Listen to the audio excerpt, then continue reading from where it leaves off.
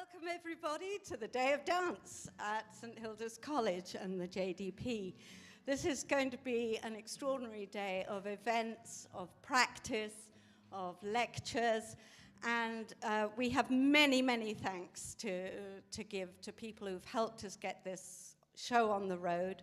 It's going on right till 7 o'clock tonight, and we are absolutely indebted to the Oxford Research Centre in the Humanities and its director, Wes Williams, who is here with me, for bringing Alex Whitley, and DANSOX is collaborating with Torch to bring Jane Pritchard as a keynote speaker.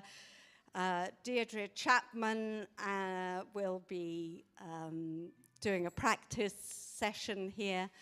And we have many academic papers. Well, I say many, about 3 on top of them, but it's a fairly rapid turnaround. Please don't be alarmed, everybody, if you've got your live stream on and nothing appears to be happening. The first session is for Liam Francis, who is here. Come and say hello, Liam. Hello. Liam's a wonderful independent dancer who's been with us many times. He used to be a soloist with Rambert, and he is now doing his MA dissertation, which you are going to see in progress this morning. But the point is that it will be a slow burn. It'll be a slow warm-up, and you will be asked various questions to think about. Please, if you're listening out there, put any questions in the chat, and Marcus Bell, who is our coordinator at DANSOX, will chair a Q&A session at the end. I think we've more or less covered everything. Of course, at 5 o'clock there will be the book launch for La Nijinsky, choreographer of the modern, Lynn Garafola's new book. And then the last thing on the program will be Alex Whitley discussing his amazing VR stuff. Over to you, Wes. Thank you. I want to, is this on? Yeah. I want to reiterate and to echo back our thanks from Torch and the Humanities Cultural Programme to Sue, who's really put this extraordinary day together. It really does exemplify what we're trying to do in Torch and the Humanities Cultural Programme, which is to put research together with practice and get people to understand that practice is itself a form of research. And indeed, research is itself, when at times, a kind of performance. So that sort of chiasmic crossover between those, which is what DANSOX has always been about, is now at the heart of what we're doing in the Humanities Cultural Programme. One word about the Humanities Cultural Programme. It's there partly because in a couple of years' time, there'll be a snazzy new building for the Humanities over on the other side of town, and there will be some exciting dance spaces in that building too. And we hope that we can supplement, add to the range of dance activities that are going on in and around and through Oxford in relation to research, building on the amazing years of work that Sue has done in DANSOX. As she said, we're starting kind of, you can see, maybe the camera can catch the dancers. We're starting in a sort of low-key warm-up way this morning. And please feel free to come and go this morning, and indeed in the course of the day. And then do remember that from 1 o'clock onwards, those of you who are here, you can go and try out the prototype of Alexander Whitley's new version of The Rights of Spring, Future Rights, up in the top of one of these buildings here. Other folk will take you there. The rooftop suite, thank you. As I say, huge thanks to Sue, who's really put all this together, and it's an enormous privilege to be part of this, and I can't wait to sit down and watch. Yes, and thank you all the staff of the JDP and of St Hilda's, everybody who has enabled this. I mean, we've just got an amazing team here. Thank you.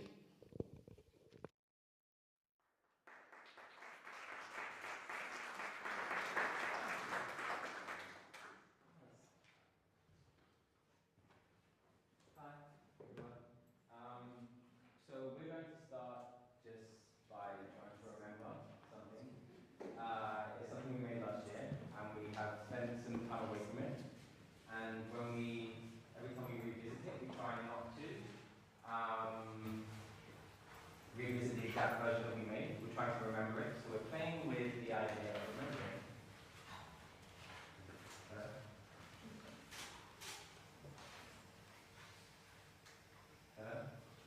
playing with the idea of remembering.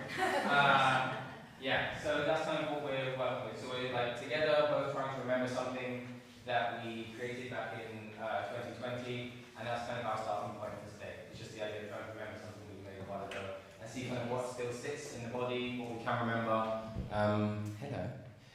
Individually and together. So that's kind of what we're going to be doing for the first 15, 20 minutes. Yeah, trying to remember something. Thank you.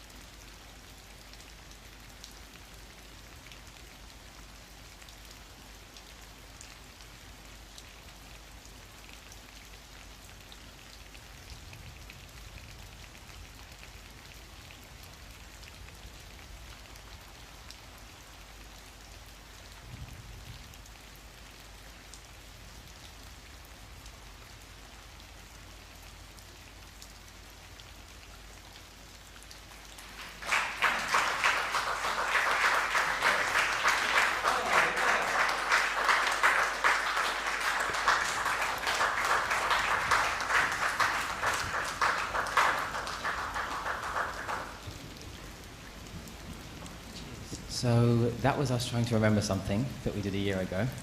I think we were quite accurate. We're a little bit accurate. We made up some stuff, which was nice. Some new stuff happened. So we're going to have a little sit down now, Imogen and I, and talk about what just happened. We'll talk loud enough so you can hear, but we'd also like to invite you to also engage, and if you have questions, like to throw them at us whilst we're reflecting on what kind of what we just experienced. The next thing that we're going to do is try and create a variation of that based on what we just experienced. So we'll kind of take a moment to reflect on what just experienced of our remembering, try and isolate some things we found quite interesting, and then do another version of this practice, this work, that focuses specifically on the thing we found interesting.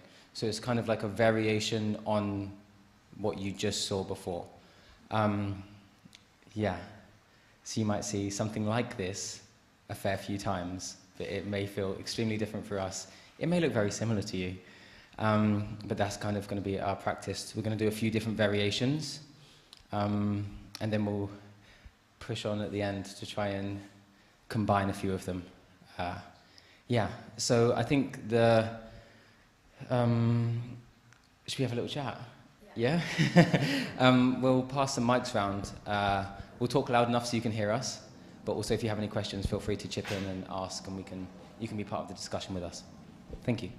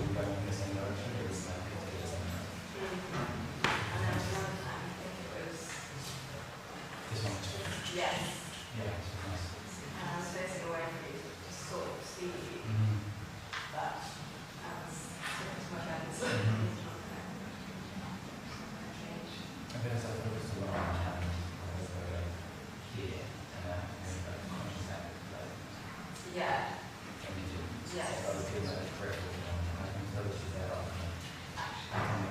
trust systems. Yes. And also, Leanne, yeah. do you think you're Yes, yeah. just raise your voice? Of course. I was, yeah. Struggling to hear. Okay, thanks so much. Yes. Sweet. So, a few things which we spoke about was the fact that it was first of all very fun. We both had fun, which is always important when you're dancing.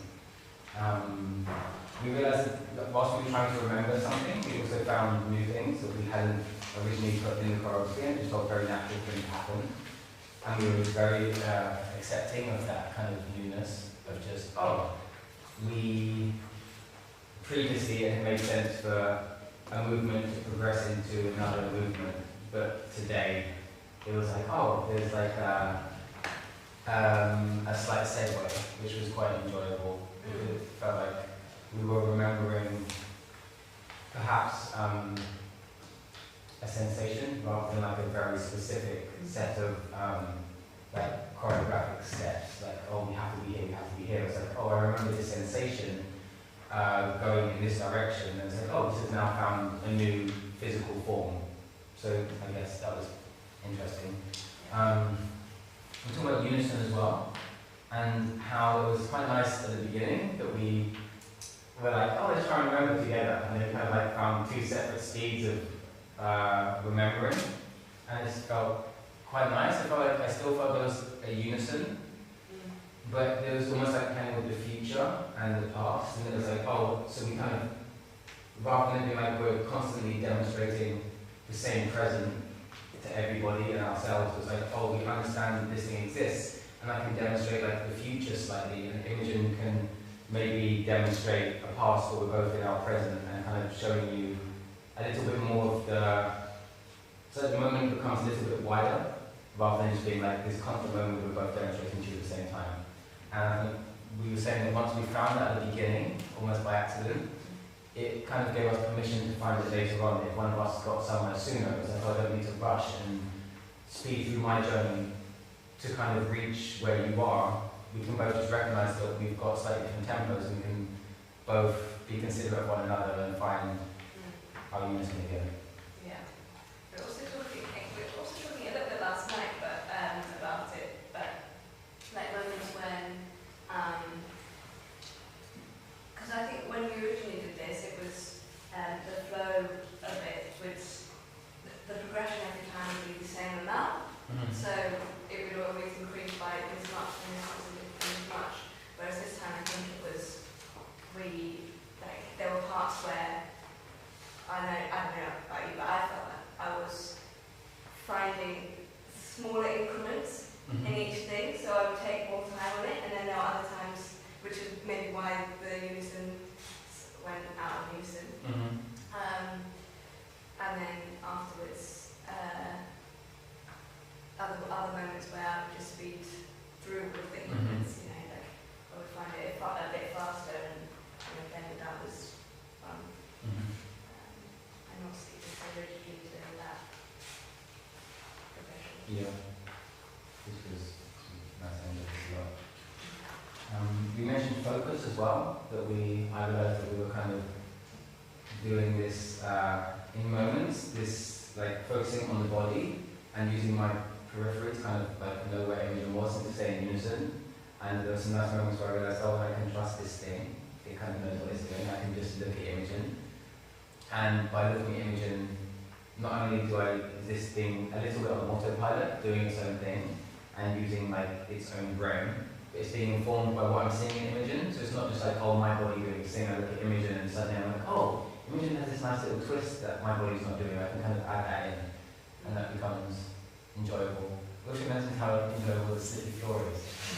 And then we kind of like, suddenly you guys are like, this is a thing, like let's slide more. And that was, I think, we had always practiced in a space where we rehearsed before was like a church, and we were often barefoot, so the sliding didn't happen so much. And you get here, it's like, this is just a nice game where you can really expand and extend what's happening, and kind of feels nice and responsive. Those are our initial thoughts. Any questions, thoughts from outside? Anyone would like to ask, share? Yeah. Just interested, I'm sorry. Carry on. It's just interested in your reference to future, past, present. The present holding both the future and the past.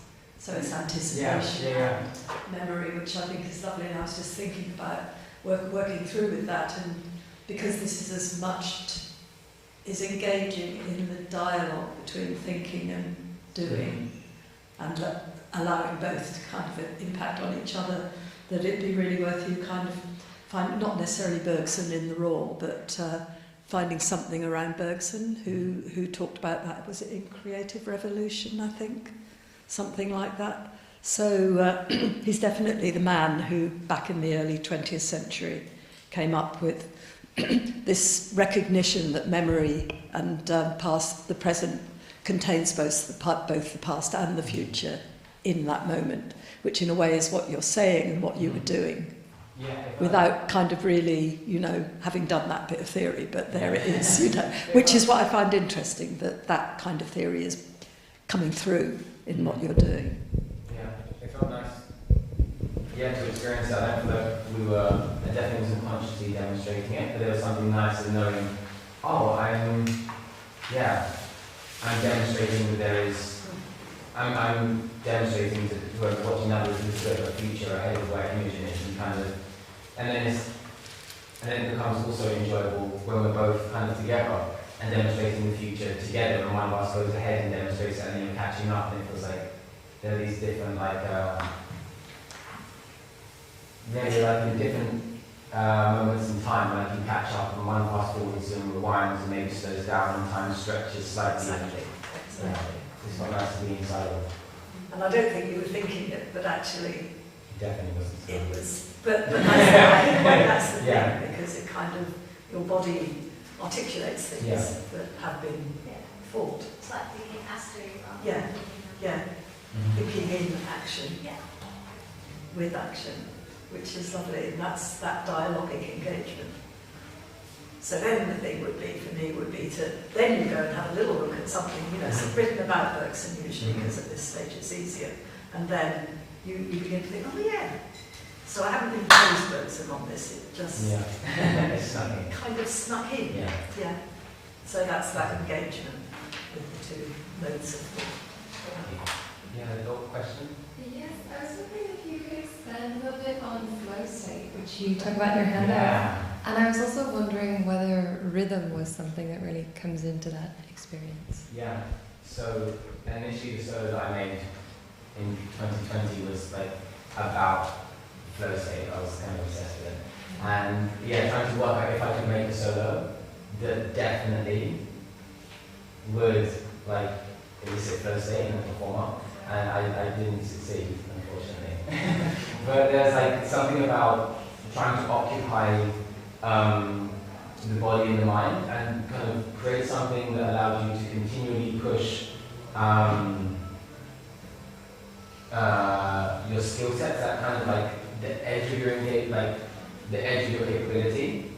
And there was something about attending to keeping this metronome in the feet, whilst also focusing on these really incremental progressions and never repeating the same thing, but having to then be conscious of where you've been and where you're going. And this thing for me, I found, afforded me an opportunity, afforded me flow state. It was nice. I was quite often when I'm doing this, I find flow, and I thought it's images, and I was sometimes it works, sometimes it doesn't, because I had kind of taught it to her as this is something that works for me. Here, you have this thing that works, and then when she gets inside the suit, it's it kind of works sometimes, but this is your suit. And so then, I guess then what we're interested in doing now is kind of realizing between us, when we're thinking about choreographic common denominators, what allows us to find flow together, perhaps, and perhaps it isn't the actual choreography, or it isn't the movement. Maybe it is choreography, but it's the tasks of the choreography. It's we're making sure we're responding to one another. It's being conscious of our rhythms. So it's not necessarily even keeping the same rhythm. It's just being conscious that there are different tempos, different rhythms in the space. There are different there can be different influences on my body. It's not just me telling my body, okay, now arm do this. It can be looking at images and noticing, oh, this happens, and then going into a corner of the space and realizing as I navigate that corner, there becomes a bit of a torsion in my body, and then that's something I share with Imogen. And I think that's what we're trying to work on more and more, and trying to identify what aspects of this thing that we have, this practice, affords us flow. Because we find so often when we're writing in our journals afterwards, it's like, yeah, that felt like a meditation. Even if it's, I think the next version we're going to do is an improvised version. So we know this version that we did now this was very close to the solo that I made in 2020. But the next version we're going to try is a completely improvised version. So we will work with the same idea of incremental developments, but none of it will have been practiced before in our body. So that time we had our kind of like, our muscle memory to rely on. Oh, I know this goes here. And now it's going to be more exploratory, like, okay, where is this going? How can we both find out where this is going together, perhaps? And then have moments where we drift apart from one another when we're doing two separate explorations, but then we can come back together and find how can I navigate my separate exploration to be one that is mirroring images. So yeah, kind of a little bit about the flow thing we're then exploring.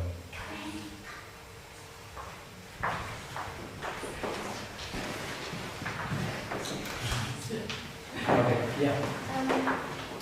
In the middle of the piece, Yeah. you were standing very close together.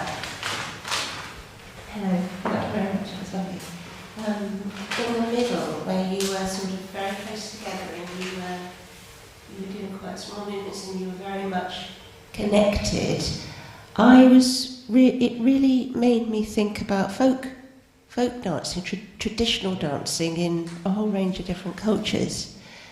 And I just wondered if you talk about that bit and how that came about in the original choreography, because it strikes me that you're sort of almost remembering dance from long ago through generations. Yeah, I guess I have a past history of folk dance. I trained as a hip hop dancer, so that is folk dance, street dances, type of folk dance. And I think there is something nice about the relationship that Imogen and I have. Isn't necessarily our joy for dance isn't based on the joy of like a technique, is based on the joy of dance, which I guess links it to folk dance. Is a joy of like shared movement practice together, rather than necessarily a strict practicing of technique, I guess. The moments where we kind of get super close kind of just seem to happen. They're not always the same place each time we do it. They're kind of just the moments where the magnets feel like they kind of align. And it's just like, oh, okay, like we're going to go for this. And I guess then, in relation to how it came about choreographically, it wasn't an intention. It's something that just happens. And I guess this is again, it goes back to the idea of choreographic common denominators, is finding like, okay, what is that for us? Like when that happens, the next time, because every time we do this practice, there is a moment like that. It happens in different times. This time again, it happened really close at the end, where we had this kind of hand thing that was new, that we hadn't played with before. I did really like it because it did look as if it had just naturally risen Yeah. from centuries of moving together. Yeah. I guess we have been moving for centuries. I guess, yeah, maybe far back, like our dance histories extend beyond us, so I guess we have been dancing for centuries. Thank you. Do you have space for one more? Yes, yeah. Thank you. I wanted to go back to what you were saying about flow and also the question about tempi, or tempo. To me, it's about energy, which I think links all that, and this extraordinary growth of energy in the movements, just how from very small to growing into a larger and reducing again, and that seems to be coming from within, from that kind of flow. Just wondered if you could say a bit more about it.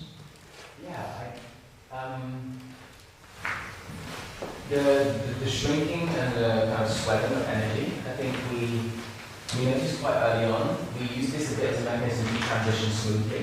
Yeah. So we would often find that if we were going from a certain movement and we wanted to transition into something else, we would almost turn the lights down a little bit and work out the transition and then get bigger again to kind of demonstrate it. And we've managed to iron this out and enjoy the transitions in full energetic yes. And so I guess the swelling and the shrinking and the swelling of energy, again, very similar to this moment when the magnets feel like they come together, is moments of listening to one another and trying to decide. It very much feels like planets when you're inside, because we don't set any of the spacing. None of the spacing is set. It's just we're playing the game of working out what the body wants to do in relation. There's moments where you find yourself kind of orbiting each other and they kind of get closer before you.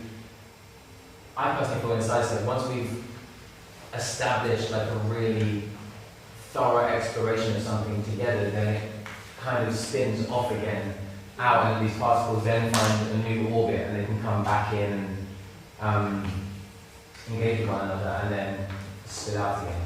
That's how it feels inside. Imogen, do you have any? Yeah, I agree. I think with the idea of spacing things, it's part of the play. It's fun to be really close to each other, see how we can maneuver it, and because we're both constantly moving, you can make maybe quite into your space, move into your space, but you know that I know that we're not going to hit each other. Because we're both playing the game, and it's so it's fun to be really close, it's fun to be far away and just see how connected we are. I don't know if that's answering.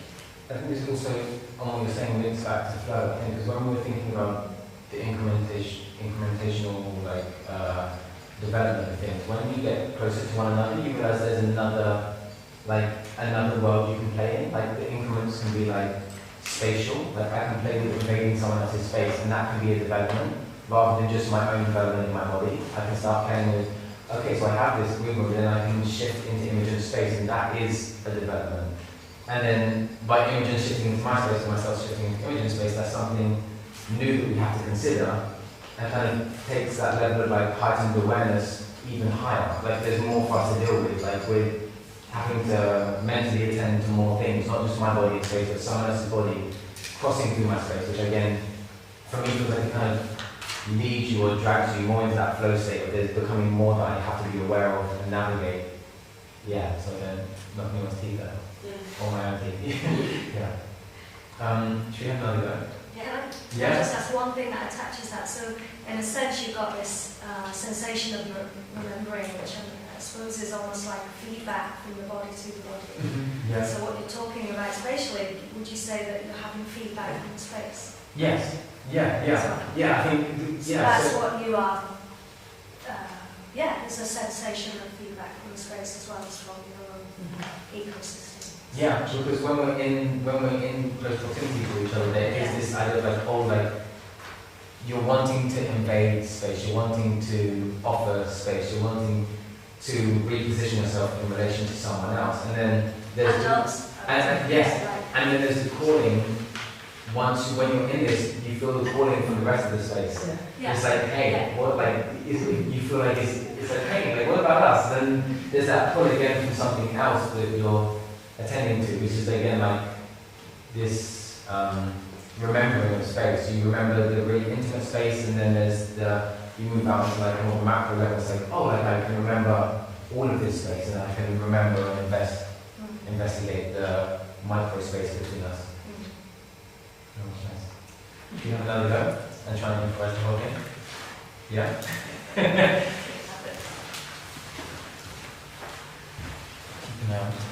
Sweet. Should we do like a 15 minute one? Go for like a short one? Is that kind of like a while? That was a lot. Yeah, no. Hmm? No clocks. No clocks.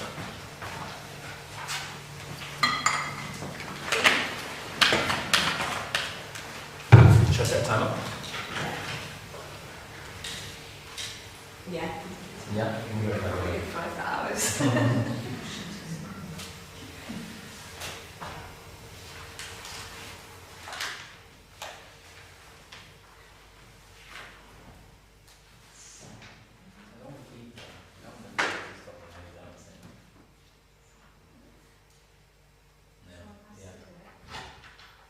No, it's fine. Thank you. So we're going to set a timer.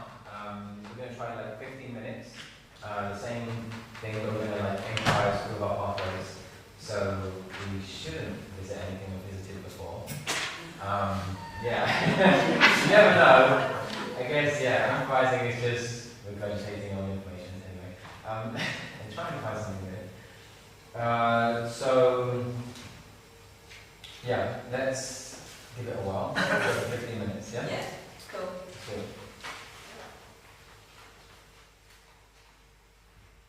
Musical silence. I want to say music, but then also I think we'll go. Yeah. Should we also improvise rhythms as well? Do you know before we came into like the shifting of that singing rhythm? Yes. Can we do this? Yes. Yeah? Awesome. So improvising, we don't need to be in unison. And we can find moments of unison. Yes. So we improvise unison, organisation of the body, and rhythm. Yeah.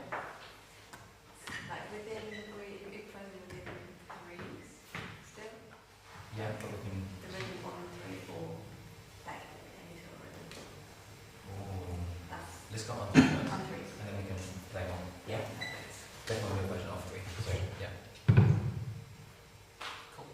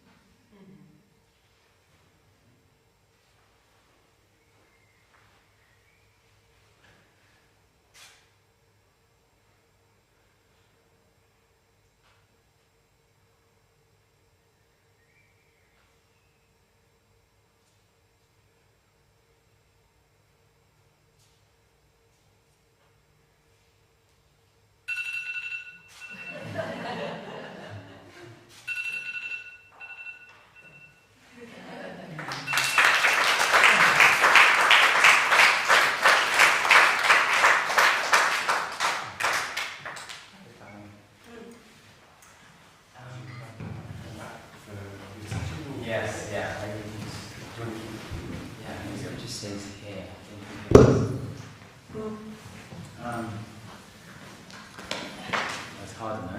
Yeah. So much harder. Sticky patches. Yeah. Yeah, it didn't find flow so easily. It's like almost like overwhelmed. Yeah. Yeah.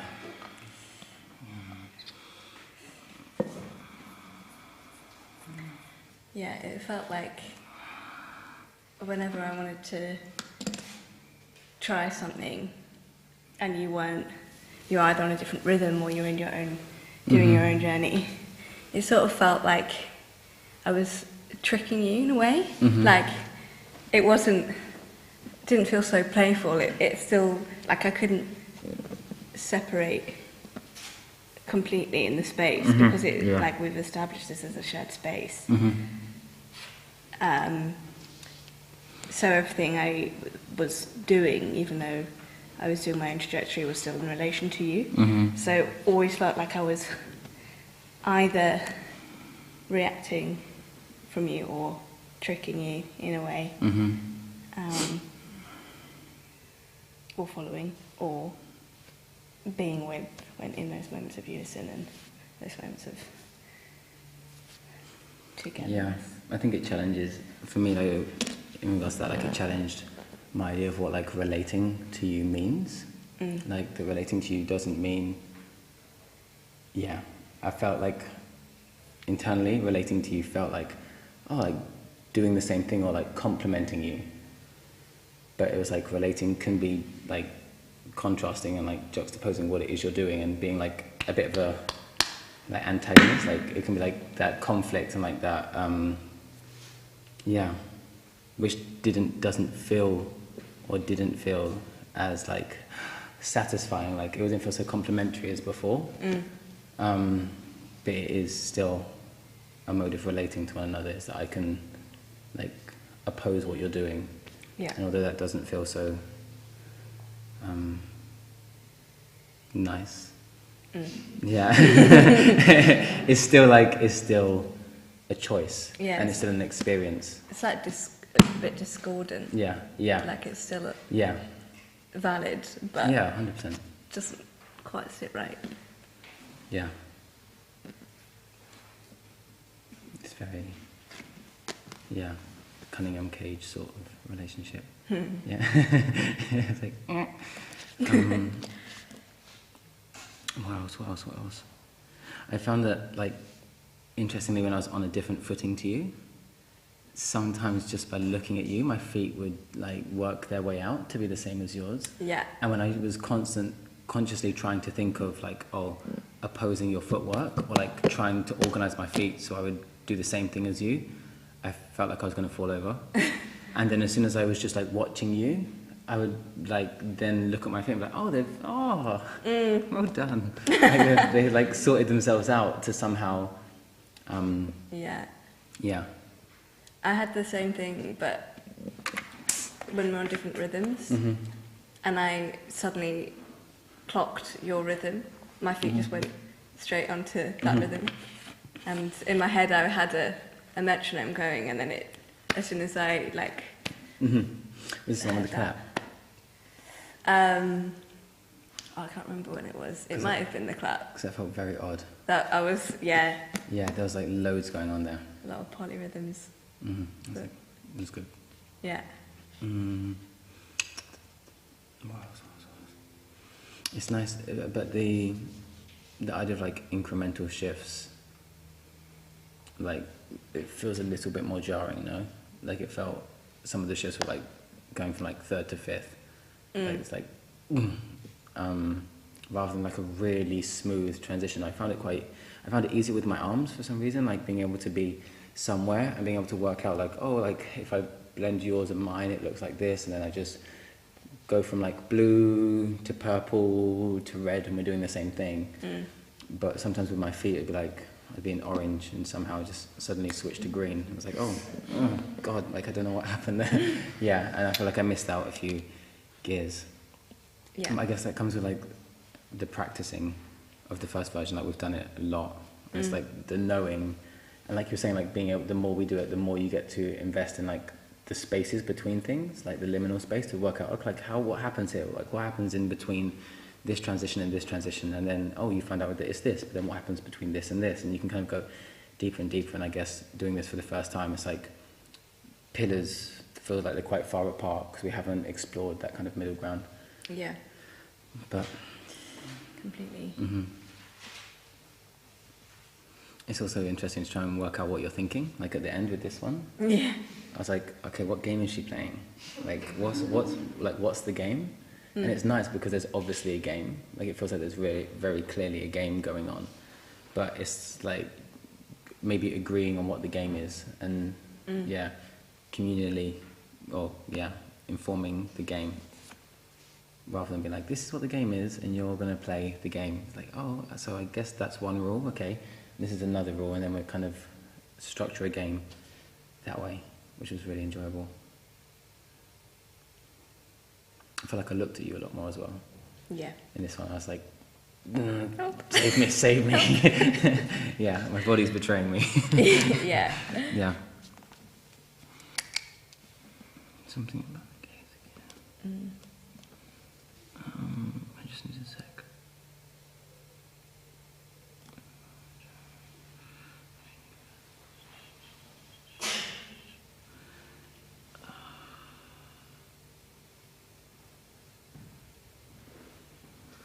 Okay, there was the gaze.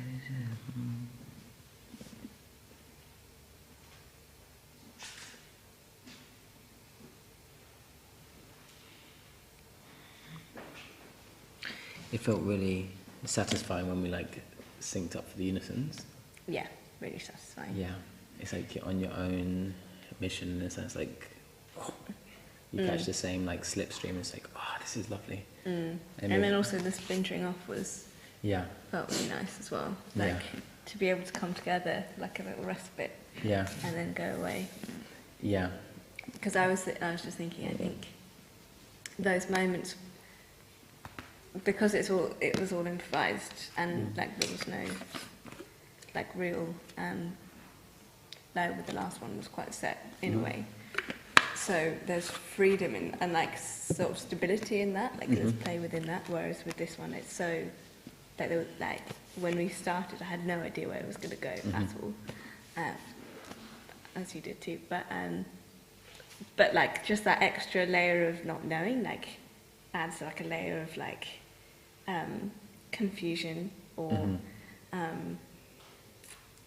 you know, you get a bit more like bogged down with things, with actual like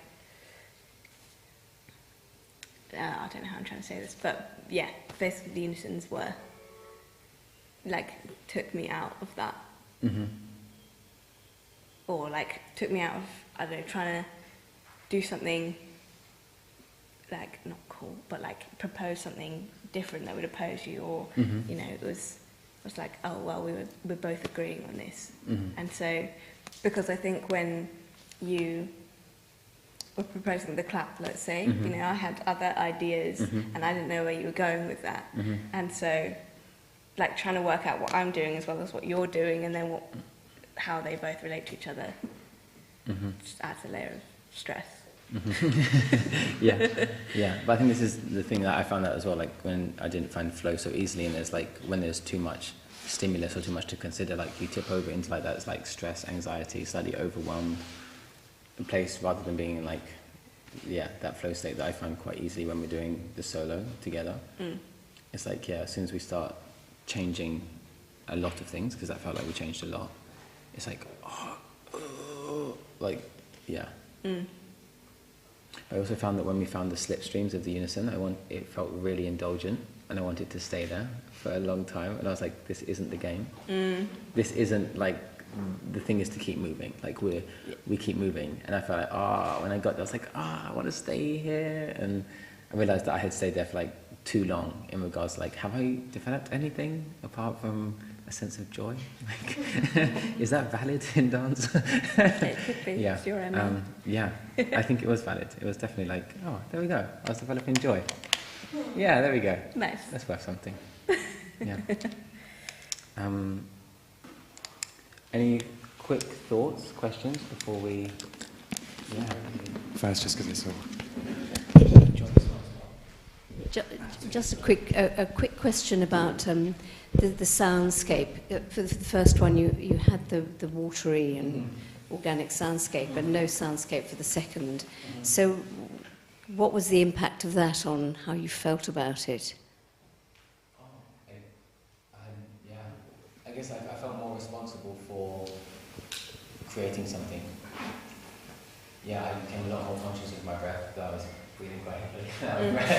And it felt kind of more of an invitation to disrupt the soundscape of the space with like clapping and feet. It felt nice to be like, oh, can you just stir this up a little bit? Yes, it was much more complex rhythmically Yeah. than the first one, and it seemed more heady in a way, more intellectual in a sense. So, can I have one more question? Yeah. But it was fascinating and wonderful, just as much as the first. You said something about the rhythmic disconnect maybe between the feet and the look. So, do you know where you feel the rhythm? How do you Oh, that's a nice question. Yeah, wow. My gut instinct is that the rhythm kind of would belong here, like in between us, and then it's kind of like a shared proposal, and this can then be like a steel, like a wide ball at some point. So it feels kind of like, oh, we're trying to navigate this thing, or just like a gorgeous purple cloud where everything feels really kind of like, this makes sense and it's like nice and warm, or it can feel kind of like disjointed. It never felt like I was solely in charge of the rhythm. It was like a shared thing. And yeah, it's kind of like, I guess it is like if you like sound waves in water, like they don't like knock each other out, they kind of like eventually synchronize to be like both echoes in one wave. Somehow I guess it felt a bit like that. Thank you. One lovely reflection. Who would like to go next? Thank you. I'm echoing what she said. I really like listening to your breath speak. And in the beginning of this segment, when she actually asked you music or silence, yeah. I was just wondering why you made the decision of adapting to silence in contrast to, and also why did you use rain as or the nature as a soundscape for the first one? I think it was linked. So we had the initial soundscape. Well, we can play some of the initial songs for you. So we rehearsed it all to songs like that are on the walls of the before. So it's like "Kissed by a Rose" by Seal, like all these lovely songs. And they're really nice to dance to and have like a real they're quite I don't know, evocative perhaps, like yeah. But I think the reason we chose not to do it with sound is because we agreed that we were going to try and disrupt organisation of the body. So we were going to improvise the body. We wanted to improvise. We wanted to improvise the rhythm of the feet. Mm-hmm. So it felt like if we take the sound out, it just gave us like a little bit more of a little bit more space to do that. I think the reason I chose to use rain is because we had been thinking about flow, and it feels like something that kind of like occupies my mind somewhat. There's like something to hook onto, but it's not too driving, and it feels like a support.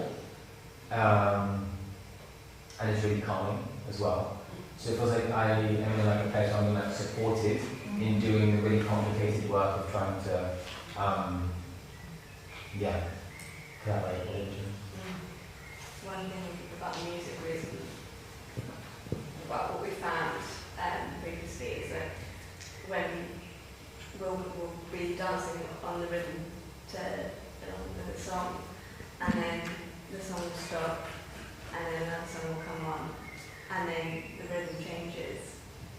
And so it's very, like, it takes quite a lot of movement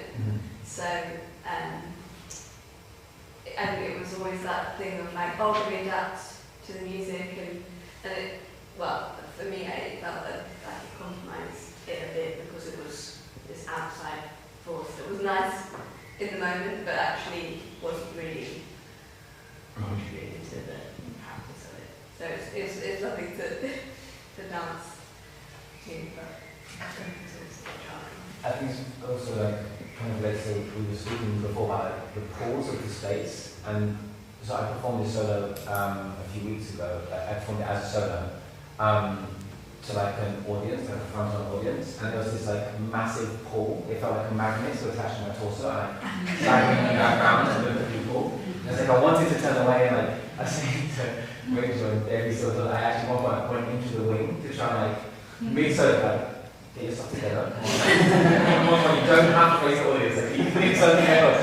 But there's like this pull to like face the front. And I think with the music as well, and there's really definite. It's like, oh, I don't feel like I have a choice, and it becomes a lot of work to oppose that whilst also trying to do the implementation stuff. But we could try that as the next version. We should put us on seal. I actually have a second question. Yeah. Having observed both the segments, I saw that there is a 1, 2, 3. Yeah. That goes. Do you find that replicable? Is more easily replicable than the other rhythm or tempo? Yes.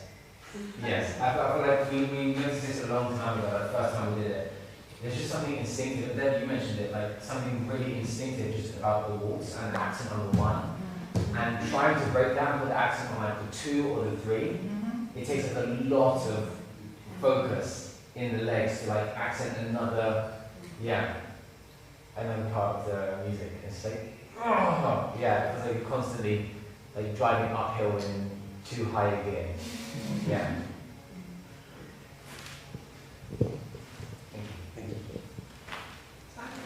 Yes, yeah. Thanks so much. Thanks for sharing your process with us. It's really interesting. And of course, you know, seeing that arc between the first and into this version was really interesting. And actually, you seem to be released a bit more in this one, and it felt more lively, more playful. And as an audience, if that's the right way of describing us, it was quite interesting to see how you solve those tricky moments. And we get more drawn in a way to see you work it through. But I was wondering, in your first discussion, you talked often about demonstration, and you didn't at all this time. And I just wonder if you could say something about the difference between those stages of demonstration and exploration, or if there's another relationship with the work other than demonstration in this version. Yes. So we had spoken before today about like trying to engage with the doing of the work rather than the performance of the work.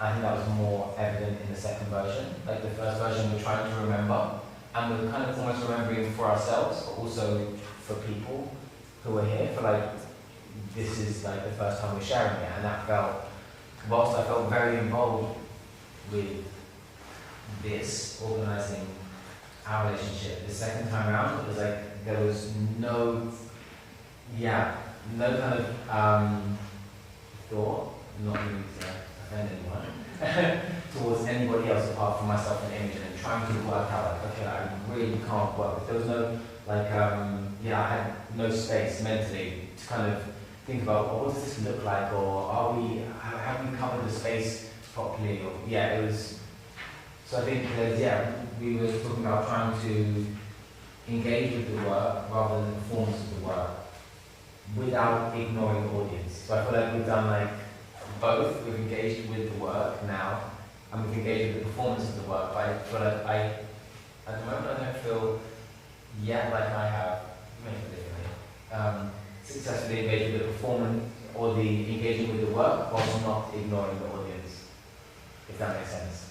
Yeah, sure. Yeah. We've got some more time.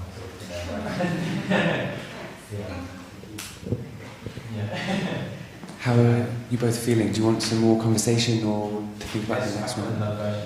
Yeah. Sweet. Should we? Let's put some music.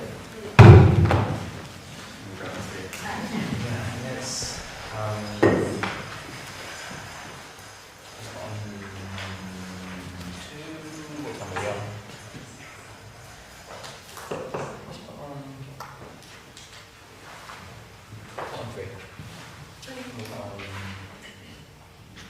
three sounds.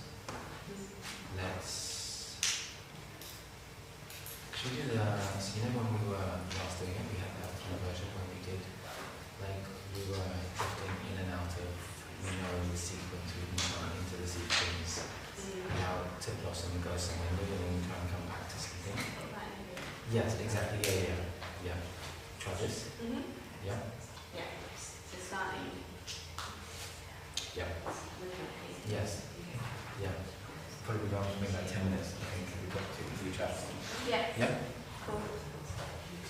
We'll do 4. Yeah. Yeah? Give us some time. Sounds good.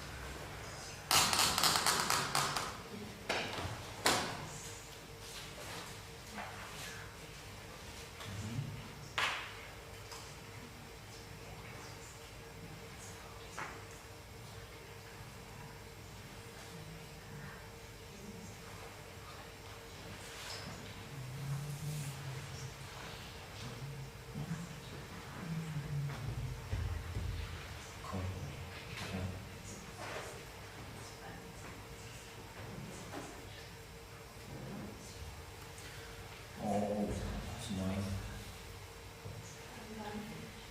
Yeah, I'm good. Cool.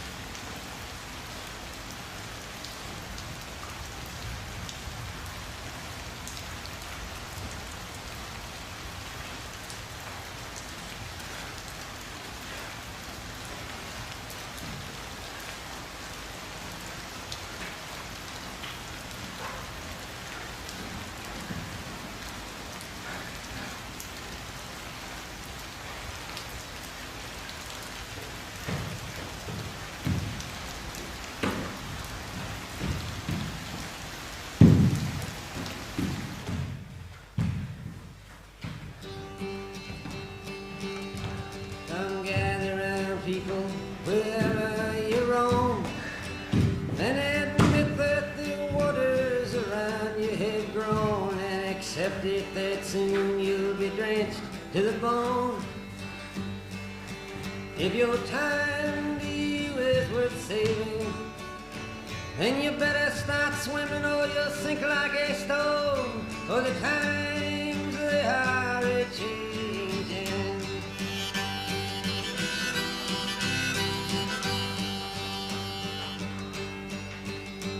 Some writers and critics who prophesize with your pen, and keep your eyes wide, the chance won't come again. And don't speak too soon, for the wheel's still in spin, and there's no telling who that it's naming.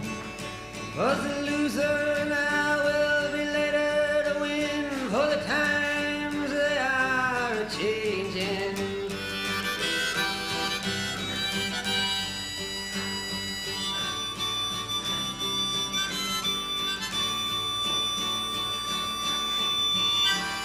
Senators, congressmen, please heed the call. Don't stand in the doorway, don't block up the hall, for he that gets hurt will be he who has stalled. The battle outside raging will soon shake your windows and rattle your walls, for the times they are a-changing.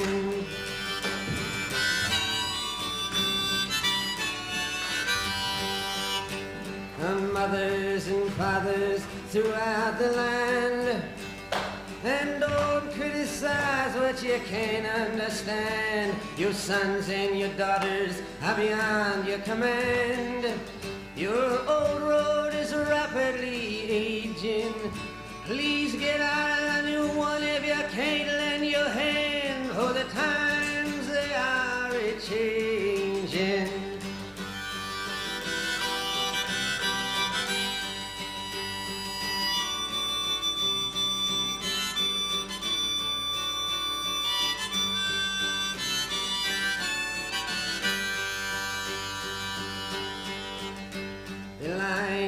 Drawn, the curse it is cast.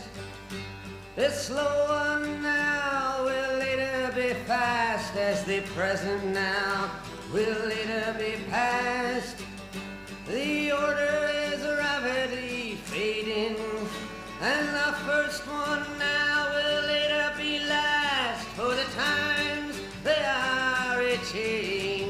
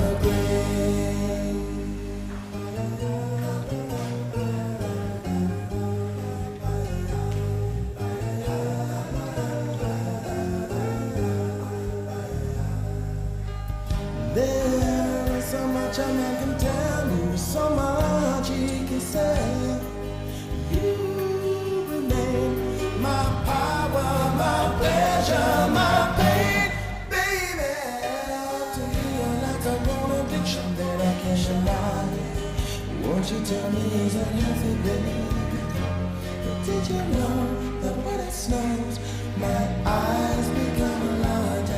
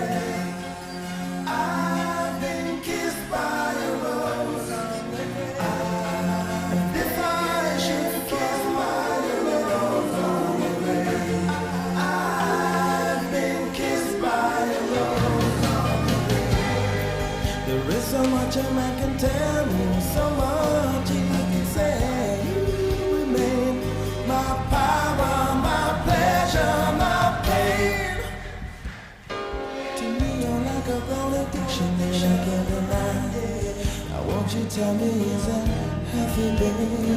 But did you know that when it snows, my eyes become large and the light that you shine can't be seen?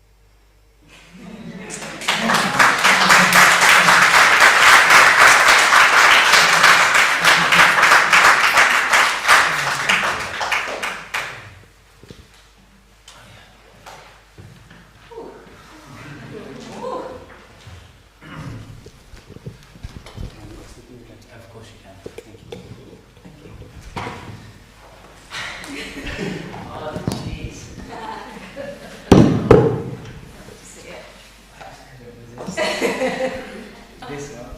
I know. Yeah. Yeah. Isn't it interesting? Yeah, we didn't really stick to what we said we were going to do. No. Yeah. There was like this,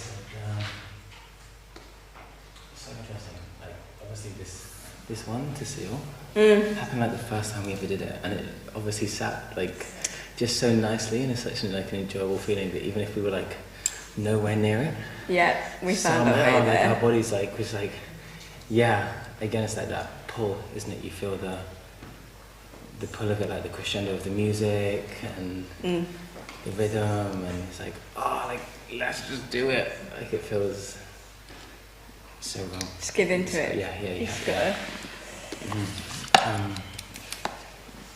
I think that's also the most,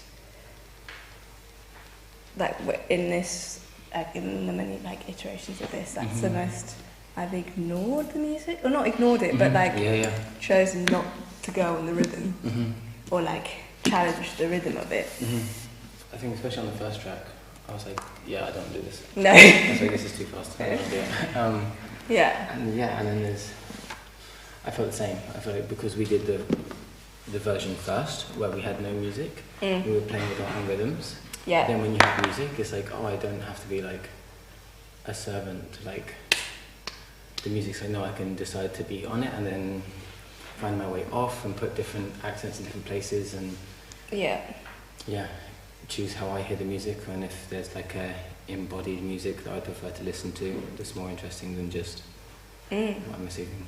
But a lot of the time, I think we were on similar, or the same rhythm, like we were in time with each other a lot, or rhythmically at least, we were together, but even against the music, and I usually find that quite difficult to achieve, because the music can be so commanding in that sense. Yeah. I guess it plays that idea that again, like the rhythm exists between us, and that actually it just becomes a triangle. You add the songs, and like then it's not that is the rhythm that contributes to what we determine to be the rhythm. Like we're collaboratively agreeing on the rhythm. Myself, you, and Seal. Yeah, like what rhythm do you want? Yeah, yeah. Which is nice.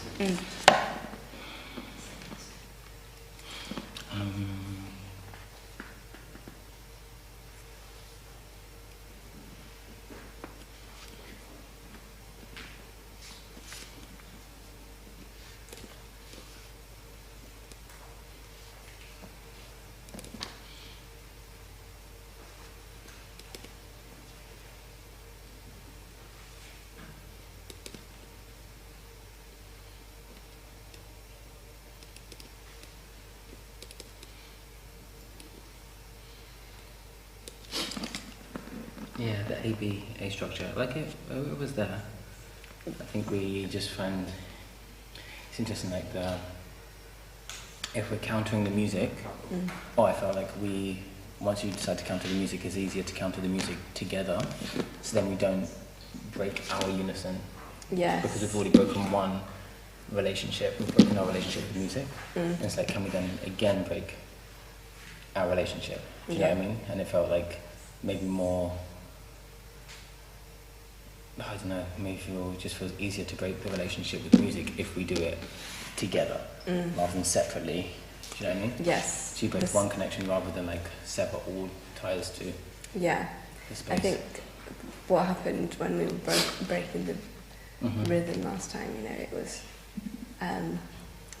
similar to that. Like we were breaking from each other, and we were breaking from rhythms that was like holding like us together. Yeah, exactly. So that was the confusing part. But then, if we change just the rhythm to music, sort of similar ideas. Yeah.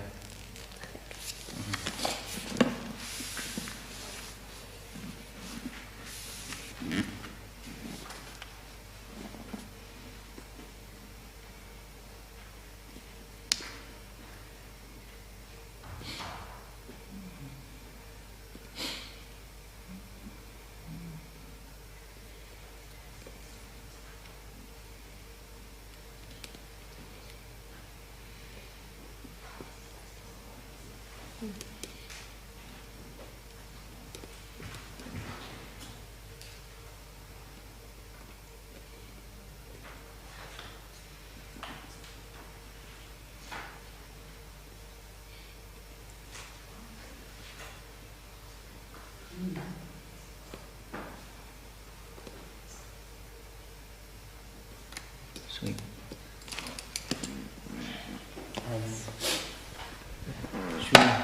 How are you both doing? Would you like some input from the? Yes, from the people here? Let's have one more and then we'll crack on for a big one. A big ending. Yeah, the big finish. Yeah. Okay, does anyone have anything they'd like to feed in? Perfect. Okay, a few over there. How do we go 1, 2, and then 3? Is that okay? I was wondering, do you find that the music does or can influence or help with your feeling of the flow state?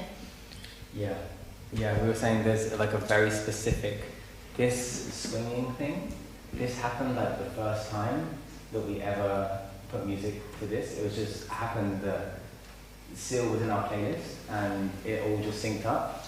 And again, it's just like, we were kind of like nowhere near that, that movement, but as soon as the song came on, there was like this pull to marry what our bodies had previously done with this track.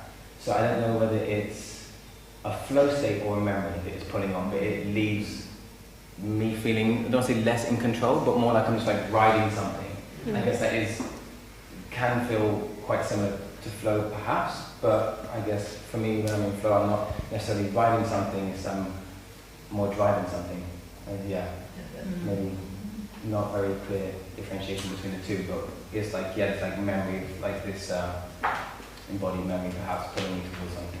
Yeah, and when you break from the music, make your decision to like break out of that rhythm, do you feel like you're moving away from the flow state or staying within it? This is interesting. We were just saying this, that I think I personally felt still inside it, but that's because I think we chose to together break away from the music rather than individually break away from the music. So there was like some tie between us, and that to break away from the music and then to drop my shared rhythm with Imogen felt like that was on the cusp of like, I'm going to be a little bit overwhelmed if I drop both of these things. So it felt like we had support in one another to pull away from the music, and that left me feeling more like I was in a flow state, that I was sharing it with someone, and we had both communally decided, oh, we're going to go away from this, and you have a support system. Yeah.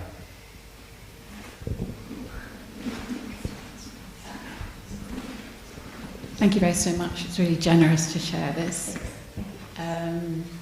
When you sat down after the middle section, your first word was, that was difficult. Yeah. And I was really intrigued by that, because the middle section for me felt a very different dynamic from the first and the last, as it turns out. And it seems as if it's important to you to feel comfortable.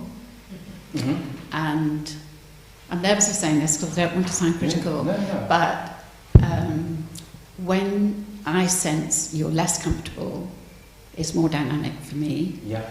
And I think others I've talked to, and it was in silence, and then you get the sound of your breath, the sound, all the sounds, and there's more kind of kinesthetic empathy that comes through around and around and around, and the fact that you're more comfortable in 3/4 rhythm, I think it might be interesting for you to explore. Yeah. Not being in that comfortable rhythm. I understand. I think you've had years as a performer, so in a company and choreographic work, I think that's right. It's different to come to choreography, but there was a super dynamism in the second one. Thank you. Yeah, thank you. I think that was definitely something that was on our list of things to try today, was to move away from the 3/4. Was to try to see if we can keep the same idea of like mirroring each other and find another rhythm or another beat that unifies us that isn't a 3/4. But we just haven't got around to it. But I mean, we're going to go again in a second, so yeah. I think also with that, when we're most uncomfortable,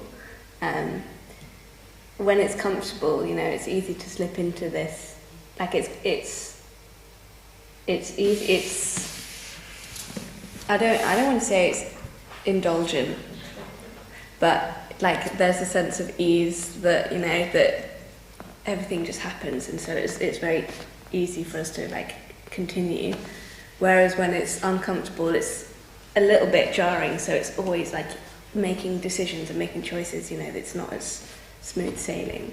So I guess it's those decisions that make it interesting to watch. I think also, I agree. I think also there's something about, for me inside, like a lot of my exploration was about finding flow state and attending to these like incremental progressions. And when I feel like I've successfully done that, or when I'm successfully doing that, that may be less aesthetically pleasing or dynamic to an audience member as well. Do you know what I mean? Like that so it's kind of like balancing with, okay, do we lean into, okay, like it's more dynamic if I feel like I let go of that and I achieve it less, or do I do, I think it's a constant play. Because it's still a flow. Yes, There's an edge to it. Yeah. That is an even more interesting flow. Yeah. So from an audience. Yes, It's really great. Yeah. Thank you. It's very enjoyable to see your performance. Thank you. And I also love the idea of driving or supporting of the music. And you had the 3 pieces of the music. I realized that your movement, the rhythm and the range, will naturally match the different music. Mm-hmm. So do you still believe the music is supporting instead of driving your performance, or the music is actually driving your performance, not supporting your performance? Mm-hmm.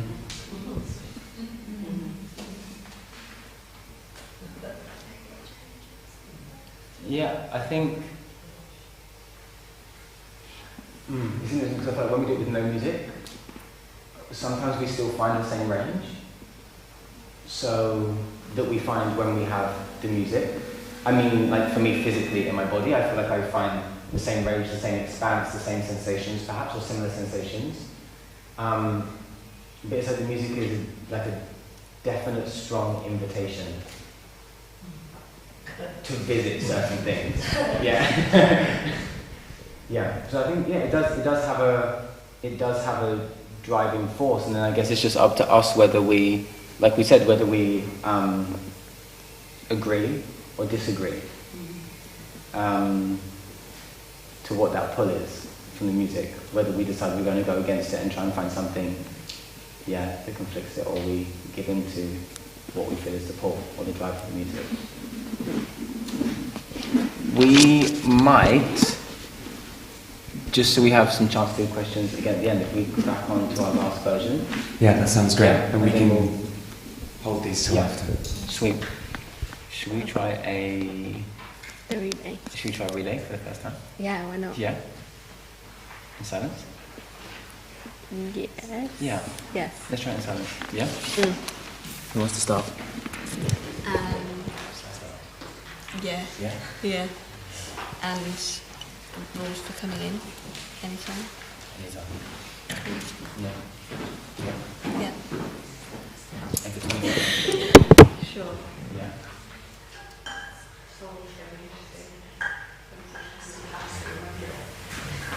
Also, it doesn't, I think it's like an A-B structure stuff. I don't think it doesn't have to be the design to use it can just be in something. Someone comes, they join, they can just talk. They resist, someone like you find your right, like this is how you have to have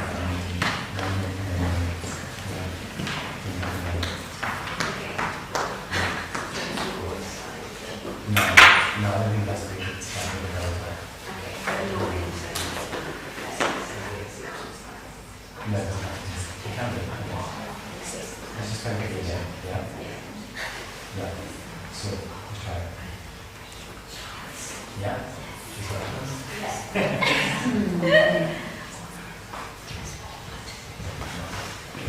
Sweet. Right. Start.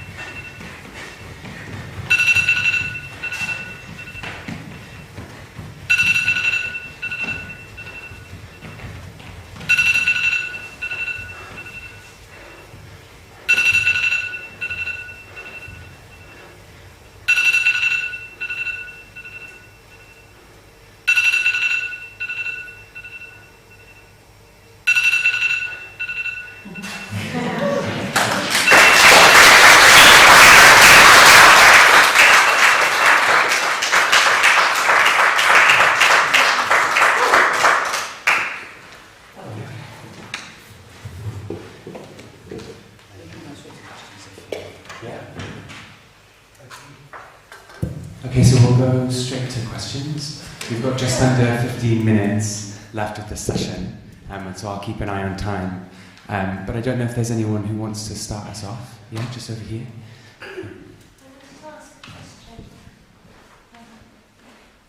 You mentioned before, after the second piece, you said that you had completely lost awareness of this as an audience space.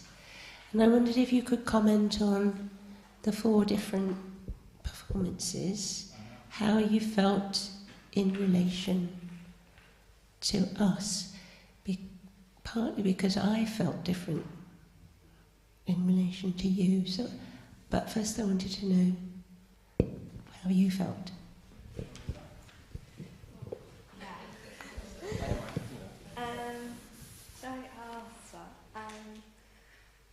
Yeah, I mean, it's always, this practice has been mainly always just us two, plus a few guests.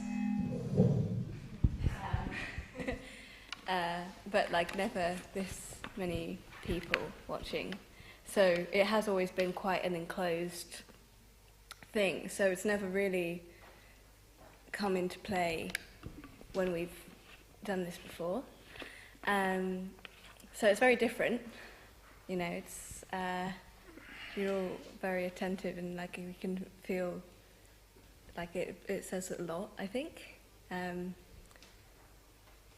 What that is, I'm not quite sure, but yeah, the first time, you know, was really, for me it was quite grounding to sort of go back to the space that we knew, so not being so aware or not consciously making an effort to be inclusive, maybe. The second time was obviously, I mean, most of them since the first time, well, they've been more experimental. In fact, like we've never really done any of them before. So the second time especially felt quite exposing, you know, and being in front of lots of people and, you know, something not quite working out is, you know, it's not necessarily an easy position to be in, but not that it's a negative thing. The third time was just, it was, I mean, we put the cheesy music on, we knew that, you know, it wasn't going to be a bit of a crowd pleaser, so I don't know, or not, but yeah, that, I think whenever there's music, for me, like I've been dancing for so long, you know, like we dance to music quite more often than not, so that always makes it a bit more of a rounded performance, and then that last time, I don't know, going in and out. Yeah, I mean, you're more exposed in a way. That was very rambling, and I don't really have an end conclusion to that. I think, yeah, I feel like the third and the fourth, like the third one is like a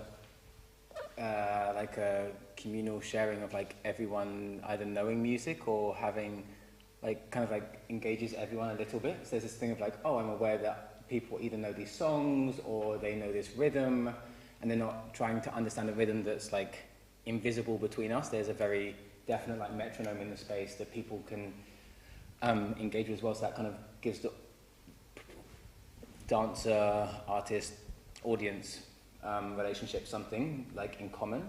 And then the last one, it was really interesting, like stepping out.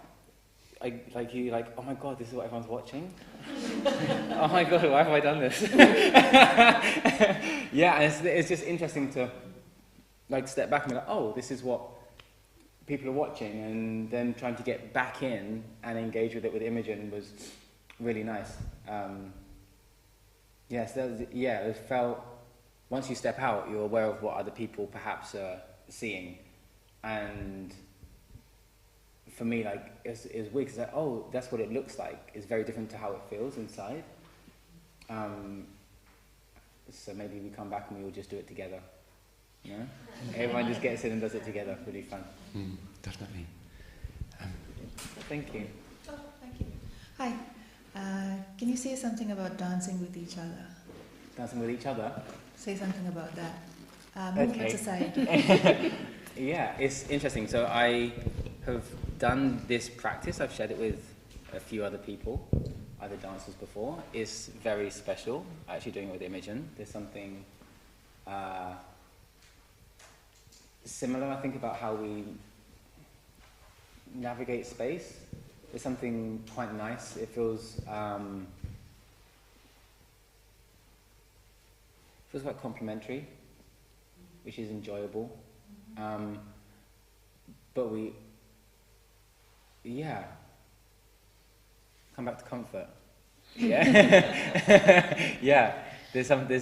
I've done it before with other people, and I feel like, oh, this is really. I feel like we challenged the concepts well together. And in previous versions, I felt like we haven't been able to really challenge the concepts together because we're like trying to balance our relationship. I also feel like when I've done the practice with other people before, it's been me like having to teach the solo to them, and then it has this kind of like teacher, dancer, student, learner kind of relationship, whereas with Imogen we've been doing it so long that it's grown so much from the original version due to both of our input that it feels like quite a shared thing, which is nice. So it doesn't feel like, oh, I'm going into the space, oh, okay, I've been doing this for 2 years, I know this, and you're probably going to be following me for a lot of it because you don't remember it, and I'm trying to suggest things with my body. I feel very much like we've just been doing it enough that we can pick up on really slight things, and we were saying it sometimes feels like that exercise when we do this a lot in contemporary dance, we're like trying to move at the same time without anyone leading and without anyone following. And so there's just like kind of this like communal agreement between the two of you that these are the things that are going to happen. I feel like we found this kind of communication quite well with each other. As an observer, I felt your shared warmth. Yeah. Thank you. Go for one more from Sue, if that's okay. It was absolutely amazing. You were in the zone there, you two. And I just want to speak for everybody who was lucky enough to see some of this work last year. Or was it 2 years? I've forgotten how many years we've had now. And Marcus was there, and there was a moment at which you were dancing, with several people, and you found that kind of communal thing for a minute, and I'm wondering about the distinction between that, a sort of choral feeling, which seems to come out in your relationship as a dual discourse, which is really amazing, because I think Imogen brings this amazing kind of the interstices of rhythm and complementary lyricism and all sorts of things to your practice. But I'm wondering if there's anything you can say about this practice as a warm-up of sorts, or meditation, which seemed to come out very much. I think those of us who were here saw it before might have felt that. Yeah, so last year we were using it. Hey, new people. I know you. Yeah, we were using it more as like a warm-up at the beginning of the day. So there was 5 of us, and we would do a version that we didn't get around to today. That was like a talking version. So I would talk through like the things I was noticing in my body, and we would all chip in. So there's kind of like communal dialogue about what our bodies were doing, and hearing someone express what they were feeling. You may choose to attend to the same thing. So then you're all kind of trying to progress together by just throwing kind of suggestions, inspirations into the space. So then you're all kind of warming up with this practice together of just noticing, and your body, and then the communal body perhaps, like that exists. And that felt very different to what me and Imogen are doing now. But it also has there's similar moments where you kind of get lost in the group and the relating, and yeah.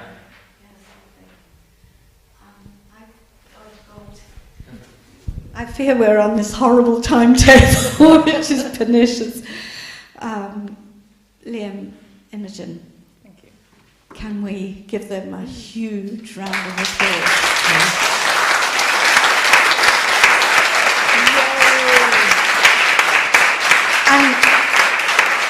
And thank you, Marcus, very much. And Marcus was dancing with you last time, which was great.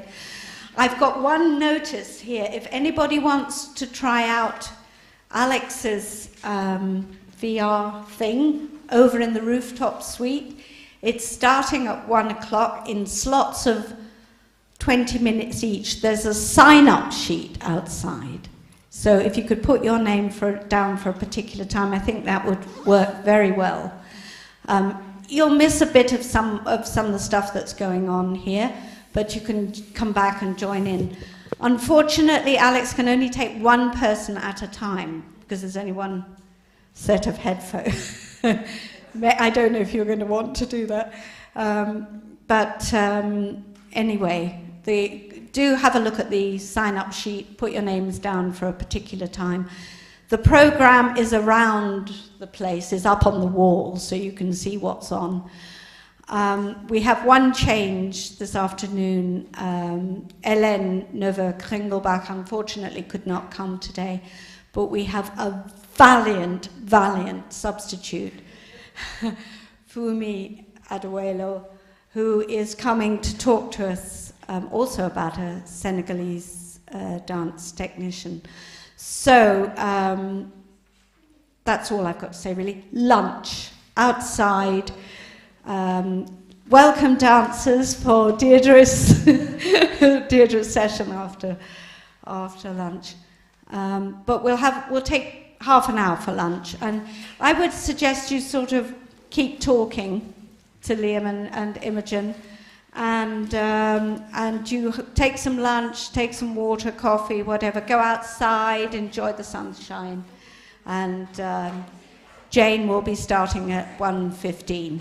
Okay, but we need to clear the room pretty quickly because the poor people who have to change the stuff, the setup, will have to keep moving. Thank you.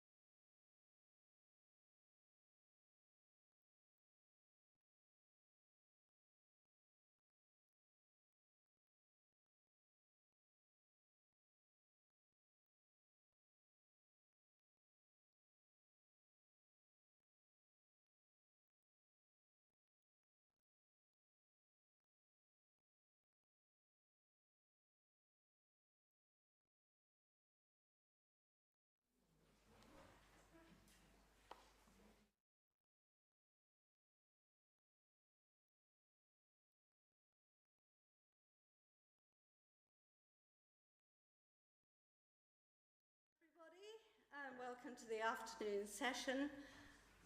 My name's Sue Jones and I'm Director of DANSOX.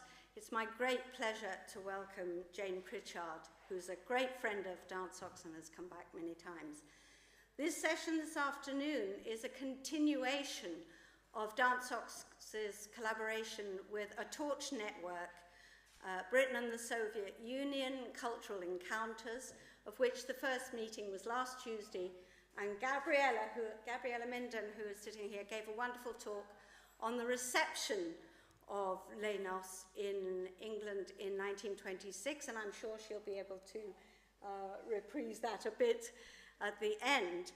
But first of all, let me just say that Jane Pritchard is Curator of Dance for the Victoria and Albert Museum, London, V&A.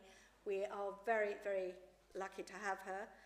She co-curated Diaghilev and the Golden Age of the Ballet Russe, 1909 to 1929, for the V&A, which was adapted for Canada, Spain, and the USA. It's been, everybody knows this exhibition around the world. And she edited the accompanying book. Her other exhibitions, Flash of Light, the dance photography of Chris Nash, Hand in Glove, a performed exhibition, Anthony Crickmay, Photographing People and Performance, and On Point, the Royal Academy of Dance at 100. Previously, she was archivist for Rambert Dance Company and English National Ballet.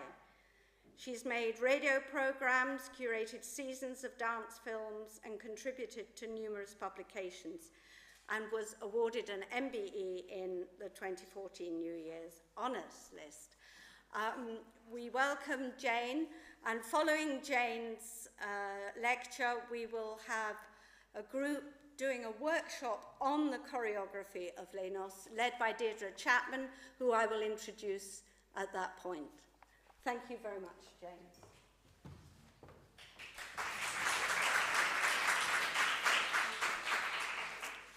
Well, thank you very much. It's delightful to be back here. A really nice audience always here to speak to. And I'm particularly glad to be able to do it on this occasion. We did have a weekend recently planned for the V&A focusing on the Ballet Russe, and we were forbidden to run it for political reasons. The fact that we were going to be talking largely about the late productions and virtually everyone involved was essentially a refugee from the Soviet Union or Ukraine in particular, was neither here nor there. So at least Oxford doesn't make us shut up, which is a delight. I'm talking today, I noticed I was suddenly advertised as talking about Lénos. I'm not actually going to analyse the ballet. I want to put it much more in context and to put it in the context of Nijinsky's work. Obviously, I'm not going to go through everything, and with the publication of Lynn Garafola's book, a great deal more information about Nijinsky's life has come to light. So, just to start with, from a slightly strange place, a costume we actually have on display at the moment in the V&A. This is a bit of a curiosity, I think a really fascinating costume. It was designed by Leon Bakst for Václav Nijinsky in about 1907 or 1909. It's a curious thing. You wouldn't think that a costume designed by Bakst for Nijinsky, for a Panaday he might possibly have danced with Pavlova, I'm not certain on that one, has disappeared with so little trace. But the important thing about this costume is, as it was originally more or less, as you see in, I'm afraid, that very bad reproduction of Bakst's design, which is the only thing I have access to. And then during the early years of the revolution, when Nijinsky is working in the Ukraine, establishing her school of movement, she needed a costume for her performances. And so she took her brother's costume and had it reworked. One of the things I'm absolutely fascinated by is the inclusion of that skirt, obviously for modesty reasons, but the decoration on it is just so like a constructivist painting. It's been changed quite a bit, and I think to have a costume that is essentially basically Art Nouveau, overlaid with constructivism, is something very unusual. Nijinsky wore this not only when she was in Kiev, but also when she left the Soviet Union, and she was dancing in cabaret in Vienna. And I think this gives an idea of the sort of movement, this series of pictures that she was sort of developing at that point. And I think the fact that she is somebody who works very much as an original choreographer. She uses her schooling, her background in classical training at the Mariinsky, and then interprets it in her own way, bringing in so many elements of modernism. And so I've just included two of the designs that were sort of drawn at that point. We don't think these costumes were ever realized. So in a way, repurposing Nijinsky's costume, her brother's costume, for her performances, and she probably used it for a lot of solos that she was doing, rather than having separate costumes made. But it gives, I think, the feeling that she is trying to convey, and so different from what Leon Bax would have been conveying. Just a wee bit of reminder of background. She was one of the dancers who actually joined the Ballet Russe as soon as it came into existence. For me, the Ballet Russe comes into existence in 1911. Previously, you've had the Saison Russe, but the formal company is there, and she is one of the first who subscribes to it. So just a reminder with these three works, with the Bacchante, a really strong female role in Narcisse. With Papillon, the year before, she actually contributes to the choreography for her role. So in some senses, that is the beginning of her work as a choreographer, very much guided by her brother at that point. And I think it's worth remembering with something like Le Diable, which I'm sure is absolutely terrible ballet, although everyone seems to go weak-kneed about it. Sorry, the descriptions are appalling. And actually the critics, I think, might have put it right that time. Wonderful designs, but terrible sort of work, very, very old-fashioned. But this whole problem of actually dancers having to black up, so essentially that's what they were having to do, based in actually South Asia. But I think also it's important to remember that she did work very closely with her brother, and so although she only appeared in L'après-midi d'un faune, she actually was the sort of the inspiration, if you like, the model for much of his work when he was creating both Sacre du Printemps and Jeux. I also think her involvement with her brother when he had that short season, disastrous season, at the Palace Theatre London was probably more important than is usually recognised, because that gave her the first experience, really, of understanding how to run a company. Her brother was falling apart, having a breakdown, and she really was the one who had to keep things together. In the beginning of the war, she's back in Russia. She is a mother, and that's one of the tasks she's responsible for being, but also she's having to create her own works. And so the first thing she actually does is a doll solo, obviously a cliche, but I think very much something that she was really working on ideas of movement. And she must have been satisfied with it. I mean, Nijinsky recycles and reuses material over and over again, but throughout her dancing career, when she needed a solo to go on, she goes back to Le Poupée. I'm not going to go through all her work in the Ukraine, but I think it's significant that she leaves the Soviet Union, comes to the West largely because she is concerned about her brother, finds work first in Vienna and then rejoins the Ballet Russe. And I've already spoken earlier this year about the Sleeping Princess. But it was important. It gave her the opportunity to get back into the Ballet Russe, which obviously was an important place for employment. And I think, you know, the nuts and bolts of needing money must never be undervalued, particularly at times like this. But essentially, working to a commission, working on something she found very old-fashioned, but also, I think, actually contributing more than is often sort of estimated in terms of what she was contributing to that ballet. Diaghilev was obviously satisfied, so although after The Sleeping Princess there is this hiatus, it's one of the moments of crisis, financial crisis, for the Ballet Russe, there is sort of a brief closure of the company, and then it's necessary to get back together. They had got the season lined up for the Paris Opera, and a new Stravinsky was needed. It had been intended that perhaps they would get Les Noces, but I mean, it's a difficult work to stage. I'm sure as anyone will agree who's had the experience. Challenging music, particularly when they were unfamiliar with it. There was far too much to do to get it together. So Reynard, a small-scale work in which Nijinsky not only choreographs but appears as the fox. Here we see her as the nun, the fox disguised as the nun, and working with Larionov. Now, I think this is important, that this whole sort of sense of working with the more avant-garde designers was what she was interested in doing. So this worked very well, and partly on the strength of this small-scale work on the vast Paris Opera stage, Diaghilev gave her the go-ahead to mount Les Noces. So that goes on in 1923, actually at the Gaiety Theatre rather than at the Opera, a much smaller theatre. But the 1923 Paris season, I think, is very interesting because it's a real focus on the Russian element of the Ballet Russe. So the whole programme, there were 8 performances. Les Noces was performed at all of them, which was very unusual to have one work performed through the whole season. I do actually think when you've got those musical resources together, you take advantage of it. And I think it's important to remember that this is one of those ballets that is only seen in Paris and eventually London. It's not a production that tours.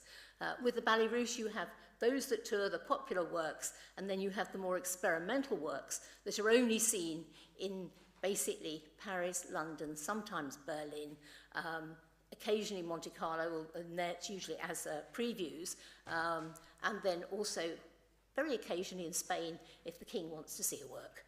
He had quite a lot of power.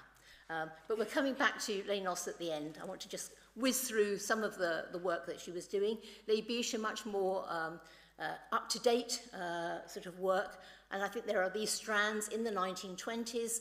There are the works that I think are the works of the avant-garde, which obviously I would include Les Noces.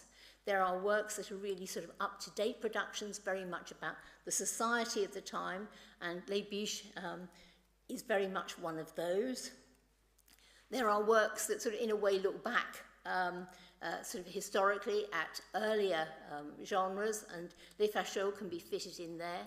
But I think it's quite interesting when you get on to works like Les Fachots, and indeed in Trembleur, you have this ghastly problem of people wanting to write the libretto and interfering. Nijinsky was an independent woman. She did not want interference. She did not want to be told what to do.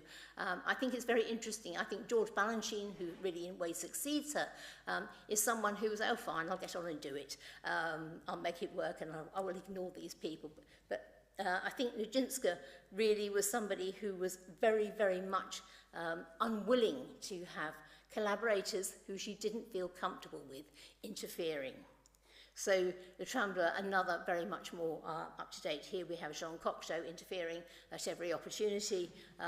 Otherwise it tends... Boris Kochnow writing his narratives, and he's obviously a bit of a pain as far as Nijinsky is concerned.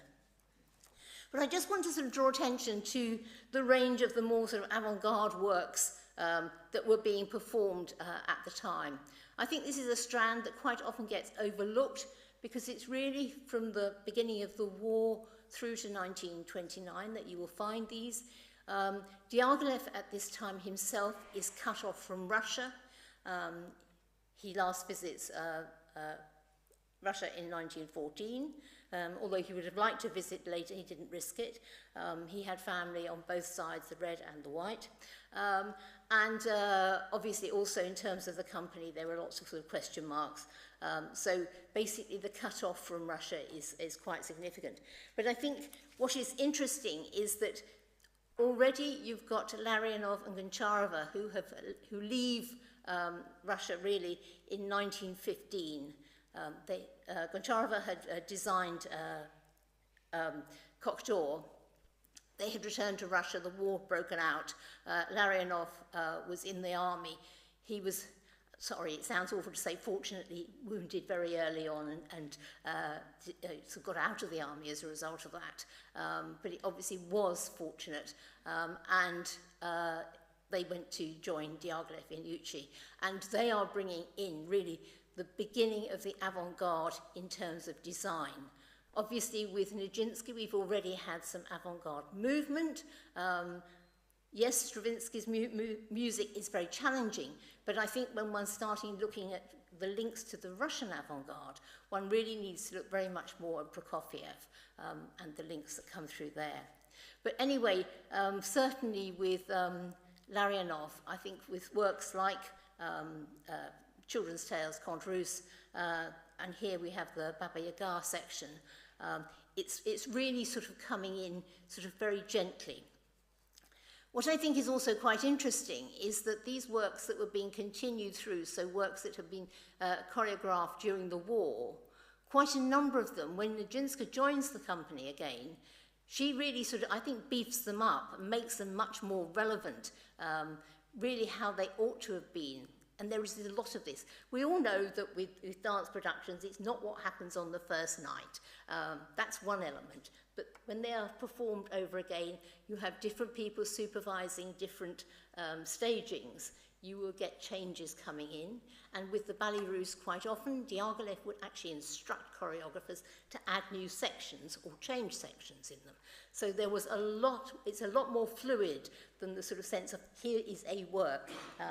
But also, I think, interestingly here, the portrait of Baba Yaga, so Nijinsky by Man Ray, the wonderful makeup that's coming through. And one can remember that with, obviously, Larionov and Goncharova, they themselves in Moscow had made themselves into works of art with fantastic makeup. Shooter work is not so much discussed. Again, is a work that once Nijinsky comes along, I think it begins to make more sense. It obviously suffered from the fact that there was no real choreographer. Larionov aspired to be a choreographer on a number of occasions, and he had mentored Massine, but he wasn't sort of a first-rate choreographer by any means, and Stravinsky, who he was mentoring at this point, really wasn't interested. But visually, I think one can see this is really the sort of the coming together of a lot of the elements of the Russian avant-garde in a visual sense. I think also, just as a little footnote, it's quite interesting to be aware that the large image there, the woman in the corner, is actually the matchmaker for the wedding in shoot. There is this sort of wedding element that comes in here in a very, very different way. She's always in the programme as a bridesmaid. Sorry. She is not a bridesmaid in our understanding. But fantastic costumes. And interestingly with this, it had a long gestation period. It was planned first in 1915. And I think, therefore, there's an interesting parallel. I know Stravinsky started thinking about the music for Les Noces earlier than that, but really the first sort of commissioning of trying to get it on as a ballet comes in 1915.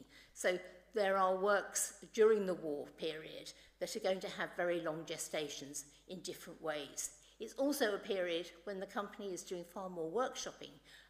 I've always said the war years are the period that are both the most radical and the most conservative, because when they go out on tour to places like America, they have to take the safe programs with them. Other avant-garde ballets that are worth thinking about within this sort of category, two by George Balanchine, La Chatte and The Prodigal Son. I suspect The Prodigal Son, as we see it today, is substantially reworked from how it was in 1929, when it was really drawing a lot on the whole sort of thing of mechanized movement, the whole sort of Folga ideas coming from Russian movement. And then there are two works I've put here that were choreographed by Leonid Massine.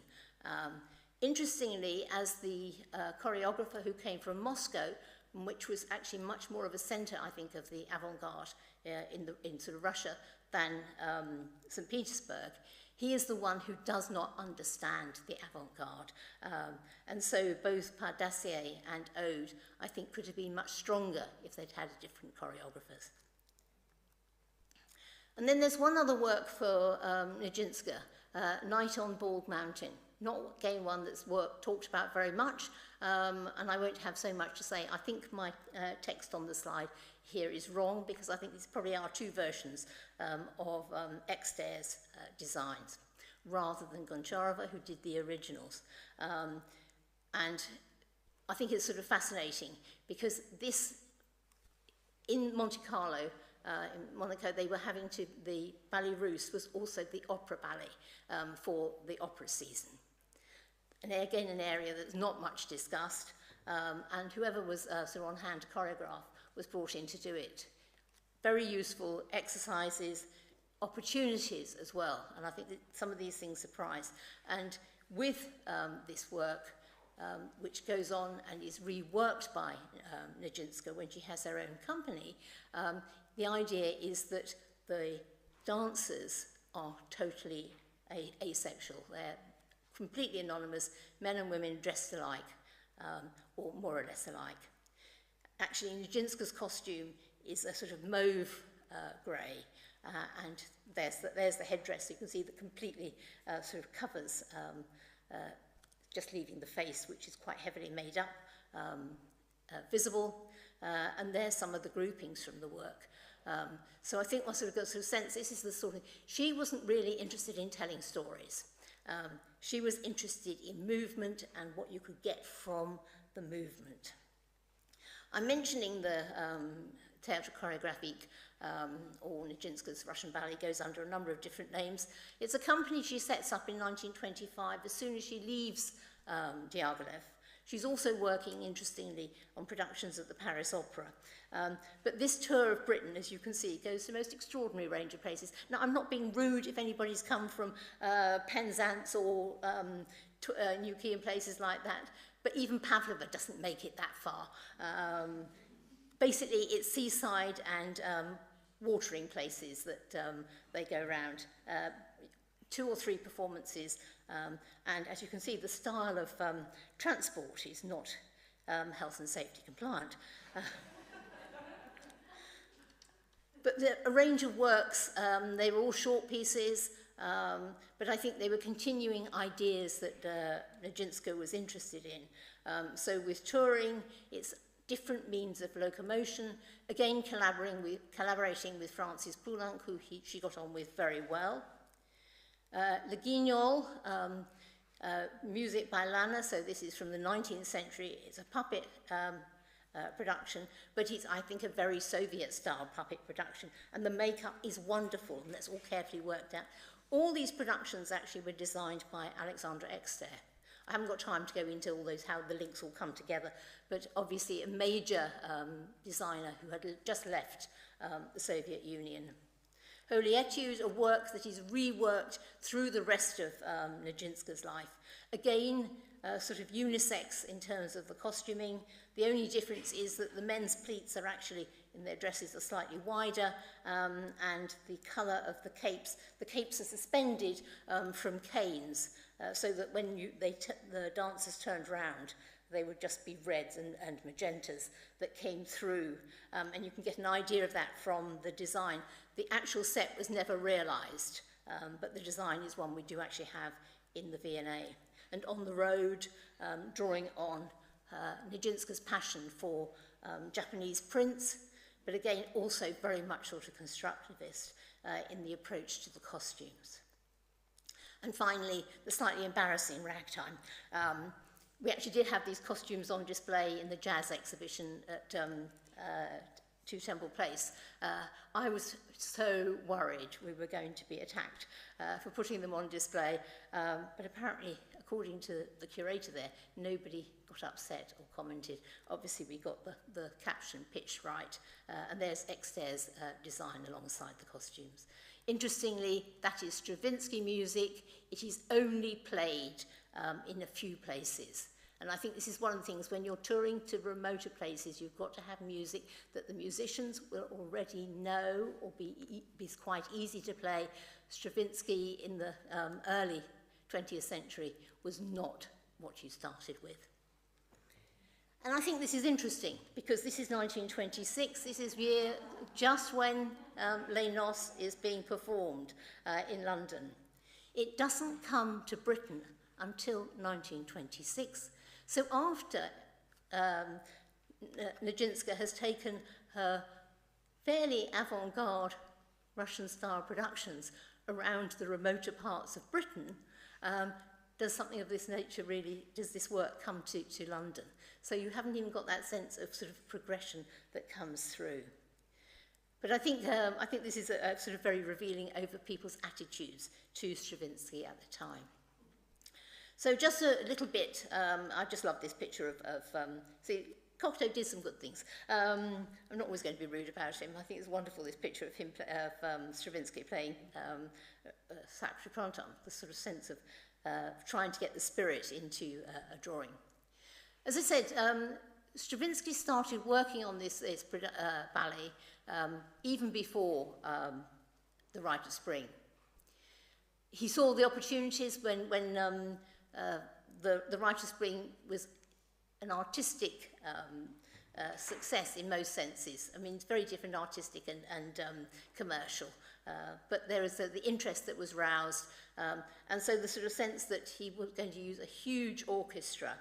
He actually goes through a number of different orchestrations and planning for 11 years, and there was a wonderful concert in London where they played the whole series of different versions with different instruments. It was so revealing. But at the end, we end up with the vocalists, the pianos, and the percussion, a very unusual arrangement. Goncharova was invited to design it first in 1915, so when she's left Russia. And I've just put in here, in 1962, there was a production that actually tried to use her colourful versions. And she goes through at least 3 different sort of designs before Nijinsky comes on board. And so there's an image of her in her studio wear, and I love the fact that she's also wearing trousers. I should have mentioned, of course, that Nijinsky herself often took on male roles in productions. She even was the faun in L'après-midi d'un faun. And she, once Nijinsky is involved in the production and she hears the music and gets excited, she's taken to look at the designs and says, no, I'm not going to do that. It's a rare occasion when the choreographer overrules the decisions that Diaghilev has made and says, no, it's got to be simple, it's got to be peasant, it's got to be workaday. And then the challenges for the staging, particularly with the odd arrangement of, well, unusual, it's probably better than odd, unusual arrangement of music, and having 4 pianos, and what the hell are you going to do with them? Pianos take up a lot of space. And so there's 2 sort of variants of thinking of how it could be done. There wasn't room in the pit in Paris at the first performances, so eventually they had to sort of find a way, and certainly for London's first performances, they're in the wing. So there's a photograph in the Sphere that you could actually take it from a box, and you can see through the production into the wing, and there's piano. That says, anyway, instead of sort of a gloriously colourful setting, going into something that's sort of really very simple. So there we have an idea of the blue-grey of the scenes 1 and 3, and the sort of brown ochre of the final scene. And then just to take a little look, and let me get my voice back, we just have the opening of the work to give you a sense of movement.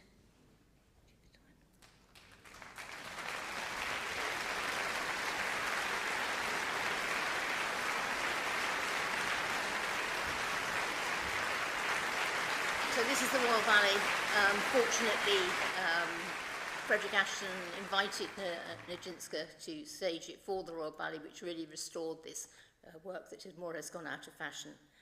And of course there they could have all the musicians in the pit, fortunately.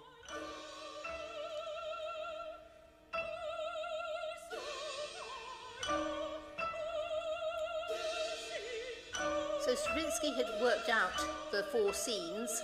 So basically, in this case, yes, Nijinsky was given the sort of structure of the work. And with the first scene, the braiding of the tresses, the preparing of the bride for the ritual. obviously Nijinsky was not someone who was going to do the literal, and so the sense of braiding comes through both with the positioning of the dancers in the grouping and then also obviously with the way she uses the feet.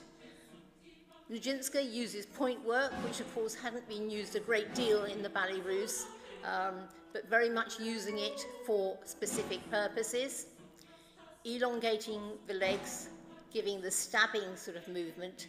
There is no sense that this is actually trying to be light and airy in any of the parts of the work.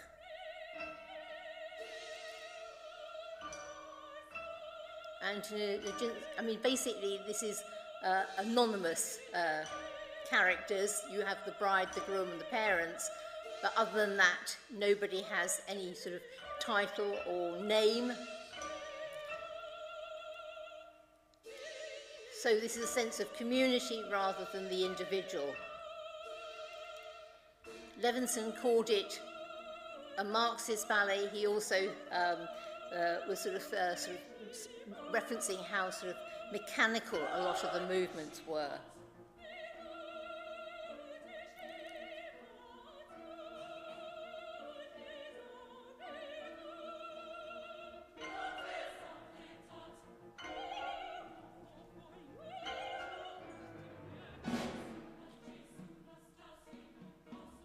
Sorry, we're not going to have time to look at too much of it, but we are going to be seeing some movement soon, so you'll be able to understand a little bit more. Most of the early photographs were taken on the roof of the theatre at Monte Carlo in rehearsal, but I think you do get a wonderful sort of sense of the sort of groupings, and it's work that is partly geometric, but it also works with a sort of flow. It's not just the groupings that matter, it's the linking between them is always as important in Nijinsky works. And I think it's interesting that the drawings that we have of Goncharova's costumes largely are drawings she must have made looking at what Nijinsky was doing. So they're really evoking the whole production. So I love that, the sort of famous drawing of the grouping there, where you can almost see that she's almost taken the photograph and just put the dresses, the pinafores and blouses and scarves on the dancers. So arguments about what colour they were going to use, and eventually brown was chosen.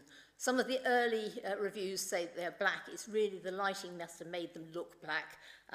They were definitely brown, but some of the revivals have chosen to go with either the blue, that I think was rejected because of the whole blue blouse movement in the Soviet Union, and they didn't want to have any sort of confusion there. And then, of course, also having the brown and the sort of the cream for the blouses, the shirts for the men, gave it a total uniformity, but also had that earthy quality that was part of what it was about. So beginning with the bride, then focusing on the groom, again getting the sort of sense of ritual in terms of the preparation, and this is something that is about rituals, and therefore the whole sort of sense that it's not about the individuals. Nijinsky always insisted that the characters, the bride, the groom, and the parents were cast on looks and on the sort of character and the atmosphere of the performer, rather than anything else. So it's how you cast. So actually, when the Royal Ballet put it on initially, one of the parents, one of the fathers, was an actor because he looked right, rather than a dancer. So she looked for who was going to be able to interpret, and the spirit behind the performance was as important. Just a couple of sort of observations. As I said, this is not a work that was performed very often. And as I say, it's only performed in the Paris seasons, which were always very short. It doesn't get to London until 1926, because after The Sleeping Princess, the company was in debt to Stoll, and so when they came back, they had to go to the London Coliseum. There is no way you are putting Les Noces on in a music hall. It just wouldn't work. It's completely inappropriate. So that's why it wasn't until they could get back into an actual theatre that it could be performed in London. An interesting point that's not often observed is is performed the day before a tragedy of fashion goes on. What a week! There is a revival. It is a work that Nijinsky really sort of cares about, and so with her works that she does from the 1920s, a lot get reworked in different forms as she goes to Buenos Aires, when she has her own little companies, when she's invited to work for the Ballet Russe de Monte Carlo.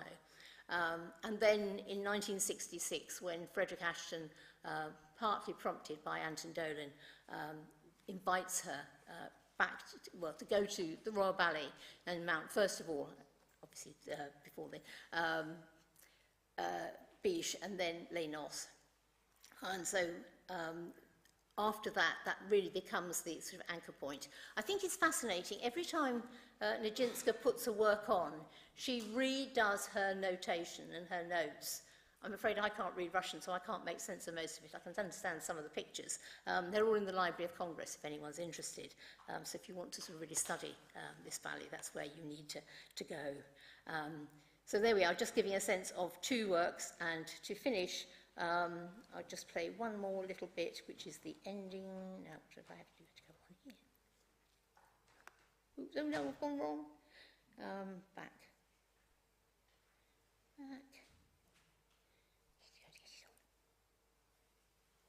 Oh, we're not getting a... No, it's not.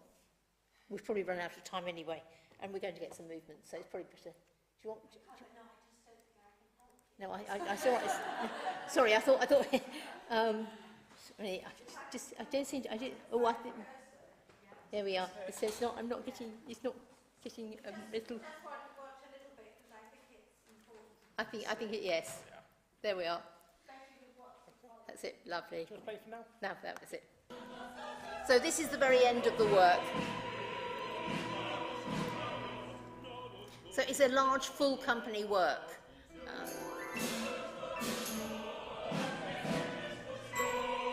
And very energetic for all the dancers. You have the bride and groom with the parents on a dais at the back. And so this is the very end. They're going to be sort of sent off into the bedroom to consummate the marriage.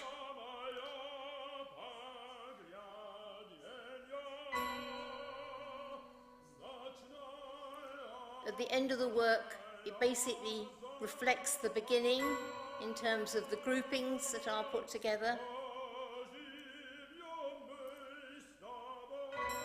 I should, of course, have mentioned, in case you're unaware, the singing, the words, it's really a collage rather than you needing to follow a narrative.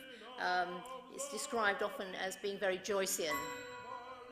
So here we have the sort of the image of the braiding with the heads coming through again. And so although this is with a new group, there is this sort of sense of it's a community, it goes round, it's circular.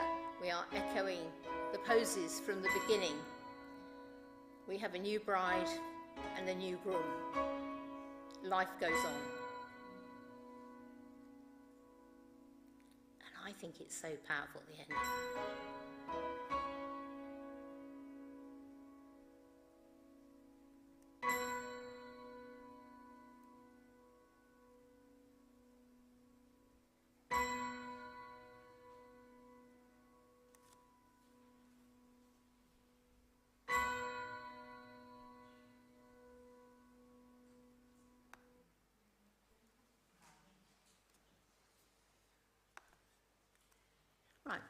Sorry to whiz through an awful lot of information, certainly not enough time, but it tries to give you a sense of how Les Noces fits into the bigger picture, both within Nijinsky's work, and it is really a very, very important work, and within the whole of the Ballet Russe.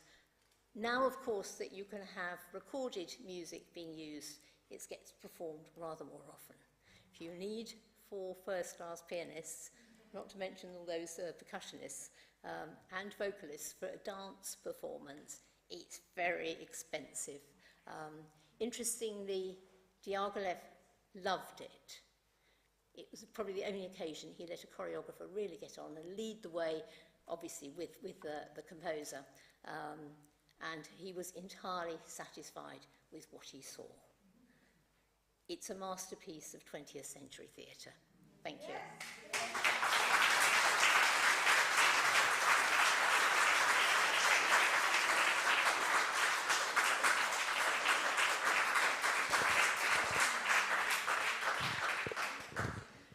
Jane, that was absolutely amazing.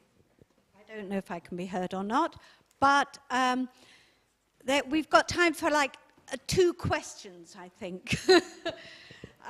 While Deirdre's kind of getting into the idea of the continuity of the day, any questions? Any questions? No? Gabriella's got one. Yeah, I just wanted to ask, because in a few of us who were in the group earlier in the week were talking about some of Nijinsky's comments from the 60s when she was reviving it, and how much she focused on the importance of her time in Ukraine, including the sort of political situation. And I was wondering how much you saw that as coming into the work. I think the important thing is, actually, in terms of the movement material, I think the fact that when she is in the Ukraine, she really is trying to discover, I mean, sometimes it's sort of, she's sort of creating dances for her brother. I think it's much more than that, yes. I mean, she didn't know her brother's state of health and things like that, so that may have contributed, but I think she had become fascinated with her own sort of ideas of movement, and trying to get away from, and so to focus on movement over narrative, I think was very important at that time. Yeah. So I'm sure that the Ukrainian period, which until sort of recently we've known so little about, is very, very significant.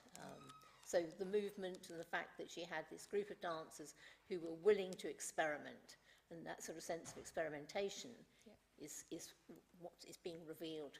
And so the work is so very, very different from anything else that the Ballet Russe has put on. It's extraordinary. Okay, thank you. Anyone else?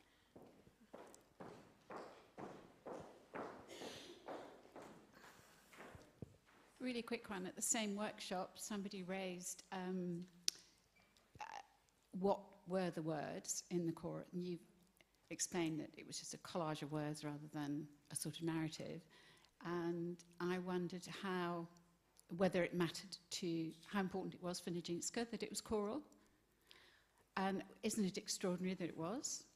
There's nothing else, is there, at that time? Right, wait a minute.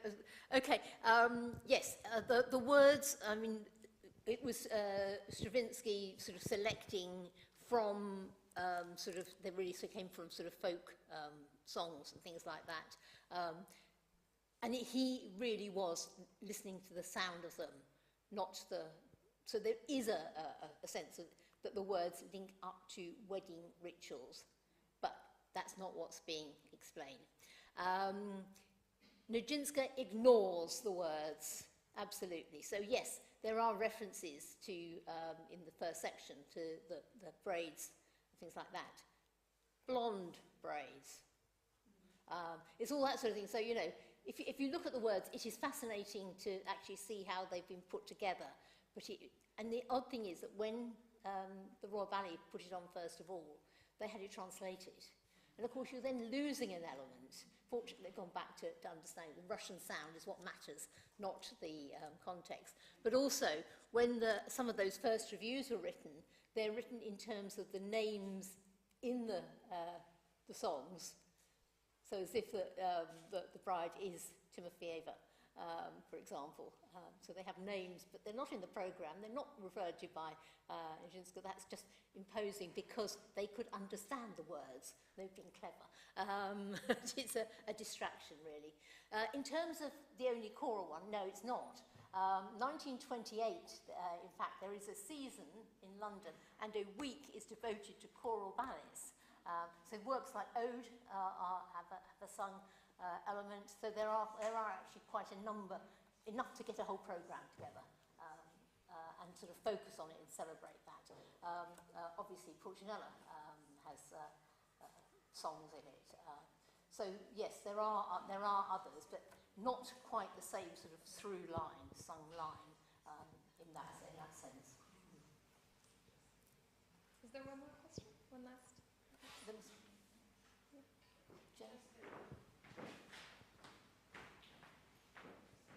A question about the design for Les Noces, which was so originally, my understanding was that it was much more complex, and it's so different from the other pieces that we've seen.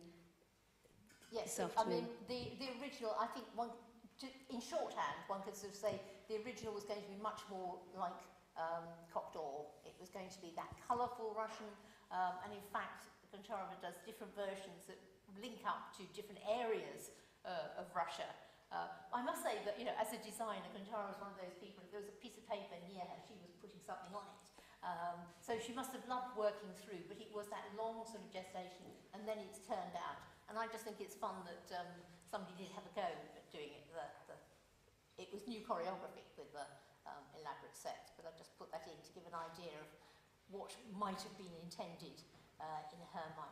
But I think she doesn't seem to have sort of got into sulk or anything when Judith said, no, I don't want that.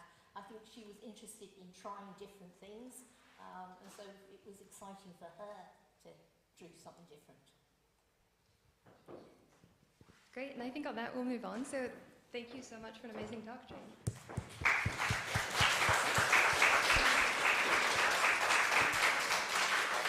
Thank you, Jane, so much for that absolutely riveting lecture, as always.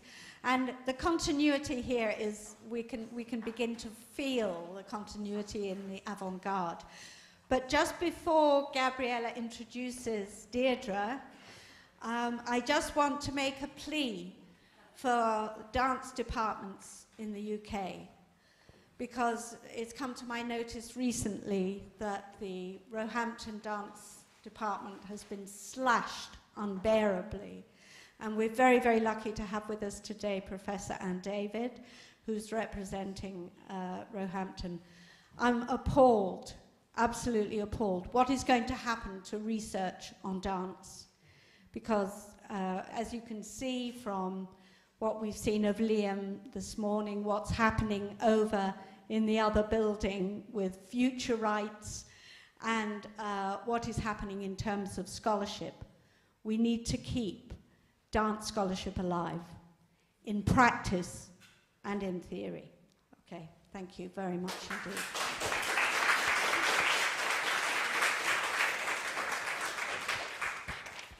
And with that, I will introduce Deirdre Chapman, who trained in Minneapolis, and between 1991 and 2014 danced with an amazing array of companies. She was a soloist with San Francisco Ballet, a dancer with Rambert under Christopher Bruce, and a first soloist with the Royal Ballet. She has an MA in Dance Anthropology from Roehampton University, and has assisted and staged works for Kim Brandstrup, Hoffa Schechter, Crystal Pite, Pam Tanowitz, Kathy Marsden, and Mats Echt, in no particular order, over the last 8 years. She is currently a full-time repetiteur at the Royal Ballet, as well as teaching on a freelance basis for Ballet Black, Rambert, and ENBS, among others, and is a trustee of Rambert School. So, welcome.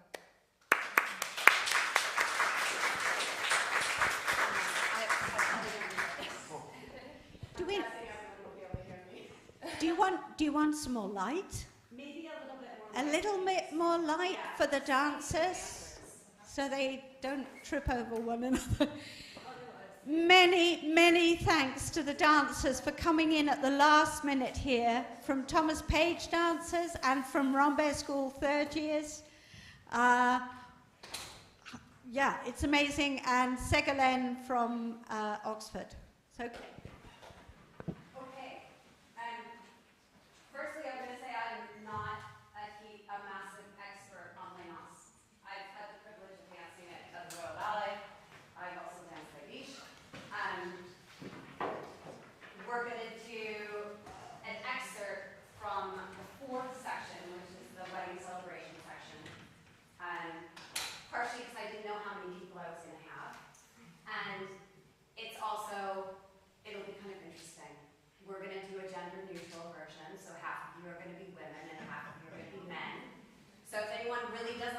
very much jumping, raise your hand. You don't want, I mean, there's not a huge amount of jumping in this section anyway, but if you want to do the slightly less jump version, which is the women's side, come to the stage, right side of the stage. If you want to do the ever so slightly more jump side, come to the side. It'd be great if we were about equal, so we come to the side. There we go. And this section I'm doing is basically a pyramid shape of women and a pyramid shape of men. And there's a little bit of a call and response aspect to it, in that the women do something and the men do something and then they go against each other. And I'm going to teach the material first. We're going to try and remember the counts for it. And then we're going to possibly try and get it onto the music.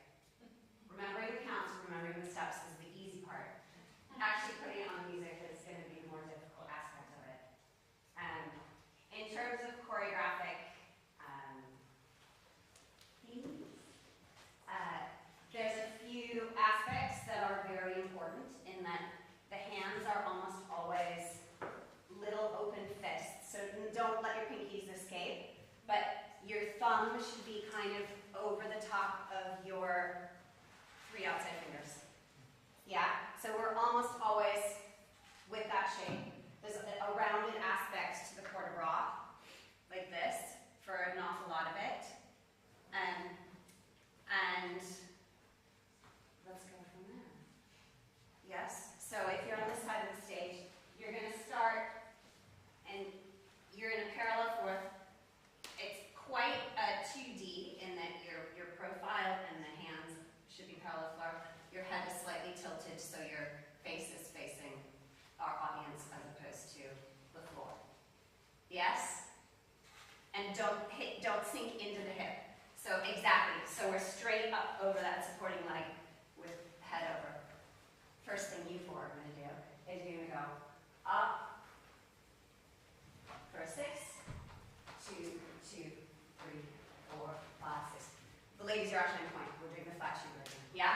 And so make sure when we do the fists that they don't become like a hard fist shape. Yeah?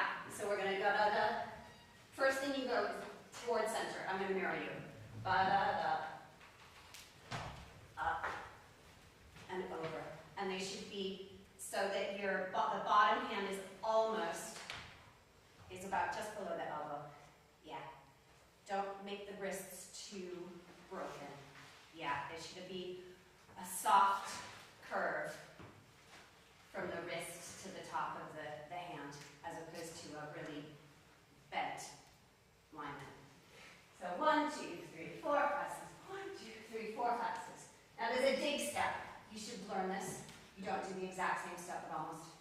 You dig, and dig, and dig, and dig. And it's the tiniest of weight transfer. So up, and this is a 3. 3, 4. And again, the circling is very much parallel to the side of the stage. So we're not jiving. Yeah, we have to sort of scoop up, scoop up, scoop up, take your glasses off, scoop up, to find that space. And then, so 4 of those, into center, out to center, into center, out to center. Next thing you're going to fall back on your right foot, and let me face you. The arms are just going to go ba, ba, ba, and then roll like a little wheelbarrow. You guys should learn this little wheelbarrow too. Yes? So you fall back in a small parallel attitude. 1, 2, 3, 4, 5, 6. Tiny parallel pas de chat with the hands coming through. And then you stand up, you come to a straight leg, and you make when we learned it, it's like a telephone. It's like an old-fashioned telephone, where the top hand is right by your ear, and the bottom fist, so it's not elbow out, and this one is elbows dropped, and your hand is kind elbow. So it should be a bit like you're listening to something on the phone. It's like a really old-fashioned telephone. You know, you don't have it anymore. With a big fan that projects at the end. Bore, 2, drop. Bore, 2, drop. Bore, 2, drop. Bore, 2, drop. And then you shift sides. Bore, drop. Bore, 2, drop. Bore, 2, drop. Bore, 2, settle. And as I do it, make sure that the elbows don't get up like this as you're doing it. You need to keep it down. And important for the telephone is that the fist that's on the arm is facing the arm as opposed to the back of the hand facing the audience. And try and make it high enough that you're not on the phone with a broken neck. It's just an ever so slightly broken neck, yeah? And our elbows are soft, like closer to the body as opposed to away from the body. So, this is the ladies. This side of the stage, first side. Yes? So, 4, 2, 3, 4, 5, 6, 1, 2, 3, 4, 5, 6, 4 days. 1, 2, and 3. 2, 2, and 3. 3, 2, 4, 2, 3. Fall back. 1, 2, 3, 4, 5, and 6. You did 8, 2, 3, 4, 5, 6, 7, and 8. 4, 2, 3, 2, 2, 3, 2, 3, 4, 2, 3. Other side. 2, 3, 2, 2, 3, 3, 4, 2. Settle. And every time you fall, there is a twist. Just a natural twist of the body. It's not extreme, and the knees aren't locked, but it doesn't swing out.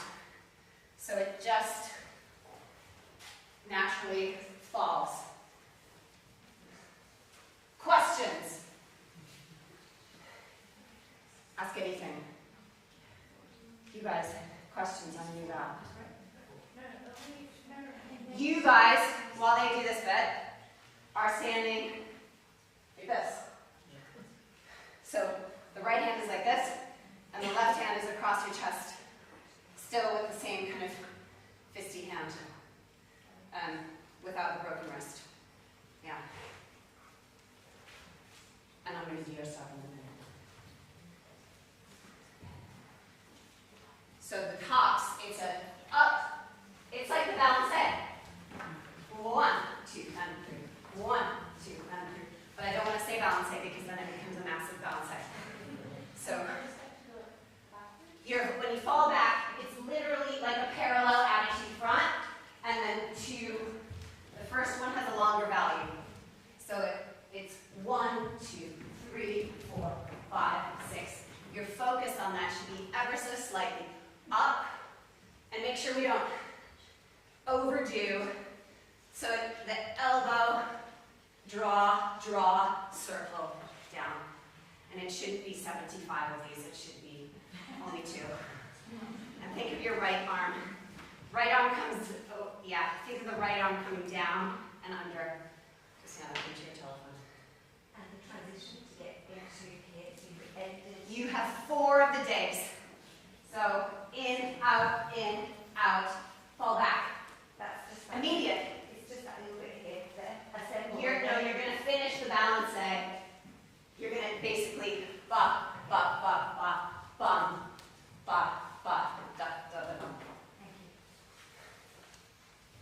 Think about that. Yes? See 2 6s. Then you have 4 3s. Then you have a 6. And you have an 8. And you have 8 3s. Roughly. Roughly is a really big caveat. Because musically, it's really, that's roughly what it is. You guys stand there for that whole time. The male voice line comes in, but this is pretty much in 6s. And actually, this phrase is really simple because you do the same thing 6 times. And in the actual choreography, in the pyramid, the first man, who's like the solo man, starts it.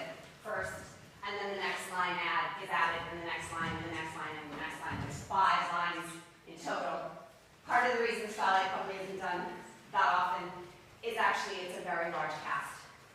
There's 18 men and 18 women, plus all the extra people up at the back on stage. So you have to have a company that's actually large enough to do it. And so, you guys are standing like this. What your phrase is attitude, attitude, step, awesome blood. Arm goes down, step, awesome blood. So 1, 2, 3, 4, 5, 6, 2, 2, 3, 4, 5, 6. 3, 2, 3, 4, 5, 6, 4, 2, 3, 4, 5, 6, 5, 2, 3, 4, 5, 6, 2, 3, 4, 5, 6. 6 times. If you're in the front, you have to do it 6 times. If you're in the back, you only do it once. So it's a very small attitude, and the torso tips over. Don't let the focus drop to the floor. Keep it that way. The bottom arm straightens, but the top arm bends over the top. Ba, ba. You step a little bit up stage. Double awesome leg. When the arm comes up over the top, the palm faces downstage. And then we step back downstage basically to where we started, so that you don't travel it. 2nd, 2, 3, 4, 5, 6. 3rd, 2, 3, 4, 5, 6. 4, 2, 3, 4, 5, 6. Make sure that they don't get behind us. So basically it's like you're in a regular classical 5th position. You've made your fist and you're still in that classical 5th position. And then if you change, it's the wrist that changes. So it isn't any more extreme than this to there. For all of it. Yeah, so, and for you guys, it's the same. Whenever you've got combres, you're taking in the torso, as opposed to shifting the arm in all of it. Yeah, this is a natural curve of the hand. And make sure we don't get too tight, because you need to be able to see through your fingers. Clear? No. You do this whole section 6 times. They do their section. You do the section while they're standing here. So you don't go until they finish this. Then we all do something at the same time, but it's not the same steps. Yes? So, and for everyone, when we make this little position, it's not so extended. It's much more casual. The ladies, I mean, the ladies are in point shoes, but even then it's a demi point. It's not on the full point of the shoe to make that position. Can I see that lunch? Question. The wrists really flexed here? No, the wrists are never, I mean, they're almost never flexed, but it's, if you've made your little circle, you're listening to the telephone. Like, make a telephone with your hand. What's the angle of your head when you're talking on the phone? Like, it's an ever so slight angle, and we add our hands to that. The top arm is almost parallel, as in vertical. So it's not the extreme this way. It's almost vertical with just a slight arc of that. And then this fits in between. It shouldn't be a tense position. It's a pretty, don't let the head drop forward. Keep it, yes, more straight up, as in focus straight out as opposed to down. Boom. So you don't touch your ear, no. There's space between your ear and your hand. My saying it's like a telephone isn't quite literal. I'm going to count that much. Yes, from the top. So you're in your starting positions. Don't sink into the hip. It's like you were in a parallel fourth facing the corner. So go back to parallel fourth, everyone. Like, parallel fourth. Yeah? And now you're going to shift your weight onto that right leg. That's it. No more. Rounded arms. Give yourself a little bit of space away from the arms so they're not, the body so they're not, and soft, a little bit softer. Here we go.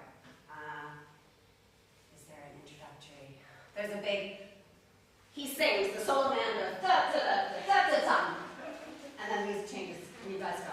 So we go, bore, 2 and 3 and 4, 5, 6 and 2, 2, 3 and 4, 5, 6 and 1, 2 and 3 and 2, 2 and 3 and 4, 2 and 2 and 1, 2, 3, 4, 5 and 6, 1, 2, 3, 4, 5, 6, whole 8, 1 and 2 and 3, 2 and 2 and 3, 3 and 2, 3, 4 and 2 and 3, 5, 2, 3, 6, 2, 3, 7, 2, 3, 8, 2, pose. And then you guys go, and then I'll do corrections. Here we go, and up. 1, 2, 3, 4, 5, 6, and 2, 2, 3, 4, 5, 6, and 3, 2, 3, 4, 5, 6, and 4, 2, 3, 4, 5, 6, and 5, 2, 3, 4, 5, 6, and 6, 2, 3, 4, 5, pause. 6th time, which I didn't tell you, it's just one arm. So every other time, it's the 2 arms. Make sure that we get a little bit more torso, and the foot is off the floor. Torso, underneath with the head, looking underneath, and then let the arm come down, just simplest way, down the front, and then both arms up the front. And then we go side, down and up, down, up. So feel that upper torso, and the same, where it doesn't twist at all to behind you.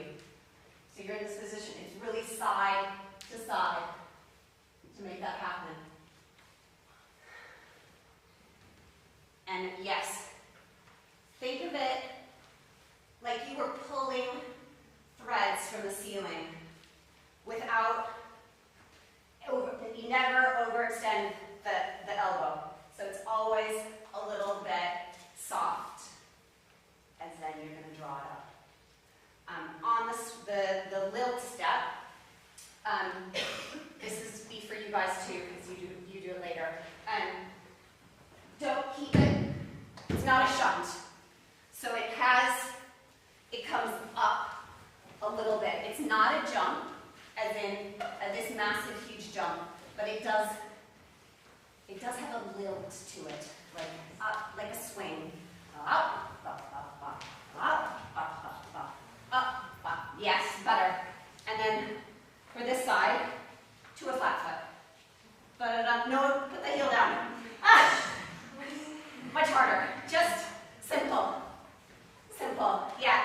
And think of the turn-in comes because the pelvis is twisting, not because we're making an extra parallel line with the leg. Yeah? The whole torso and pelvis twist to that corner, and the foot gets left behind. Yes? I'm going to go on, even though we could spend, like, a long time. Next thing you guys do is a phrase that happens an awful lot. I'm going to do first because there's an and now their hands go flat to the front. And you go on the 1, on the 2, on the 3, 4, 5, 6, 7. There, you got right. So you go from out, and the 1, on the 2, on the 3, 4. It's a small PK, the fist, again, the palm comes forward, 5 come under, and there's the tiniest of double K to end up in this flex, foot side, angle. This arm is open, and your other hand meets it this way. Yes? Are we good up to there? Okay, later on, you do that 3 times in a row. It's a 7, it's side. It's exactly side. So we've got flat palms one more time. On a 1, on a 2,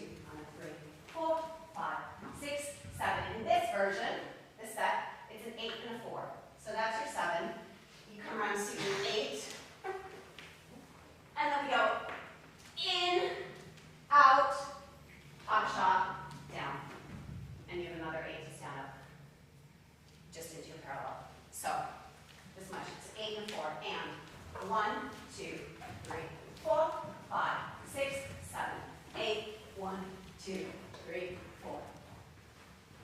And when we do the pas-de-chat, it's not flipped back, it's knees up. But it doesn't travel very far. It's kind of right underneath yourself. In, out. They don't travel very far. It's exactly the step that the men did, that this side of the stage did earlier. Yeah? Over, over. It's a small attitude back, off the floor. If we were here, the hand changes up there, and we come right over. That's how far it is. Not coupe, it's a little attitude. And then you're going to step off the left and do a little double pas de chat. And then you have 8 counts to stand up into your telephone position again. Yes? Question. So, and from here, 1, 2, 3, 4. It doesn't double pay up. It passes through a first position to find 5th position.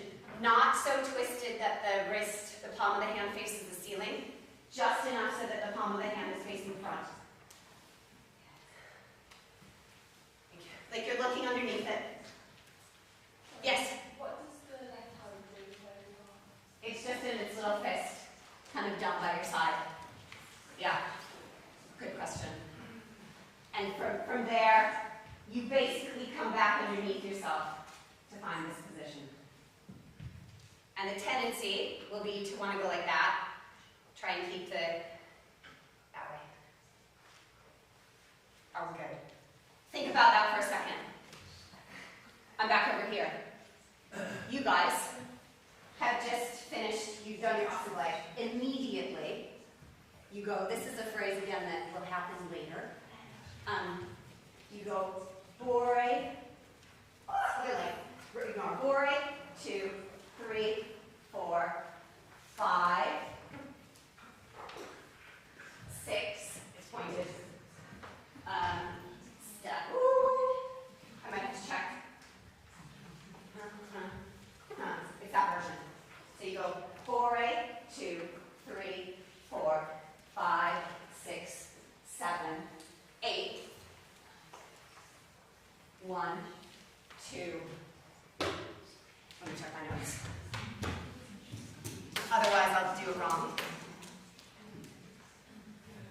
Where are we? Not there. 4, 2, 3, 4, 5. It's flex foot. 6, 7, 8. Out in second way. 4, 2, 3, 4. Back legs flex. 5, 6, 7, 8, 1, 2. No, not that version. It's this version. 1, 2. That's why I didn't work. Step. Sorry. One more time. 4, 2, 3, 4, 5, 6, 7, 8, 1, 2, 3, 4. All flexed in the attitudes. They're pointed if they're behind you. If they're side to side, they're flexed. One more time, since I did do about 3 versions of it. 4, 2, 3, 4, 5, 6, 7, 8, 1, 2, 3, 4. And when you do the suit, the arms come down. Pass through that position. 2, 3, 4, 5, 6, 7, 8. 1, 2, 3, 4. Exactly. And when we do these parallel attitudes, the arms are in this relation as opposed to this relation. Simpler. The head is almost, this is a high knee, this is a smaller, almost just coupe. Head's front, head's front, head's front. Come through immediately, so don't take an extra step. You're here, it just closes. And then front, up, down. Yes?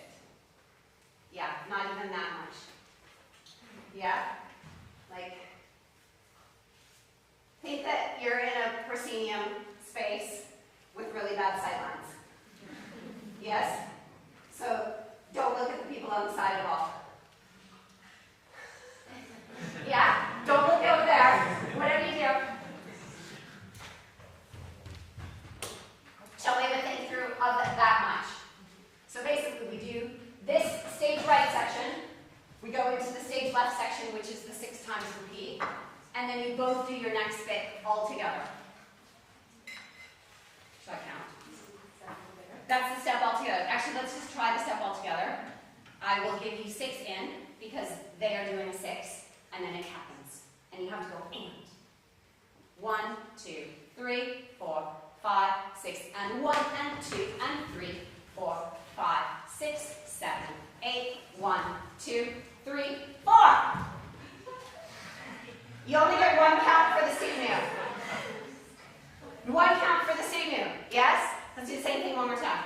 1, 2, 3, 4, 5, 6, and 1, and 2, and 3, and 4, 5, 6, 7, 8, 1, 2, 3, 4.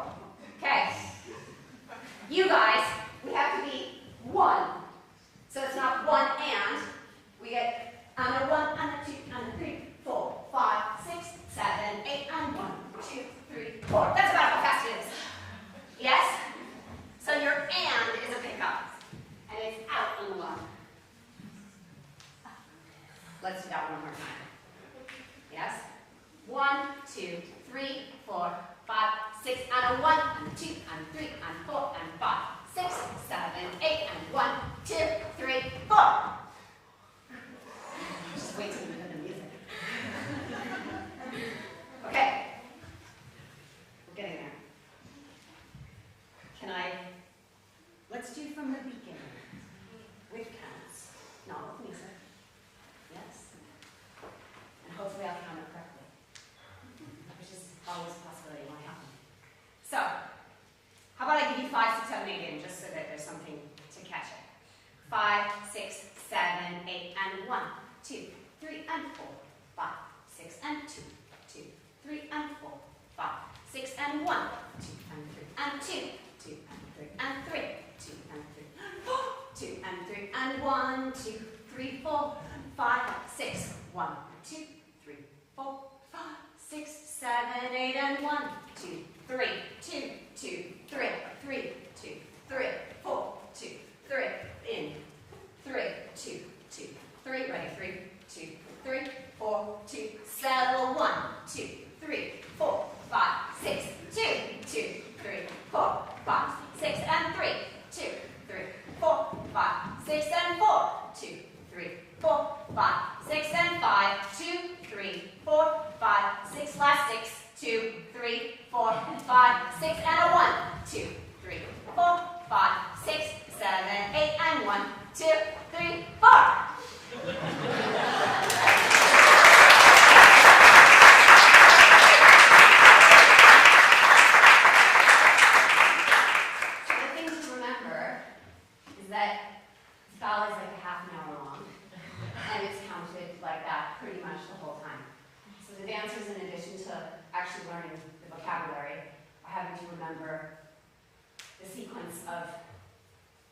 The phrases, which are all completely arbitrary and uneven, is not really the correct way to describe it.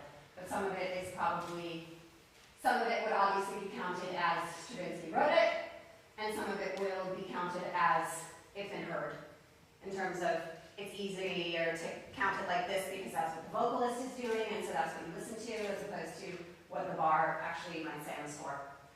And what I'm probably doing is the second version, because I was taught it without ever seeing the score itself. And then having to reconstruct this section, I'm going on kind of memory and what I'm hearing. And so, shall we do that one more time? Yes? Here we go. 5, 6, 7, 8, 5, 6, 7, 8. 1, 2, 3, 4, 5, 6, and 2, 2, 3, 4, 5, 6, and Lil, 2, and 3, and 2, 2, and 3, and 3, 2, and 3, and 4, 2, and 3, and fall, 2, 3, 4, 5, and a 6, and a 1, 2, 3, 4, 5, 6, 7, 8, and 1, 2, knees come with you, 2, 2, 3, 3, 2, 3, 4, 2, 3, go back, 2, 3, 2, 2, 3, last, 2, 3, here we go, and 1, 2, 3, 4, arms up the front, 2, 2, 3, 4, arms up the front, 3, 2, 3, 4, 5, 6, 4, 2, 3, 4, 5, last 6, 2, 3, 4, 5, 6, and a 1, 2, 3, 4, 5, 6, 7, 8, and 1, 2, 3, 4. We're getting better on this. Do a little bit more active boys. Yeah, so we're not just trying, it's more decisive. I'm going to go on. I'm trying to get to a certain place. I think we can do it. Because you guys actually know all your steps by now. You guys know. The next thing that happens is you. And you go. I'm going to have to look. You just have gone on to play. You're absolutely correct. And then I have to remember if you go in or out first. You go in.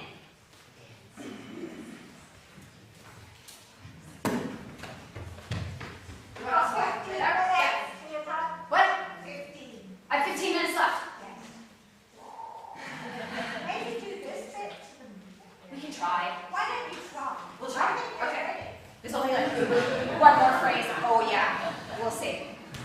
It's whether I can count it. Is the big test. I'm worried about you getting another train. There's another train. Now, is there something to plug into? It's old style. So I don't need an adapter.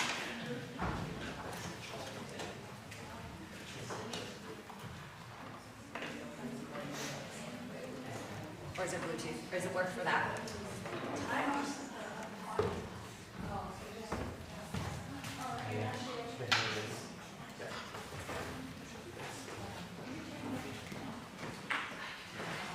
So that's our best. Put it under, flex. So Ike, tombe, and it does, don't think of it as like a gigantic double pay. It's just a transfer and it happens to pass through coupe because your foot has to get from there to there. It will be pointed because you're on point, and that's the simplest passage. When you're on demi point, there's more options. But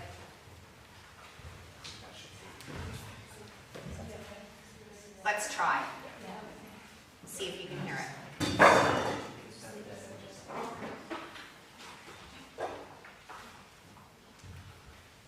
That should do it. I hear something.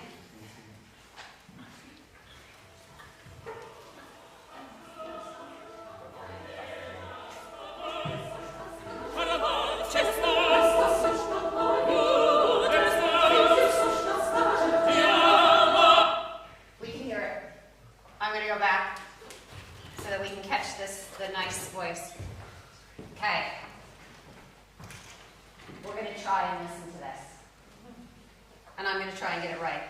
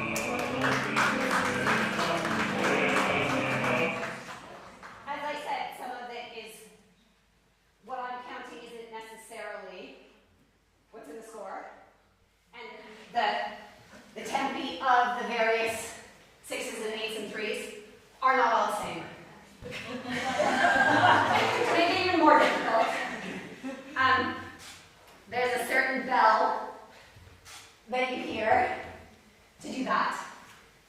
Your side is easy, because it's the male voice that comes in. When you all join together, it's actually the opening phrase of this whole section comes back in terms of musically reprises, and it's very obvious when that catches. Let's listen to it again, and we'll see if I can get the beginning of it right. And for stage left, can you hear the piano undertone? That's where we're getting the sixes from. So you hear the voice come in, but the phrase of six in terms of the tempi is the low piano underneath.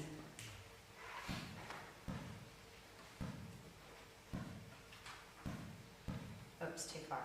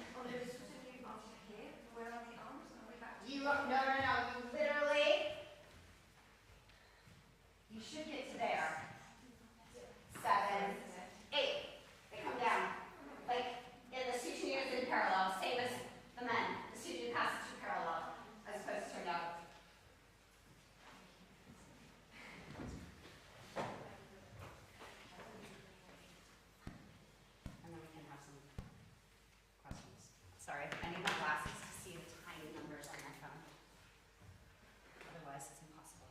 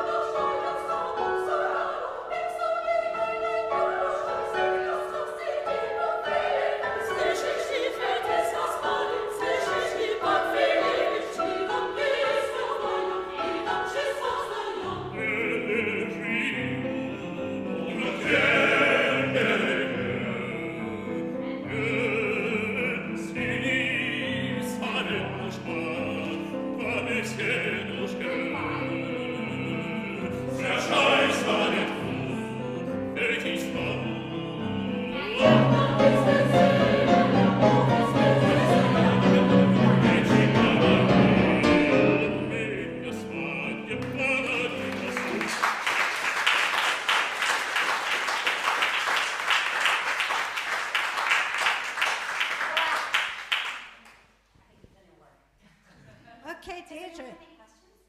Are there any questions? Anyone want to come up here with us? We've got a question over the front.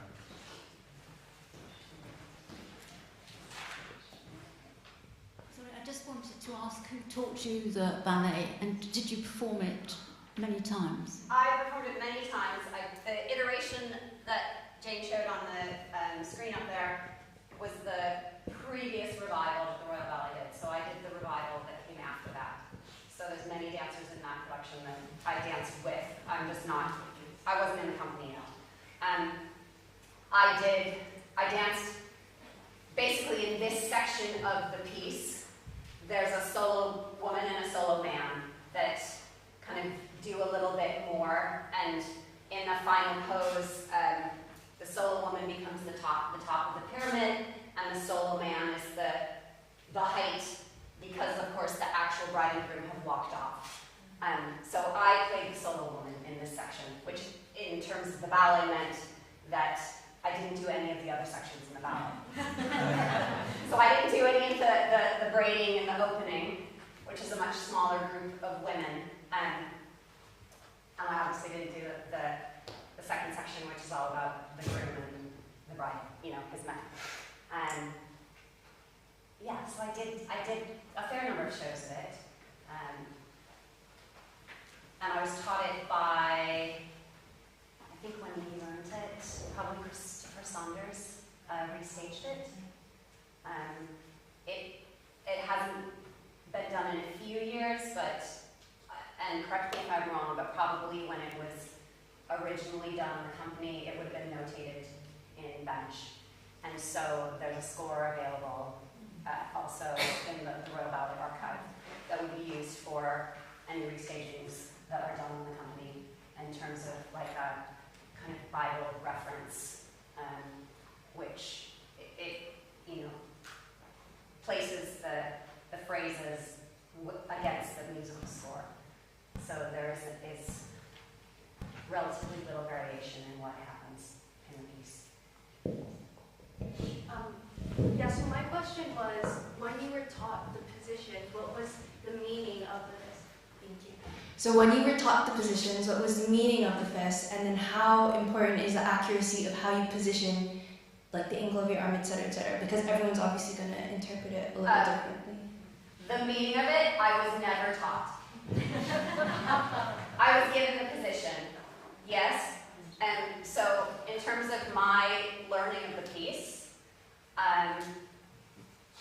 we learned it as steps, and the accuracy of the positions that we had to create would have to be very accurate. So, there's very specific angles of all of the arms and hands and wrists, but the fundamental, whether there's a meaning in this, I don't know. I mean, as I taught it, the reality of the fact that it's a regular fifth high, and then you do your fist like that, it becomes clearer because you have to articulate it to someone else. The kind of emotive meaning behind it, I actually wouldn't be able to tell you. I'm sorry.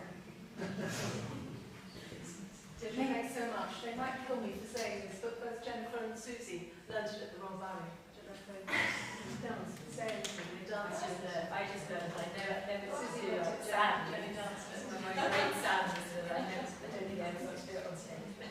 Didn't has a long trajectory. Do you want to talk? Do you want to say anything, Jen? No, Jen, Susie can't speak. No, just to say that there's I think just to endorse what you said about the accuracy rather than the meaning, but it's very much a corps de ballet piece. Yeah. It's all about the ensemble, and we always felt that, and we're incredibly proud to do it, actually. And what's hard to visualize in even just teaching with the people is that it's actually 36 dancers on stage at times doing exactly the same thing to very powerful choral and orchestral music. And so there's points where the steps might be very simple, but the power of that many dancers doing it at the same time together gives it a kind of gravitas that is hard to represent with less people. It feels like I'm already. Not that we're solid or anything, I know that I said to lag behind, but there's that feeling of the togetherness is already there, I feel. Just a quick one, that one of the things that I think comes across in Jane's talk was that this is very much there's something about the power of the woman in this, and I think we were experiencing something of this with you teaching it as well, and not all of you are women, but and I know that there was something around this not being a gendered work, but I wondered to what extent you think that there's something of the power of the woman of Dejinska coming through in the teaching of it and in its legacy, and the extent to which, if it was restaged by a man, if there's any need to think about the gender implications of the work, even if it's not there in its representation. I don't know, actually, because in its telling, it's kind of very, the first part is all women, and it's about the preparation for the wedding, and the second part is all about the groom and him being with the men, and there's lots of really kind of big, weighty steps for their section, whereas the first part of the women's is much more soft, and it's all about the plaits and the manipulation of the plaits. And then the third section is the departure of the bride, and it's quite a moving section for the mother, actually, because it's the giving, it's the moment of giving away, and her loss, you know, in a sense, or the moving on in terms of life trajectory. In that the next generation is kind of coming through. So, I don't know, it might have been something she was processing at the time. I often feel like I've worked with an awful lot of choreographers, and I often feel like they're sometimes unconsciously processing things through their work. Sometimes, occasionally they're conscious of it, but sometimes they're not. And if you look back on it years later, knowing them, or even sometimes not knowing them, you can go, okay, they were thinking about this, they were going through this at this point in their life, and it was expressed through their work. So whether it was something with her brother, or whether it was something with leaving her homeland, and the kind of ritualism that represented home for her, I don't know. That's all conjecture. Last question. It's an interesting note, and I don't know if Jane would agree, but I studied Jeu a lot, and a lot of these motifs are taken directly from her brother's ballet back in 1912-13, and that is two women with a man and their own discovery of gender and things like that, but they are absolutely direct from the previous ballet Jeu was seen as a failure, and this is a tremendous success. Deirdre, I think we have had a masterclass. And between Jane's talk and Deirdre's, Debbie filming in the corner, you see, we've got a lot going on here. I think this is a really extraordinary session that we've had, to actually look at one ballet. And it's useful because it is the ballet of the person who we're going to celebrate in the book launch.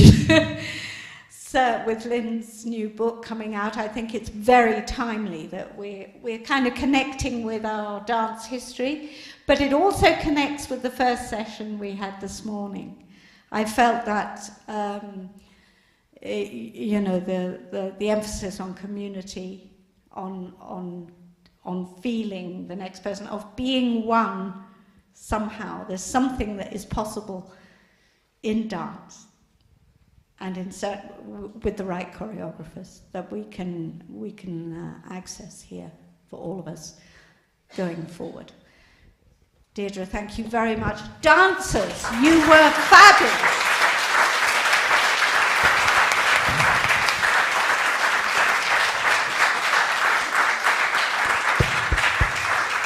And you see, it ain't easy being a dancer. You gotta be quick, man. You have to be, the intellectual processing. It's not just being quick, but it's actually feeling. And of course, Deirdre just, presented this so perfectly. Love your feet. Anyway, I think we should have a very quick break. Everybody stretch their legs. We've got 3 speakers who have been waiting patiently to speak.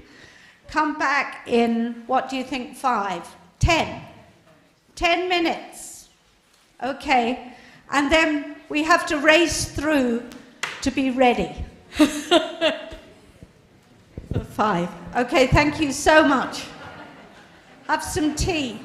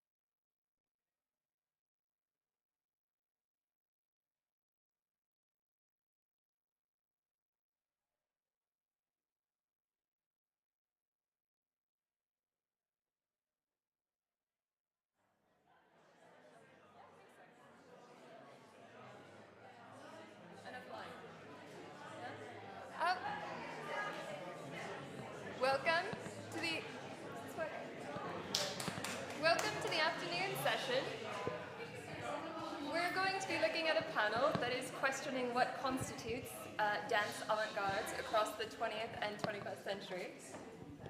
Thank you. And Marcus is going to start us off. He hardly needs an introduction because he's been here all day, but I will give a brief one. So Marcus Bell is a doctoral candidate working on a project titled Choreographing Tragedy at Oxford University. They are a co-convener of Queer and the Classical Network, which organised a seminar series in fall 2020 and a conference, Queer and the Classical, Critical Futures, Critical Feelings, in spring 2021. Marcus is also an associate lecturer in theatre and performance at Goldsmiths University, and they perform with By Jove Theatre Company as an artistic associate and as a dance artist with Thomas Page Dances, a company based in London and Oxford. And Marcus is going to start us off with a brief provocation, so it should be good and snappy, and then we'll move on to a few questions.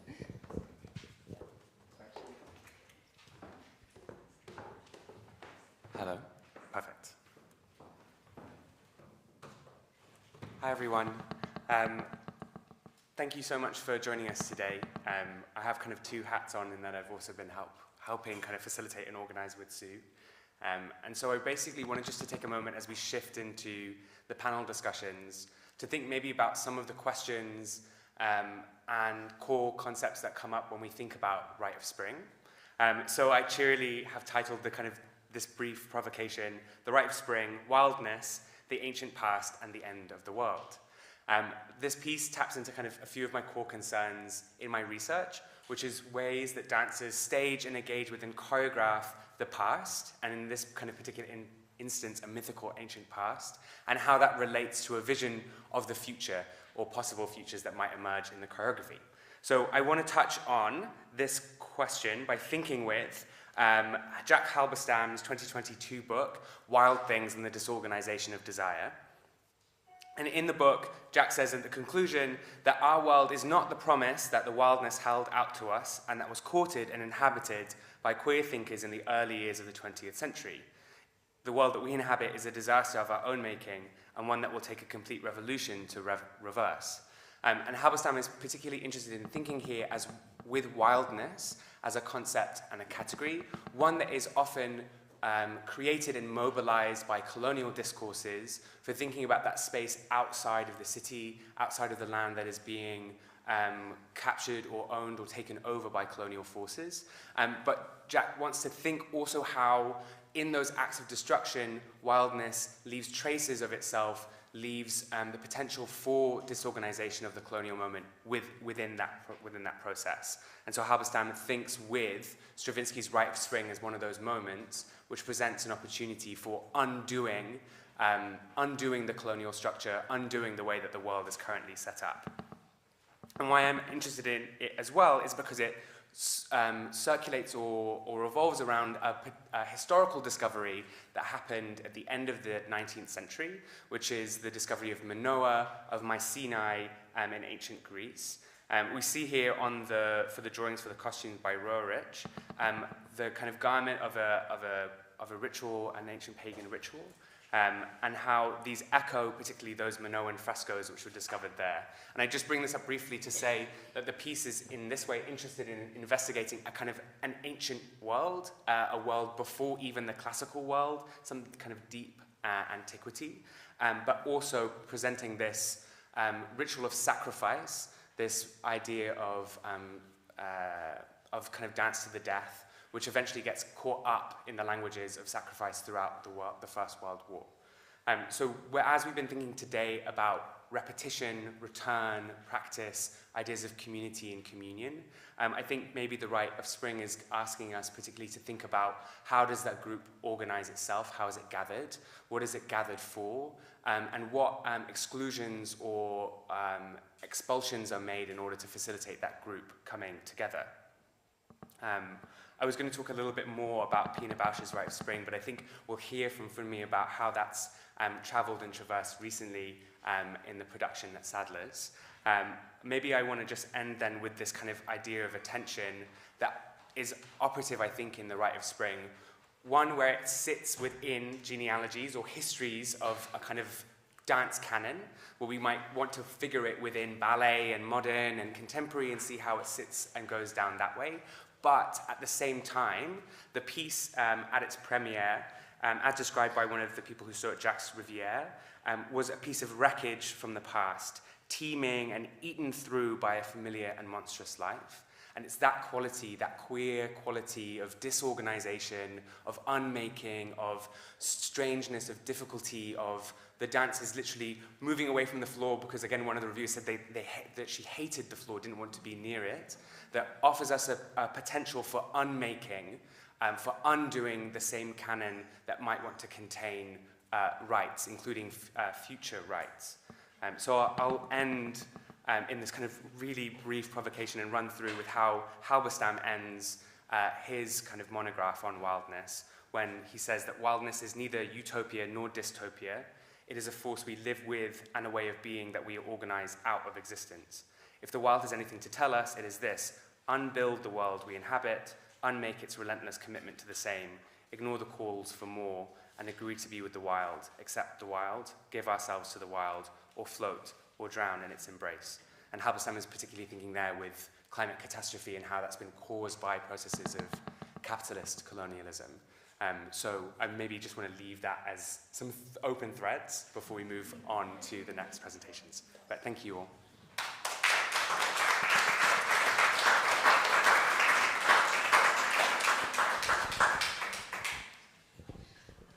Well, thank you, Marcus. That's got us going brilliantly. And while we have a changeover here, and you have time to go up there, are there any questions?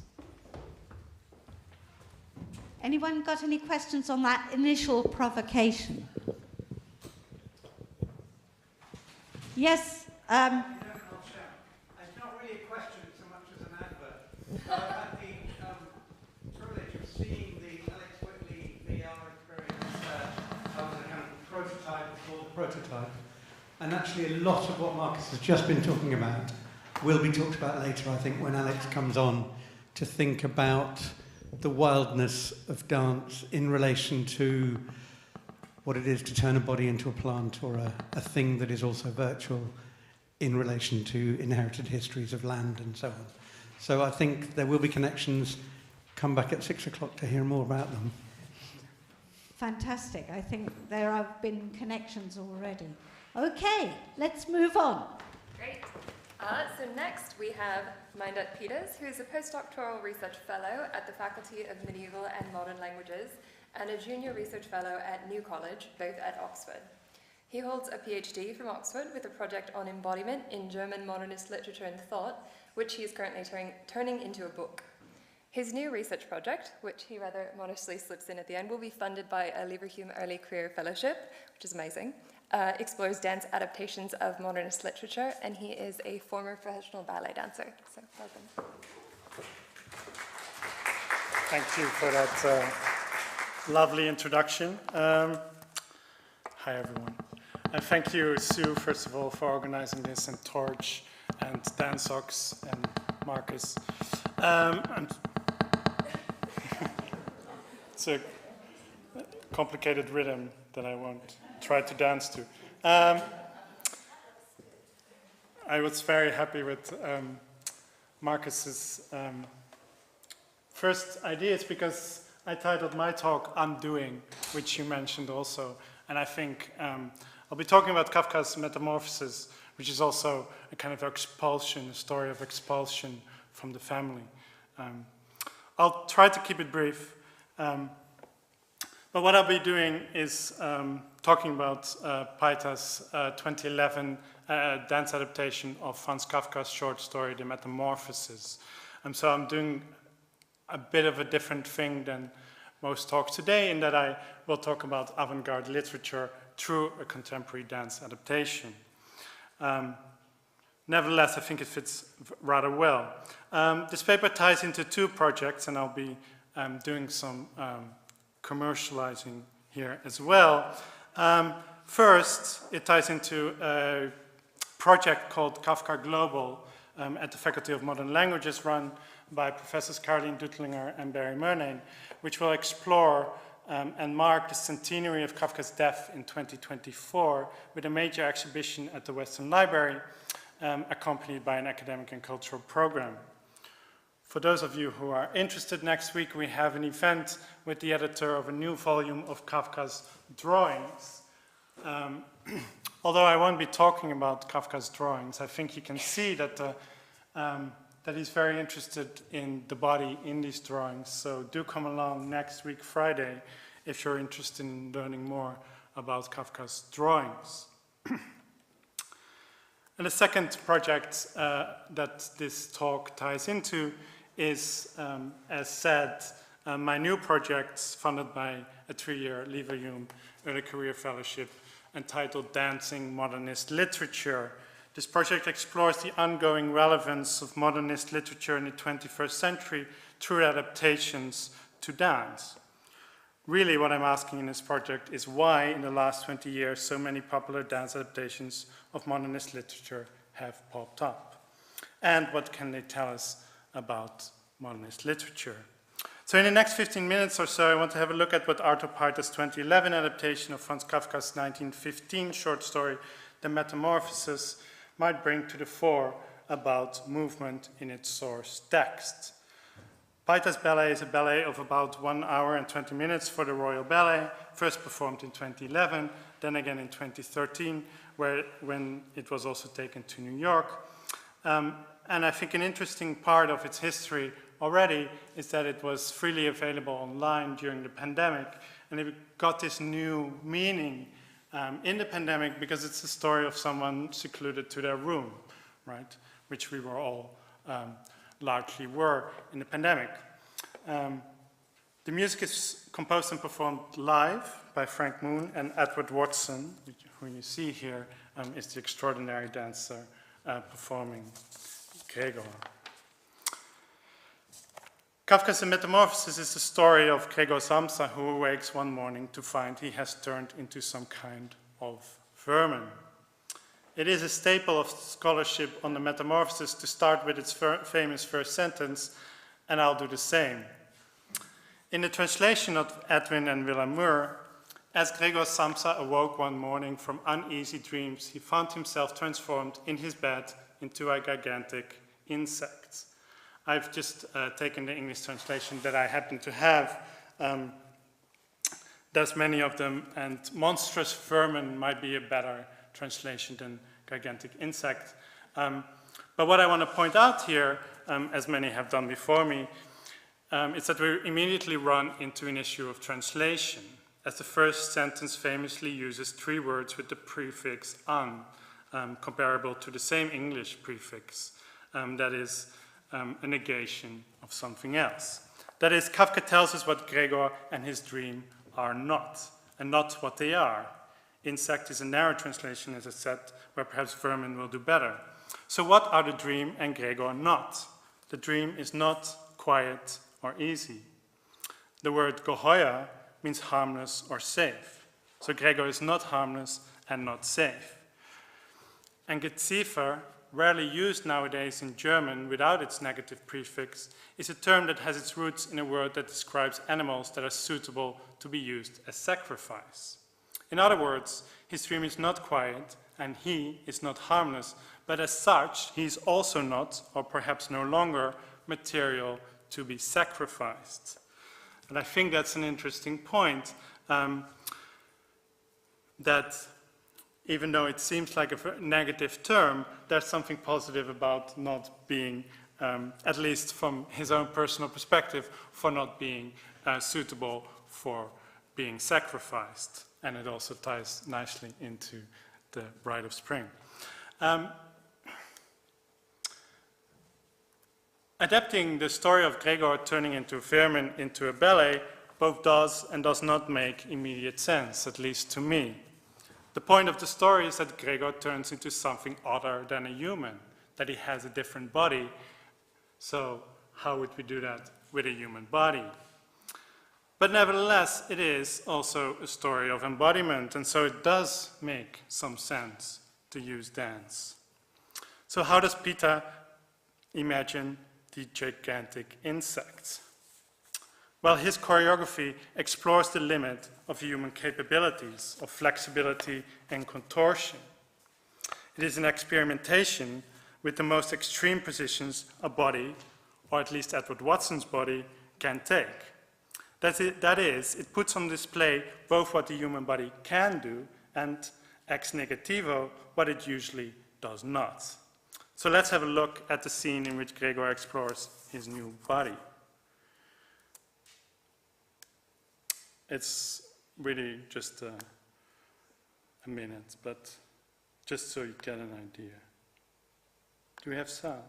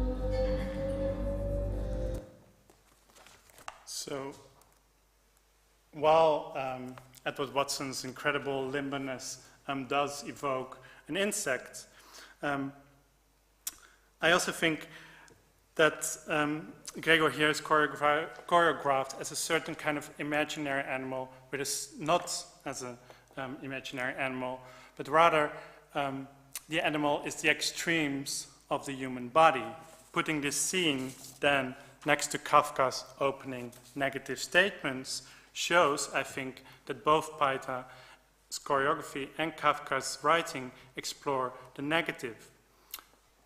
Paita, I argue, shows the extreme, non-pragmatic movements, implying the everyday movements of the human body through their absence, whereas Kafka describes the animal by negating the normative qualities of quiet, clean, and suitable, the qualities of being a good boy, so to say.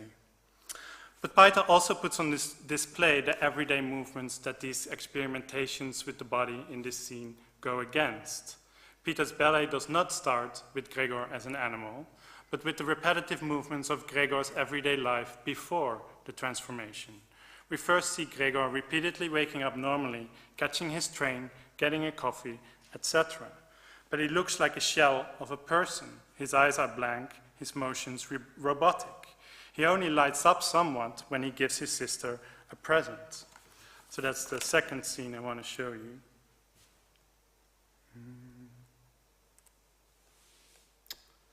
Also short.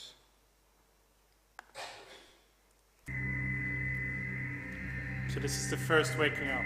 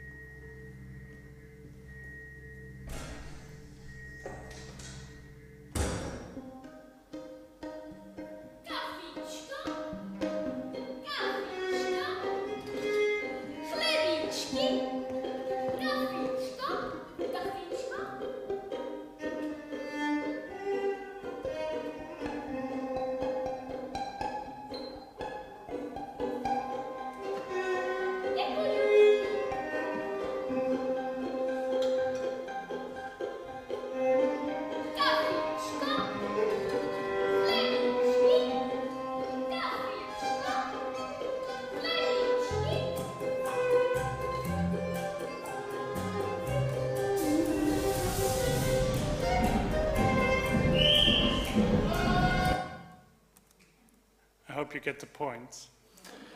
And the contrast. And this repeats 3 times at the beginning of the ballet. On the one hand, we thus have the everyday, almost robotic movements of someone who has to go to work to feed his family, his sister and his parents, sacrificed to his work, perhaps. And on the other, we have the somewhat free exploration of some of the most extreme possibilities of the human body. In setting up this contrast between the free exploration of physical possibilities and the daily work for a boss, the ballet sows doubt on who the non-human really is. Is it Gregor before or after the transformation into a vermin? The question of how humane Gregor's working life was is also in Kafka's original text. In the beginning pages, the word creature, or creatur, appears not to describe Gregor's new verminous body, but ironically, it is used when Gregor contemplates one of his colleagues. I quote, "The porter was a creature of the chef, spineless and stupid." The working man is a creature of the chef, not an autonomous person. Paita's ballet continues to stage that contrast between the range of possibilities of the human body that Edward Watson as Gregor explores and a limited range of movements that we use in everyday life. If the other family members often move in angular, staccato, pragmatic movements, Gregor slowly explores the capabilities of his new body. Indeed, Paita stages this contrast interestingly in the two trajectories of Gregor and his sister, where Gregor explores the human body to its full capacity in all its possible contortions. His sister is slowly learning to do ballet, initiated in its classical rules. Paita's metamorphosis, this also seems to become a comment on dance itself, in the contrast between formal rules on the one hand and experimentation and improvisation on the other. And that contrast just works through the form of this ballet too, I want to argue, where the family scenes seem structured and to have clear narratives, but the scenes in which Gregor is alone largely consist of play and exploration with the body. If not improvised, then the result of improvisation. Another repeated element of negative language in Kafka's source text is his use in the beginning pages of nicht mehr, or no longer. This language is used when he reflects on the human movements he can no longer make. He's comparing his body now to what he could do, as in, for example, and I quote, "no longer able to lift his head up." But in light of what Gregor can now no longer do, what is often overlooked is what he can do. And this is what I think Paita's ballet brings out so wonderfully. The experimentation with embodiment that lies also at the heart of this story and the joy that it at times brings. Indeed, the first pages describe Gregor's experimentation with his new body, trying to navigate first, getting out of bed, and then turning the key of his door to unlock it with his mouth. That is to say that Gregor is always exploring new ability at the same time that he's losing human abilities. He might be anxious, but his exploration is also quickly described as a game, or spiel. Indeed, in the middle of the story, we get the joy of his new embodiment most clearly, and I'm nearing the end with a rather large but fun quotation. For mere recreation, he had formed the habit of crawling crisscross over the walls and ceiling. He especially enjoyed hanging suspended from the ceiling. It was much better than lying on the floor. One could breathe more freely. One's body swung and rocked lightly, and in the almost blissful absorption induced by the suspension, it could happen that to his own surprise, that he let go and fell plump on the floor. Yet he now had his body much better under control than formerly, and even such a big fall did him no harm. His sister at once remarked the new... Oh, that's my time. His sister had once remarked the new entertainment Gregor had found for himself. And so, yeah, it was apparent also to the sister, that's why I included the last sentence. But you get the joy of embodiment that is there at the same time, right? In other words, Gregor's transformation, even if put as a negation of who he was, is not merely defined by what he is no longer able to do, but also by the new body he does have and his experiments with it. Thus, if someone like Sonia Bose in a recent article on Kafka's bodies writes that they are, I quote, bodies that can be mapped and made predictable through their failing sensory motor processes, Gregor's body is one that starts, in contrast, to succeed. A final point. In the first pages of the story, Gregor slowly starts to lose his voice and ends up silent. And he was a traveling salesman, after all, so his job presumably depended on his oral skills. But while Gregor loses his ability to communicate verbally with others, he is learning new ways of moving.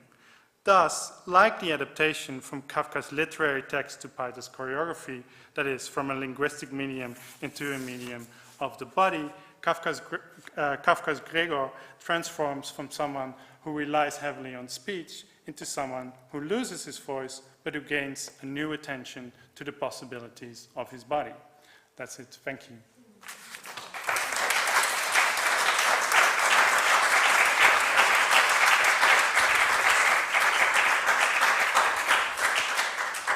Thank you so much. Thank you so much, Minder. I think there must be some questions while we do our next transition. And I have a question for you off the top of my head. Yes. When you first mentioned the negative issues of the German language and the negative aspects of this metamorphosis. And then thinking back to your former statements about sacrifice and everything we've been talking about sacrifice, I wonder if there isn't something interesting about the early 20th century modernists who are thinking about sacrifice as a positive action, and in fact the way in which perhaps we could look at Nijinsky's version and Stravinsky's version and the people like D.H. Lawrence using the idea of the sacrifice of the woman always. I mean, there's a gendered aspect there, but I wonder if there is if there's anything to be done with a shift that Kafka makes there towards his play with the metamorphosis. I mean, the first thing that comes up to my mind, and I'm not sure this answers your question, but it's nevertheless interesting, I hope, is that at the same time that Gregor has his transformation, the sister has her own transformation into a woman, let's say. In Peter's ballet, there's a little butterfly that marks that. But if you look at, most people look at the first sentence of the metamorphosis, but this last sentence is almost the opposite, about the sister, and the parents having this dream of the sister, and how it's in positive terms. So it's quite an interesting. So that is a very interesting shift. It's just a thought, actually. It just came out as you were talking there. Thank you. Questions? Thank you, Milo. That reading of Kafka's embodiment for a writer I've always read rather over-intellectually is very salutary.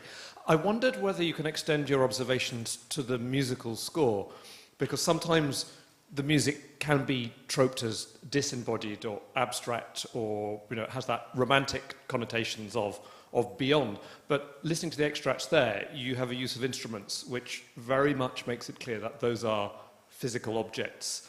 And even the technique of playing is foregrounding not the perfection of virtuosity, but actually the imperfection and the interaction between the player's body and the whole vocabulary. All musical instruments have bodies, gut strings, they have necks. I wonder, is that just happens to be a congruence between the approach to the choreography and the kind of musical language in the score, or is there a way we can incorporate that way of thinking about the music into a broader analysis of what you're proposing here? I mean, I thank you very much. I think it would be very meaningful to think more about the music and also the kind of physical presence of the musician on stage with the objects making the movement, and also that actual interaction between the musician and Edward Watson's movements. I mean, the kind of stretching of the leg is a great example of that interaction of the musician following Edward Watson's movement, right? So if we think of a story that is about, well, the undoing of the relationship with the family and the like isolation, then that interaction with the musician that stays until the end is actually might be an interesting way of complicating that, at least in the ballet, right? And the way in which, I mean, much of the what I'm interested in is that much of the isolation is also about linguistic isolation and not being able to talk to the family and not being able to say what he thinks or what he wants. And so, is there a way in which we can? Is there something that complicates that isolation? But that's as far as I get, I'm afraid. But I hope that answers your question. So. Are we happy for one more question? Yeah.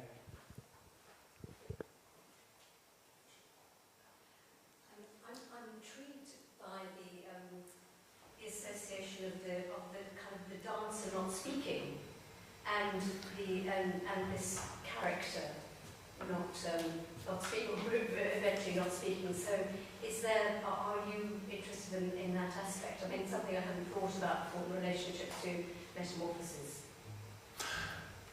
Yeah, absolutely. I mean, that's. I mean, I'm starting this off. I mean, I'm just starting with my research, but yes, I mean, it's a fascinating aspect, right? That relationship between vocal performance and bodily performance, and the loss of language and the exploration of the body. How does that tie together, and how is that amplified in the ballet? Yeah, absolutely. I mean, Kafka was absolutely horrified of having to read out his own texts. And there's a lot of interesting work done on that. And he was asked to read out his own texts on multiple occasions and was apparently terrible at it, but wanted to be terrible at it because he didn't want to add anything to his text. And so it's a very interesting aspect there too. Thank you. Thank you, Maya. That was so stimulating. Great, thanks.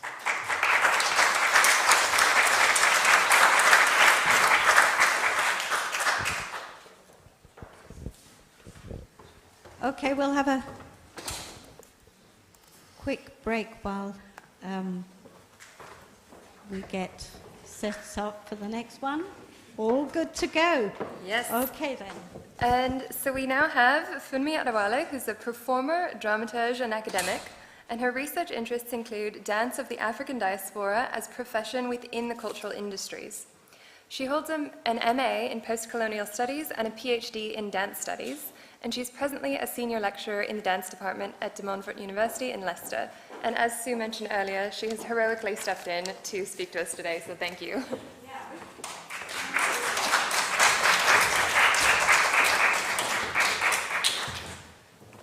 Thank you very much for inviting me, and it's great to be here. And Helen Nouveau-Kingleback is a well-respected colleague of mine, and I feel honoured to give this presentation. I'm presenting something which I wouldn't say is complete. It's a research project I started many years ago, but then had to abandon and do something else. So I'm sort of presenting an outline of an idea, but I hope you still find it interesting. So I'm going to talk about Akonye's technique and about the artistic vision and the generation of a discursive context. I'm going to talk a bit about the institutional context in which it developed and the criticality of artistic narratives. And that's the real point I'm trying to make here, about what narratives do we speak, do we relate this technique to? Just want to say I'm coming from a point of view that there's no singular idea of modernity. And a number of scholars have the idea that there's genealogies of modernity, to each genealogy there might be various artistic and cultural movements that relate to that genealogy. And that is the same, I would say, is in African nations. When we look at the Akonyi technique, you'll find articles and books that will discuss it from various perspectives, the global art market, how as an African artist she wanted to get into the global art market and therefore created a technique that could fit in with that, about it relating to modernism, a European or Euro-American, global northern idea of abstraction as a form of cultural translation, like taking African dances, which some people might call traditional or folk, and translating them into something that could be perceived as modern. But I'm going to look more at in relation to the idea of political modernity. And political modernity is one way that people describe a genealogy of modernity within the African continent. It's in opposition to the idea that Europe, America evolved out of the Industrial Revolution. So it was industry-driven. The modern world came out of industry. And in terms of Africa, a lot of the change within the continent is made by political decision. And so, for example, when African countries gained independence, they took over institutions that were left there by European colonizers. So everything from primary school, secondary school, universities, civil service, the health service, all this was set up by colonialists. And then African governments take them over and use them for a different means. So, for example, the railway service, the railway system in Nigeria was built to bring everything to the shore, to be transported, to transport goods out. It wasn't actually set up to move people around the country. It was set up to move goods to the shore. So now you take over it and think, we have to turn this into something that will connect the country together. So even though these institutions look European, they didn't serve the same purposes they did in Europe. And then when African governments took them over, they had to turn them around to sort of serve local and national means. So this idea of political modernity and the questions that arose out of that is something that artists such as Jemina Akonyi were thinking through in the development of their work. My argument is that a lot of the time we don't think about her work and other artists in this way. We think, is it authentic? Or is it a way of Africans appearing on the international stage? We don't think about the history of ideas or the intellectual context in which it is informed. And I just want to quickly mention two big cultural movements that started from, I would say, the 1930s. And both these movements, Negritude and Pan-Africanism, started outside of Africa, amongst the diaspora. So we started having conferences in sort of 1901, Pan-African conferences. And Pan-African meant Africans, African-Americans, Caribbeans, you know, people of African descent coming together, starting to pressurize the powers that be for independence. And it's only, I think, from about the 1950s, these conferences started actually taking place in Africa itself. And so these movements were always very international movements. You know, Negritude, for example, began, I would say, in the 1930s. Sorry, because I'm remembering a lot, the 1930s, and it was Caribbean and African students who were studying in France and that started developing these. And when independence took place, we started having cultural movements in which people were developing a culture for the new Africa, post-independent Africa. And I won't go into the details of the difference between negritude and Pan-Africanism, but people who belong to each movement didn't always agree. Wole Soyinka is who's a Nobel Prize winner, a writer from Nigeria, is famously quoted saying, "A tiger does not need to proclaim its tigritude," saying that the negritude people kept on going on, "I'm black, I'm proud," and they didn't need to do that. And he was a Pan-Africanist, so they didn't always agree. And I arrived in Nigeria. I was born in Britain, but I arrived in Nigeria in 1977 when Festa took on. And I sometimes think that's why I went into the arts, because television every day were dances. And it wasn't just Africans here. We had contingents from the Caribbean, from different parts of the Caribbean, from America, Brazil, and there were discussions and there were seminars and there were symposiums about what should the arts do? How can the arts help this transition of political modernity? Where in the nation, for example, you still had the monarchies. In my country, you still have the monarchies that predated colonialism.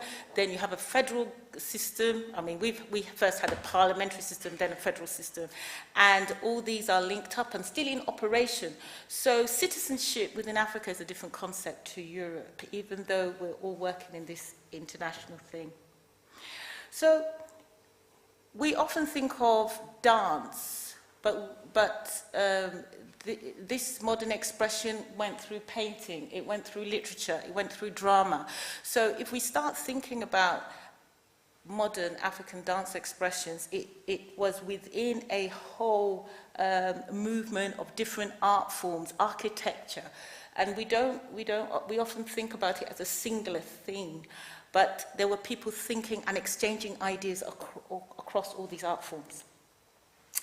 And as I was mentioning, negritude, to which I would start talking about Jamina Konyu's work, is a sort of very French-African sort of discussion. Jean-Paul Sartre is famously quoted as saying it is an anti-racist racism because it really put the world in black and white, you know. That's why some Pan-Africanists didn't like it. There are different forms of it, but like some were, people were saying things like, black people are spiritual and rhythmic, and white people are intellectual and you know, and disembodied. There were these really separations which other people within the movements did not agree with.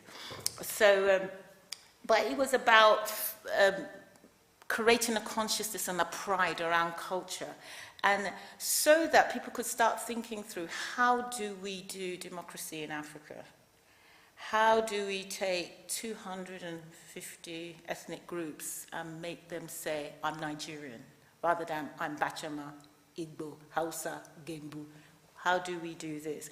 How do we use the English language as an official language, but still project our own thinking? So these were some of the questions being asked. So here's a picture from Picasso, and why I put Picasso there is that Senghor, who was the first president of Senegal after colonialism, saw Picasso, and he was a friend of Picasso, they were actually friends, saw Picasso's work as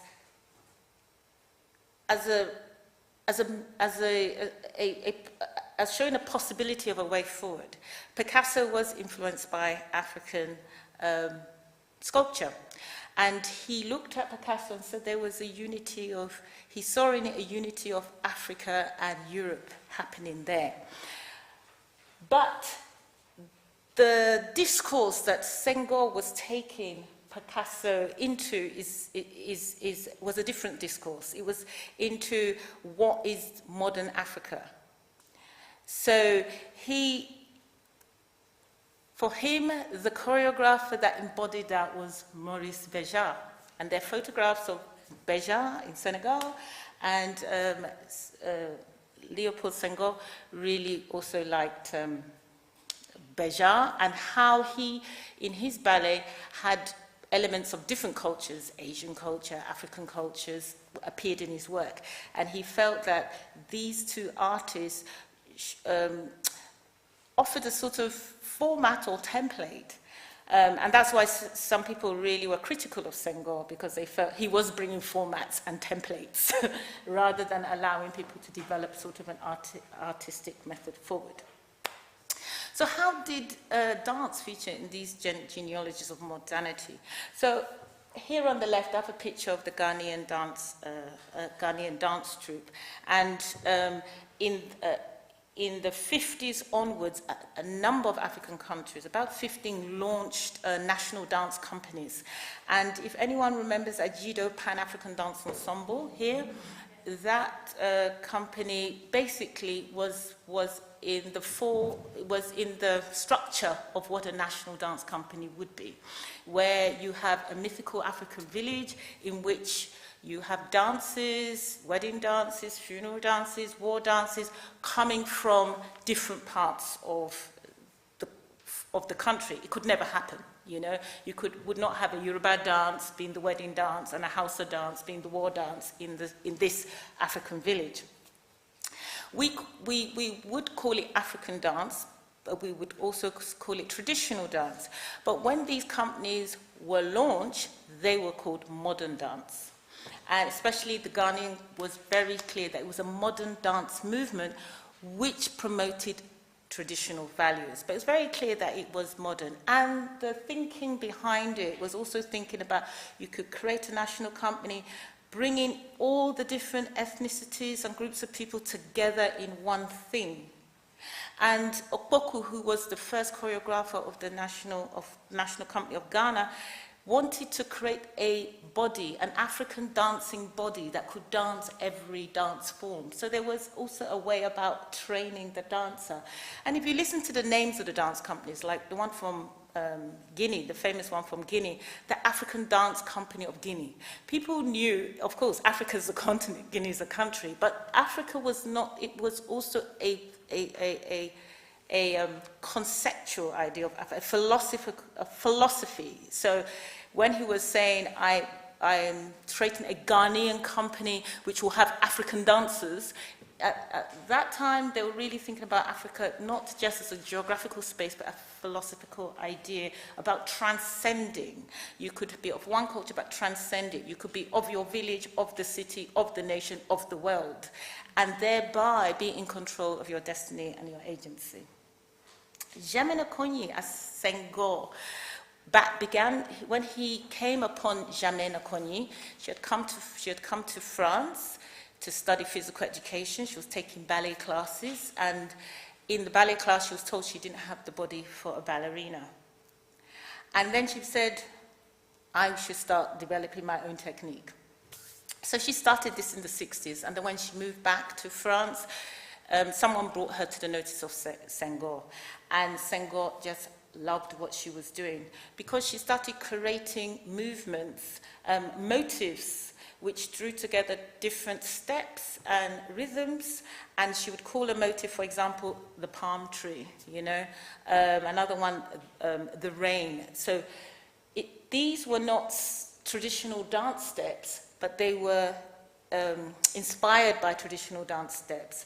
And this is the sort of thing that really grabbed Senghor's attention, because it was something that was sort of on the border between known dances. You could see the rhythm of known dances, but it was not a known dance, you know, so it was an abstraction. And her metaphors, they related to the environment, the trees, the rain, you know, where we all lived, for example, rather than to a particular culture. So her particular vision, I'll just read a little bit of what she says. She says, African dance, the artistic movement into which I insert my work. So we're talking about, up until the 80s, people were happy to say African dance. Now people say, no, no, no, Africa's a continent, it's not a country. But I'm just saying, at this point, they were thinking the Africa of Pan-Africanism, the Africa of negritude. They were not thinking in only geographical terms. African dance, the artistic movement into which I insert my work, even though deeply rooted in popular traditions, is not at all a return to roots. On the contrary, we pursue a way that is not altogether different and resolutely urban, reflecting the modern context within which so many of us Africans in our times must live, move, and have our being. The Africa of ice skyscrapers, the Africa of international alliances. We do not want to see black dance constrained. So I just want to show a little clip. How am I doing for time, please? Okay. And this is Alexandra Soutane, who's she's Zimbabwe and Belgium.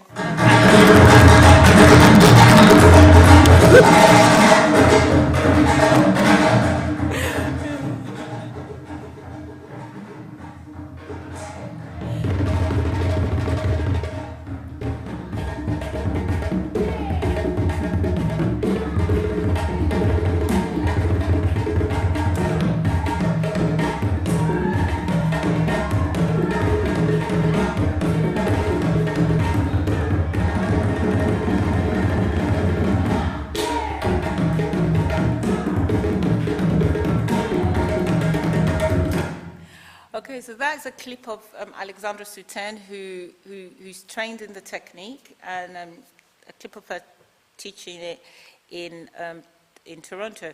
So if you see in the technique, you can see how it's been constructed. It's not a traditional dance step. It's more about learning technically how to move in a particular way and dance to the drum signal in a particular way. Someone who learns the technique could use that technique to learn traditional dances, but could also use that technique to develop creative work using their own imagery. So it allows you to go in more directions. So Senghor, Maurice Béjart, with funding from UNESCO, started a school called Mudra Afrique in 1977. Now, Béjart ran a school in, I think it was France or Switzerland, I think it was France, called Mudra, which was his own school. And Mudra is, I think, an Indian word for hand gesture, because Béjart, whose father was French-Senegalese, and had this idea of internationalism as well. And Germaine was invited to be the principal of the school. There was a bit of a power tussle. At first, Béjart was really having his own vision and bringing ballet dancers in and everything. And then after a while, Germaine started to assert herself and started to teach her technique as well as bring in guest artists. The funding for the school finished in 1982, and Germaine went to work with Béjart for some time in France, and then she decided to break free and create her own school. So she opened a studio in France called Studio École Ballet Théâtre du Troisième Monde. So the studio school of ballet theatre of the Third World.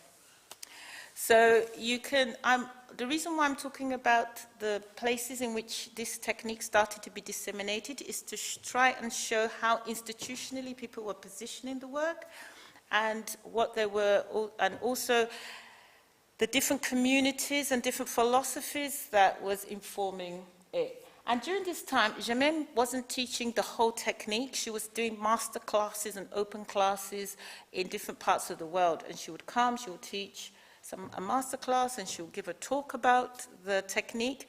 And I remember attending a conference in 2007 in her school in Senegal, where many people said, just knowing that there was an African technique, a technique that came out of African dance forms, was the inspiration for them to go off and start their company, and gave them the permission to go into creative work. Because at one point it became that if you were a true African dancer, you had to work in the mode of the National Dance Company. And so the technique at this time was one that was just using to change people's ideas about what they could do with dance. And it was working very much in this sort of international sphere between the nation, African nations, and the world, but also artists would go into the nation and between what was happening in the urban context and what was happening in a village context. So it was a way of crossing borders.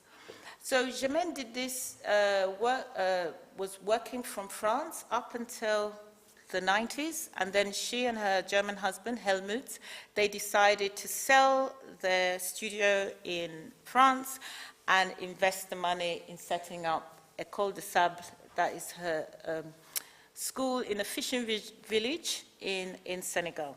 So this school has now become sort of like an international hub. They run usually short courses. Now they're beginning to run diploma programs and longer programs. And it's called School of the Sands. One of the studios is sandy, and one of the studios is a normal dance floor. Also, they do a lot of dancing on the beach. They do a lot of dancing in the forest. It's a lot of creative work relating to nature as well. She invites people from the villages to also come and teach dances, and students go into the villages and dance there. In 1998, she was invited to become the artistic director of Les Rencontres chorégraphiques de l'Afrique et l'Océan Indienne. I forgive my French. So this, in 1995, the French started sponsoring a contemporary dance competition in Africa. And this competition, they funded it. It happened every 2 years, and they funded it quite regularly for about 15 years. And now it's being run by African artists. It was very controversial on one level, because some people called it a neo-colonial strategy to come in and put in an artistic process that they could control, and develop artists for a French market, because the locals did not relate to what was happening. So some people saw it as that, but on the other hand, some people saw it as a great opportunity to dance, and she was invited to become the artistic director. So there's one narrative that contemporary dance started in Africa with this competition. I don't agree with that narrative, but what I would say is that this competition helped develop contemporary dance as an industry. It certainly did that. So we have people coming out of the national dance companies that were creating modern dance practice and contemporary dance practice, but until this competition started, people could not see the viability of a career, and there wasn't enough critical mass. One of the prizes of the competition was that the first 3 winners won an international tour. And so you could see that within 10, 15 years, a lot of those winners started setting up their own dance festivals, and it just changed the landscape. So she was the artistic director there, and she used her influence, I would say, to bridge generations of artists. And her generation of artists, and she brought them into contact with the younger generation that was getting the funding and the support from the competition. And her school became a place where these generations of artists could cross over. I would say from then, up until then, we used to call Germaine Akonyi's technique, we used to call it a modern African dance technique. And around this time, the language changed. We started calling it Akonyi technique. And for me, that signaled a shift from it being a modern technique to a contemporary. And the way she disseminates, in 2010, she trained 17 people in the technique, because before this, people were not learning the technique completely. But she trained 17 people, and they were from all over the world. Some people, Alexandra was based in Britain, but there were people from America, Australia, there were white people, Asian people. It was an international initiative. And then now when you come to the school, you learn the technique, but you also share your own practice, and you also learn traditional dance. So it's become a sort of basis by which people can learn that technique and use it to sort of understand and engage with various other dance forms. So this is how the technique is running. So in this story, I've given off Jemina Konyi's work. I'm trying to place it in a history of ideas about modernity in Africa, coming out of the political situation, but in which there were a whole range of artists from literature, architecture, theatre thinking about. I'm also trying to talk about the criticality of hybridity. Sometimes we just say something is Western, African, and it's fused, and it's a hybrid, but actually what from the African form is being fused with what from the Western form to say what. And so my hybridity might be very different from your hybridity. And behind that, usually, the artist has certain types of ideas about the world that he's trying to enunciate. And I also want to say the criticality of narrative. If we do not put the dance form against its history, the history of the art, because what was being developed was a history of artists. It was an artistic movement, and sometimes it's always looked at through the anthropological lens, and therefore we don't get this history. We don't realize that actually it came out of several artistic movements, actually. We lose it. And we see with Jamène, she was also constantly in dialogue with the European classics or the European canon in terms of dance.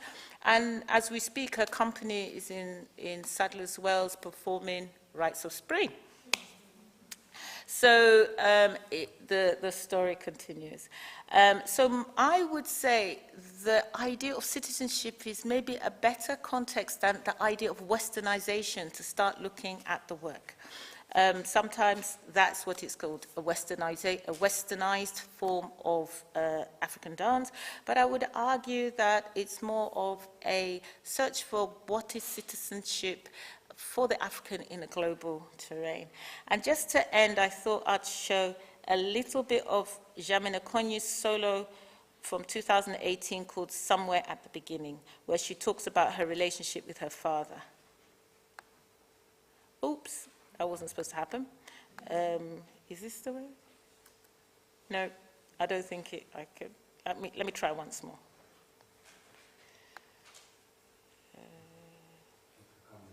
Do here? On it. No. Oh, yes.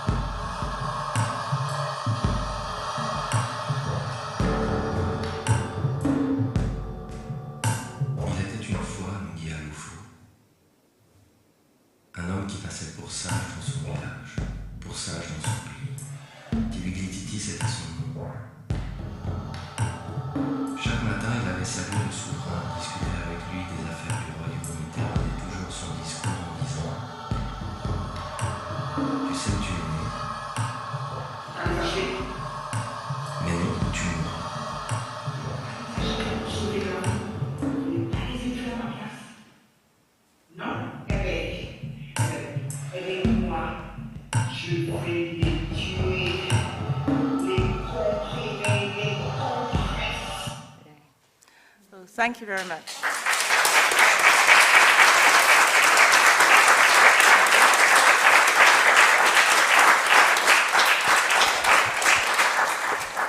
Bravo for me. That was fantastic, and I think you're helping us to become citizens. So there's going to be a complicated set change after this. So let's have some very quick questions, because I'm sure people are, got so much to say, and then we'll get on with setting up for the next thing.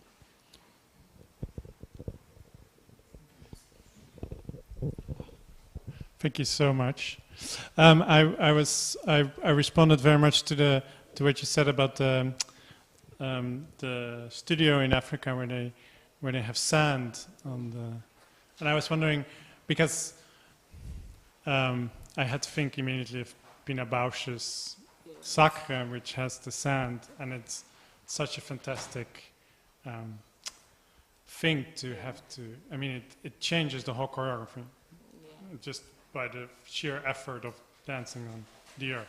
So I was wondering if there's a tradition of that studio comes out of, if you can say anything about where that idea comes from. The idea is that if you go into a rural context or a village context, people will dance in a circle, and it's not tarred. It's not tarred.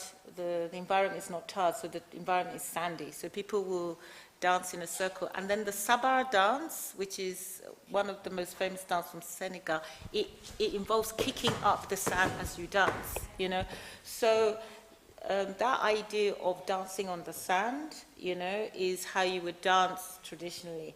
And play with the sand was also part of it. So she decided to have a studio that allowed you to also dance. But also dancing on sand, my experience is that when you dance on sand, you have to use the body in a particular way, because it will slide the feet.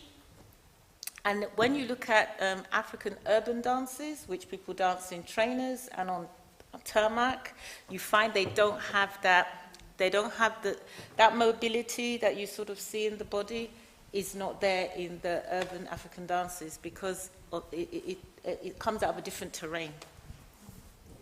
Thank you so much. Happy for one more question?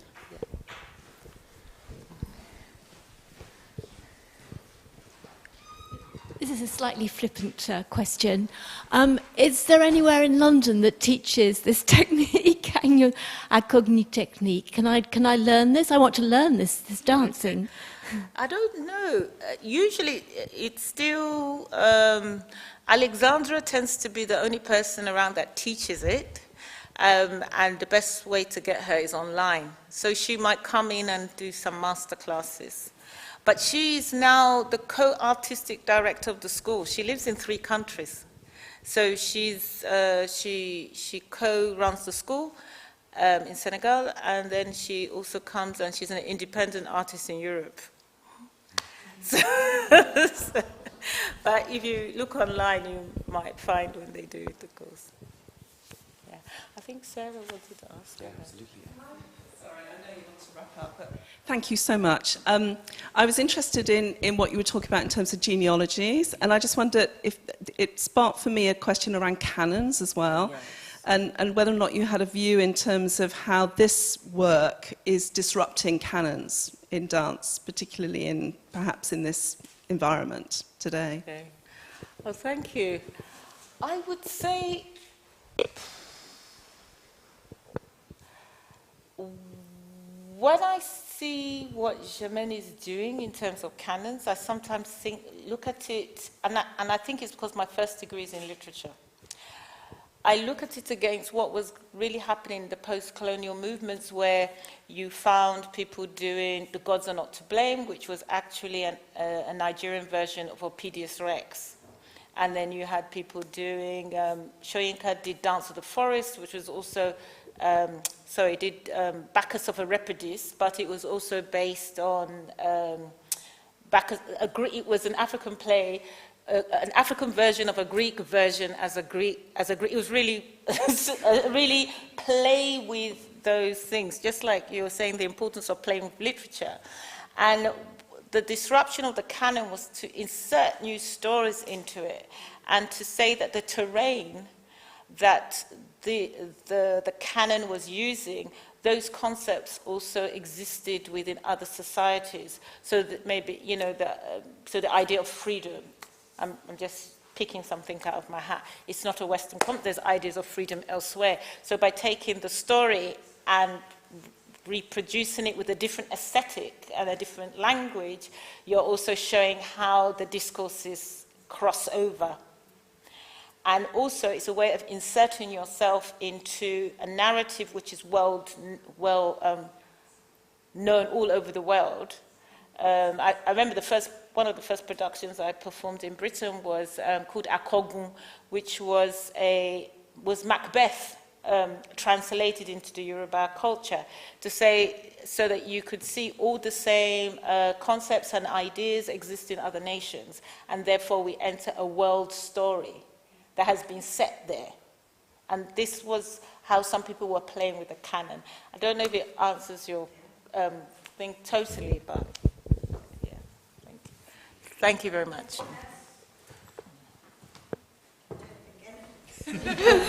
I think that's a wonderful note to end on. And I think it's time for you to have a break again. And you can carry on the conversation outside, have a cup of tea.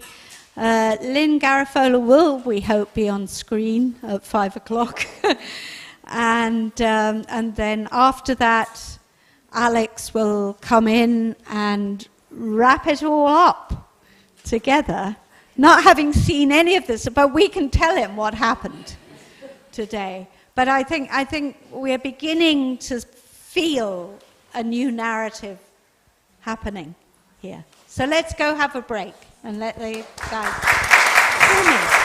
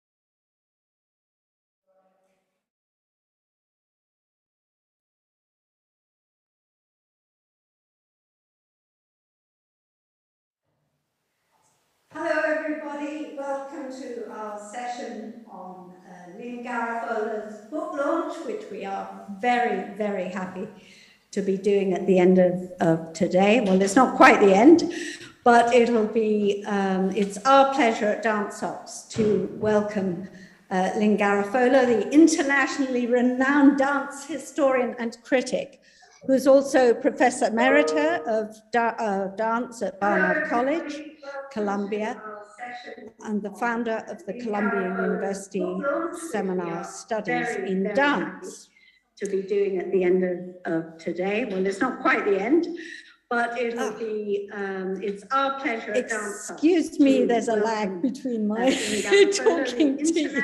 Renowned dance historian and critic, who's also Professor Emerita of Dance at Barnard College, Columbia, and the founder of the Columbia University Seminar Studies in Dance. We know Lynn mainly from her seminal work, Diaghilev's Ballet Russe, as well as legacies of 20th century dance. And she's the editor of several books, including The Diaries of Marius Petipa, Of, By and for the People, Dancing on the Left in the 1930s, José Limon, an unfinished memoir, and the Ballet Russe and its World. She's also editor of the acclaimed book series, Studies in Dance History, and she's written for Dance Magazine, The Nation, Times Literary Supplement, and many other publications. She's also curated a number of exhibitions. People Dancing on the Left in the 1930s, José Limon, an unfinished memoir. I apologize, but we're going to have to start again.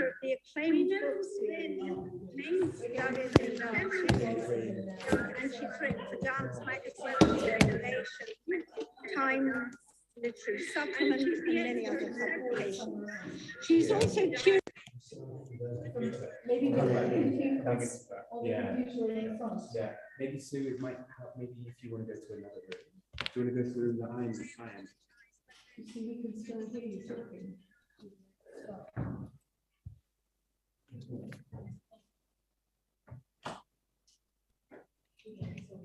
Tell me when I can start.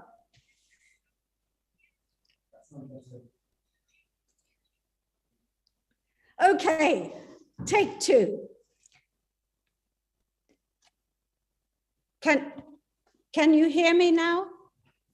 Shall I move?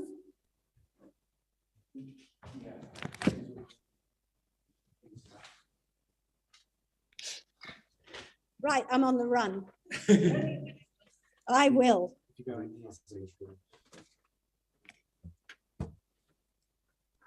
And set up where I. Take two.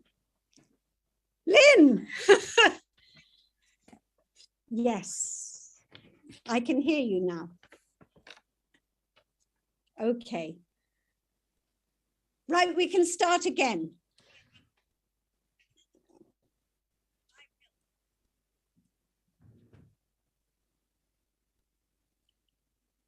Okay.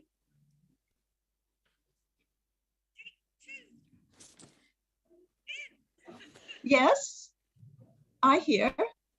Wait. Good. Okay, so who's that talking?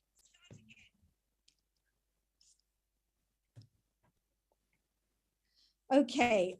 Hello, everybody. I'm Sue Jones. I'm director of DANSOX, and we're starting again here with the book launch for Lynn Garafola and her wonderful new book.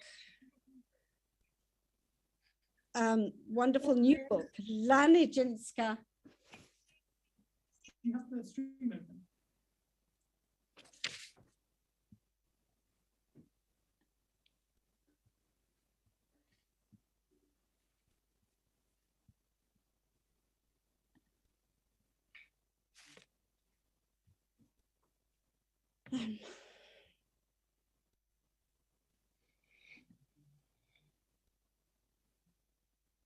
Hello again. I do apologize. I think finally I can hear you and I haven't got other voices in my head.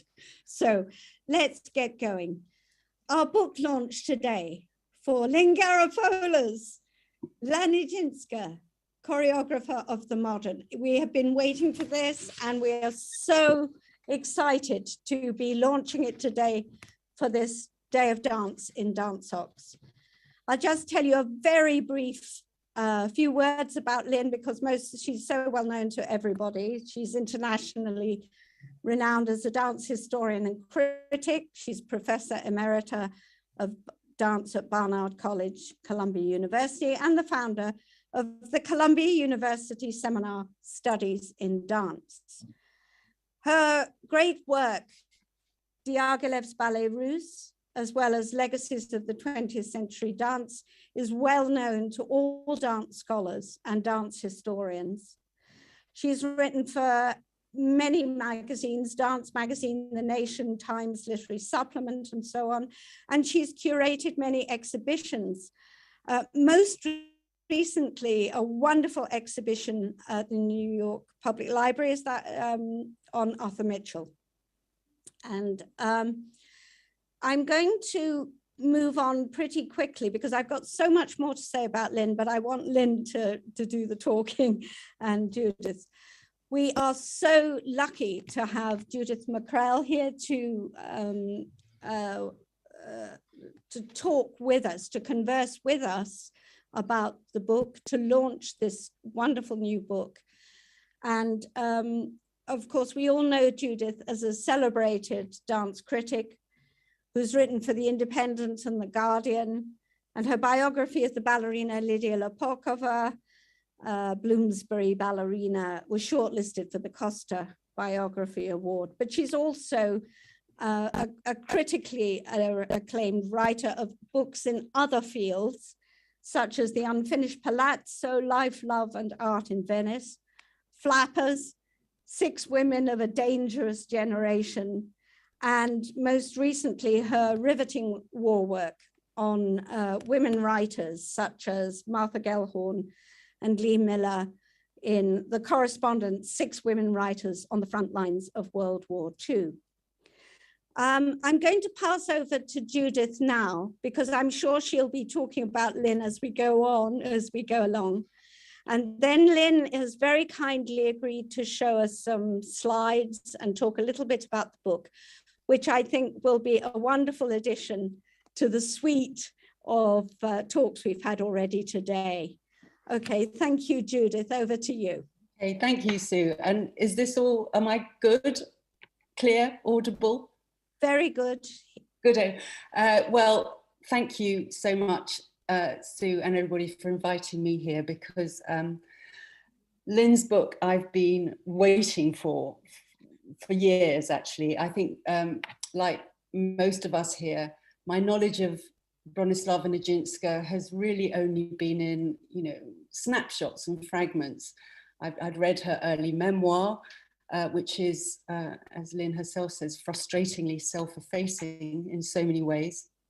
I'd known about Nijinská as sister of the great Václav Nijinsky, as the fantastically intelligent body on which he created some of his most radical work.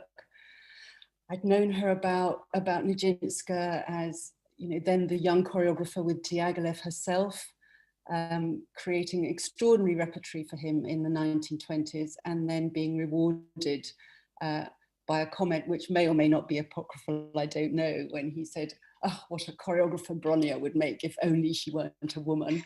And we'll be hearing lots more from Lynn about that particular issue that dogged Nijinská's career.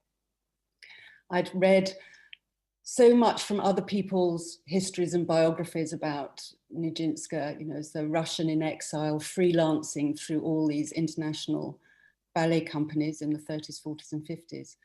And finally, as the choreographer of those 2 great masterpieces, Les Biches and particularly Les Noces, which have been revived so often at the Royal Ballet, and which certainly in the case of Les Noces, I would argue was one of the absolute highlights and privileges of my reviewing career. But out of these fragments, Lynn's given us Nijinská as a woman, a whole woman, choreographer, dancer, mother, wife, teacher, friend, employer, and oh my God, what a woman she was. I've got lots I want to ask Lynn, but let's look first at all these extraordinary images that she's compiled for us to give us a visual sense of Nijinsky's life and career. Lynn. Oh, thank you. So, do you hear me now? Yes. Well, thank you very, very much, Sue, Marcus, for organizing this event. Harris for making the technology work, and so much to Judith for agreeing to host this program and take part in it. In the next few minutes, I want to give you an overview of Nijinsky's life, accompanied by slides that complements Jane Pritchard's wonderful keynote this earlier today on Les Noces. Do you think we could have the slides up now? Please, this split screen. Thank you. This first slide shows Nijinsky as she looked in the mid-30s, and we'll be going back to the 30s sooner in a while. Next, please. Nijinsky was born in 1891, the youngest child of Polish dancers who made their living performing at opera houses in southern and western Russia. Bronislava was born in Minsk, her oldest brother Stanislas in Tiflis, now Tbilisi in Georgia, and Vaslav in Kiev, in other words, or Kyiv, in other words, in the world of today's war in Ukraine. In 1900, she was admitted to the Imperial Ballet School, and 8 years later, she became a member of the Corps de Ballet of the Mariinsky Theater. And here we see her in her graduation finery, complete with parasol, that I'm not entirely sure wasn't just a prop in the photo studio. Next, please. Next, please. Thank you. In 1900, Nijinsky became a charter member of Diaghilev's Ballet Russe, although we know the company wasn't formed until 1911. But she was there at the very first Répétition Générale in 1909 in Paris. But it was here that she experienced the artistic awakening to which she owed her future as a choreographer. She danced in all of Michel Fokин's innovative ballets and took a prominent role in her brother Vaslav Nijinsky's experimental works. Nijinsky's body was the clay on which he molded his first landmark ballet, Afternoon of a Faun, in 1912. Next, please. Nijinsky returned to St. Petersburg in 1914 and spent the next 7 years in Russia and Ukraine. And spent in Russia and Ukraine. She separated from her brother, caught up in the revolutionary ferment. She became a key figure of the choreographic avant-garde in Kyiv. In 1918, she drafted her first treatise, The School and Theater of Movement, which revealed her profound disillusionment with ballet of the late imperial period and her vision of a new abstract art. The following year, in Kyiv, she opened the School of Movement. Next slide, please. Here, in an atmosphere of jubilant experimentation, she choreographed her first abstract works, trained and rehearsed her first company of dancers, and worked with avant-garde theater directors and visual artists, including Vadim Miller, who created powerful images of her dancing. Next, please. In 1921, with her mother and 2 children, Nijinsky left Kyiv and rejoined the Ballet Russe. Diaghilev welcomed her back, both as a dancer and also as a choreographer, the first woman to serve in that capacity. He used Nijinsky, as he had once used her brother, to transform the repertory by exploring new facets of modernism. During the next 4 years, Nijinsky created 8 ballets and contributed dances to a dozen operas. She choreographed 2 ballets to scores by Stravinsky, the biting satire Le Renard, and her masterwork, Les Noces, which brought to the Western stage the abstract architectural forms and impersonal masses of post-revolutionary constructivism. But with all the women dancing on point, Les Noces was also a key work in the emergence of ballet neoclassicism. This was also true of Levitch, a ballet of sexual ambiguity set among the era's bright young things. Those years with Diaghilev catapulted Nijinsky into the elite ranks of 20th century ballet, earning her a privileged position in the history of ballet modernism. Next, please. In 1925, Nijinsky left the Ballet Russe and embarked on a career as a freelance choreographer. Over the next 45 years, she worked with numerous companies, creating new ballets and reviving older ones, in addition to staging the works of other choreographers such as Bokhin. At great personal expense and largely on credit, she formed two short-lived companies for which she choreographed some of her most personal works. The first, Théâtre Chorégraphique, which Diaghilev did his best to shut down, reunited her with the celebrated painter Alexandra Exter, fresh from Soviet Russia, who made the splendid costume designs. And you saw some others this morning, or I should say earlier this afternoon, in Jane Pritchard's talk. Next, please. Nijinsky spent several seasons at Teatro Colón in Buenos Aires, where she contributed decisively to the professionalization of the very young ballet company, which you see here, and the modernization of the company's repertory, steering it toward Paris-centered ballet modernism. Next, please. In 1928, Nijinsky was engaged by Ida Rubinstein to form a ballet troupe. Exotically beautiful and immensely wealthy, Rubinstein had originated roles in Diaghilev's Cleopatra and Scheherazade. Decamping from the Ballet Russe, she established herself as an independent producer, commissioning elaborate multidisciplinary works with high-profile collaborators in which she invariably starred. Trained as an actress and celebrated for her gestural expressiveness, Rubinstein now determined to become a classical ballerina. Now, this desire certainly complicated Nijinsky's task as a choreographer, but it gave her the means to form a company that included two future choreographers, David Lichine and the great Frederick Ashton, and scores of talented youngsters, many supporting impoverished emigre families, a transnational community bonded by sweat and devotion to art. Thanks to Rubinstein, Nijinsky added to her growing repertory Stravinsky's Le Baiser de la Fée, two ballets by Ravel, Bolero, and La Valse, and The Swan Princess, a Russian legend inspired by Pushkin. Next, please. Nijinsky was always on the move. She worked virtually nonstop between 1919, when she founded the School of Movement, and 1972, when she died with a contract in hand to stage Levitch in Düsseldorf. In the mid-1930s, she worked with the Markova Dolin Company. Dolin was a favorite from Diaghilev days when he created the lead in Le Train Bleu. But Markova became a ballerina muse for whom Nijinsky revived the beloved one, transforming Ida Rubinstein's part into a true ballerina role, rehearsing her in Swan Lake and Les Sylphides, and later giving her one of her own early solos. Next, please. Another muse was Alexandra Danilova, with whom Nijinsky worked closely in the mid-1930s in Monte Carlo and subsequently in New York in the 1940s, when she staged several ballets for Sergei Denim's Ballet Russe de Monte Carlo. Danilova learned one of the most valuable lessons of her career from Nijinsky.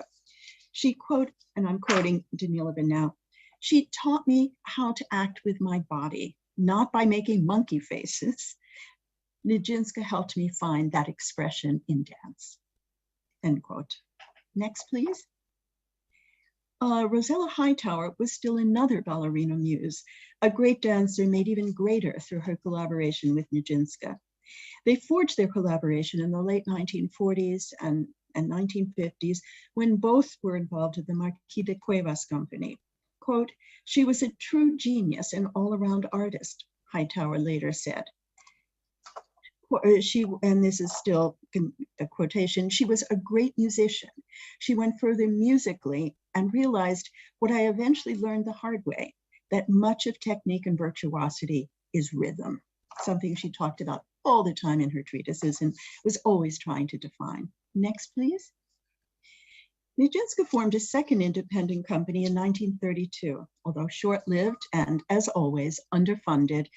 La Nijinská Ballet Russe inspired the creation of several of the choreographer's most interesting works, Les Comédiens Jaloux, inspired by the Commedia dell'arte, Variations to Beethoven, a meditation on history culminating in a red-drenched scene of revolution, which of course the émigrés in the audience thought linked to the Russian Revolution, although it was technically set in France, and Hamlet, in which Nijinská played the title role.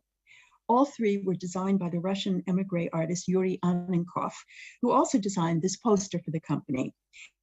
Annenkov was another one of the avant-garde visual artists with whom Nijinská forged a close bond. We've heard about others this morning in earlier in Jane Pritchard's talk. Next, please. Among Nijinská's many activities in the 1930s was the choreography for Max Reinhardt's classic film, A Midsummer Night's Dream. Nijinská had previously worked with the director in Europe, and in her diary called him, quote, a true creator of theater. Like Diaghilev, she wrote, he was, quote, obsessed, possessed by the theater, end quote. Next, please. Nijinská left Europe in 1939 at the outbreak of the Second World War. She choreographed La Fille Malgardée for the maiden season of ballet theater, then settled with her husband and daughter in Hollywood, where she began to teach. Attracting a large and talented group of students, she staged an evening of her ballets at the Hollywood Bowl. The cast included Sid Charisse, shown on the left in Amazing Kiev, and the two tall chiefs, Maria and Marjorie, in Bolero. Nijinská later staged Etude for the Ballet Russe de Monte Carlo. When Balanchine became the company's choreographic director, he replaced Nijinská's Bach ballet with, guess what, his own Concerto Barocco. And that was the last time Nijinská's ballet was performed. Next, please. By the early 1940s, Nijinská's choreographic career was behind her, and the vast majority of her works, created for short-lived ensembles, had disappeared. Hence the significance of the revivals of Les Biches in 1964 and Les Noces in 1966 by Britain's Royal Ballet, which was now directed by her former Rubinstein dancer, Frederick Ashton, who invited her to London and stood by her through thick and thin. There was a lot of naysaying during the rehearsals of Les Noces. And after seeing the rehearsal earlier before, you can see how difficult it was for 36 dancers to dance all at the same time. These splendid London productions, which were filmed, notated, and maintained in repertory, were crucial to the survival of these ballets. Without it, they would have died, and to the solidifying of Nijinská's reputation. Here she rehearses Les Biches with two of her favorite royal dancers, Georgina Parkinson, who danced The Girl in Blue, and Svetlana Beryosova, who danced Nijinská's own role as the hostess. Next, please. The legendary Russian opera singer Fedor Shaliapin was the great love of Nijinská's life. They met in Monte Carlo in 1911, and their budding romance was quickly nipped by her brother, aided by Diaghilev, not without cause. Shaliapin was a notorious womanizer, and Nijinská was extremely young. Nijinská didn't see Shaliapin until the late 1920s, but he dominates her surviving diaries, linked in her personal cosmography to the reawakening of her creativity, both as a dancer and as a choreographer. Next, please. For much of her life, Nijinská was the family breadwinner. She had two children, Ira, or Irina, who was born in St. Petersburg in 1913, and Lev, or Leo, as he called himself, who was born in Kiev in 1919. Her mother, Eleonora Bereda Nijinská, or Nijinsky, who made Nijinská's nomadic life possible, lived with the family until she died in Paris in 1932. Next, please. Unlike many Russian emigres, Nijinská never spoke publicly against the Soviet Union. She collected Russian books and dreamed of returning home. During the thaw of the late 1950s and 1960s, she eagerly attended performances by the Bolshoi Ballet, admiring the dancers, but shocked by the old-fashioned nature of the choreography. She met the Bolshoi senior ballerina Galina Ulanova, and through her tried to interest the company in staging Les Noces, a project that foundered with the end of the thaw. This snapshot memorializes the friendship between the two women. They're standing in the backyard of Nijinsky's home in Pacific Palisades, which overlooked a canyon and looked out toward the Pacific Ocean. And Nijinsky died here in 1972 of a sudden heart attack in her own home. So that's my little story. It's astonishing the amount of scholarship and research and imaginative reconstruction too, I think, that you've poured into this book, which I believe took you well over at least a decade to write. As a biographer, I'd love to get into that, but I think we need to focus on Nijinsky herself, because you give us the history in such great detail, but you give us the woman as well. And I think one of the qualities that just strike you immediately reading this book is the amazing dedication and energy, kind of consuming vocation that Nijinsky brings to her career. As you say, she once said, if ballet is a religion, I'm a fanatic. Yes. And at times it's deeply humbling, but it's almost painful sometimes to see how hard she drove herself. Mm-hmm. How hard she drove herself, and how this translated into how hard she drove her dancers. And I think that was one of the problems that she faced throughout her life, the kind of perfectionism that she wanted. We saw from the little bit of movement in Les Noces how difficult, how particular she was about detail. And one can imagine the amount of rehearsal that was required in order to bring about the work, not only in 1923 when she first did it. She then went back and rehearsed again in 1926 before the London season. She rehearsed it again, she taught it again in a very short amount of time in 1936 for New York. And she taught it at, she attempted to teach it whenever she could. It was also taught she also staged it in Buenos Aires. But this fanatical perfectionism, I think some dancers welcomed, but some really, some didn't. But for her, this was important. She felt she belonged to a special tribe. She also felt that her brother belonged to that, and I think her mother, that they were a tribe of artists. They weren't people who lunched, unlike her sister-in-law, Ronald. She wasn't a lady who lunched, despite the carousel in the first thing. Her home was the studio. Yeah, but it's fascinating too that she not only pushed herself and others physically so hard. I mean, she taxed them mentally. I mean, the other thing I hadn't realized so much about her was how analytically she thought about choreography from the start, and how premature she was, how forward she was. I mean, there she was as a young choreographer examining the relationship between dance and music, which I think she was one of the first, to actually challenge that notion that, what you had, as that Balanchine said, the music is the floor on which we dance. Not for Nijinsky. I mean, she was passionately interested in every aspect of the art form. She was particularly interested in music, and I think music eventually became also a source of memory for her in her later works, which were in many instances completely non-narrative and were simply movement and music. But I think one of the things that most impressed me in the 1980s when Nancy Van Norman Baer curated the exhibition about Nijinsky that opened in New York at the Cooper Hewitt Museum, was seeing those first, a group of those analytic drawings, which dated, we don't exactly know from when, but we think they seem to be from the Kiev period, which is why I put those in the slide. And here you see how she's trying to analyze space, how she's trying to see line and circle and how they all fit together.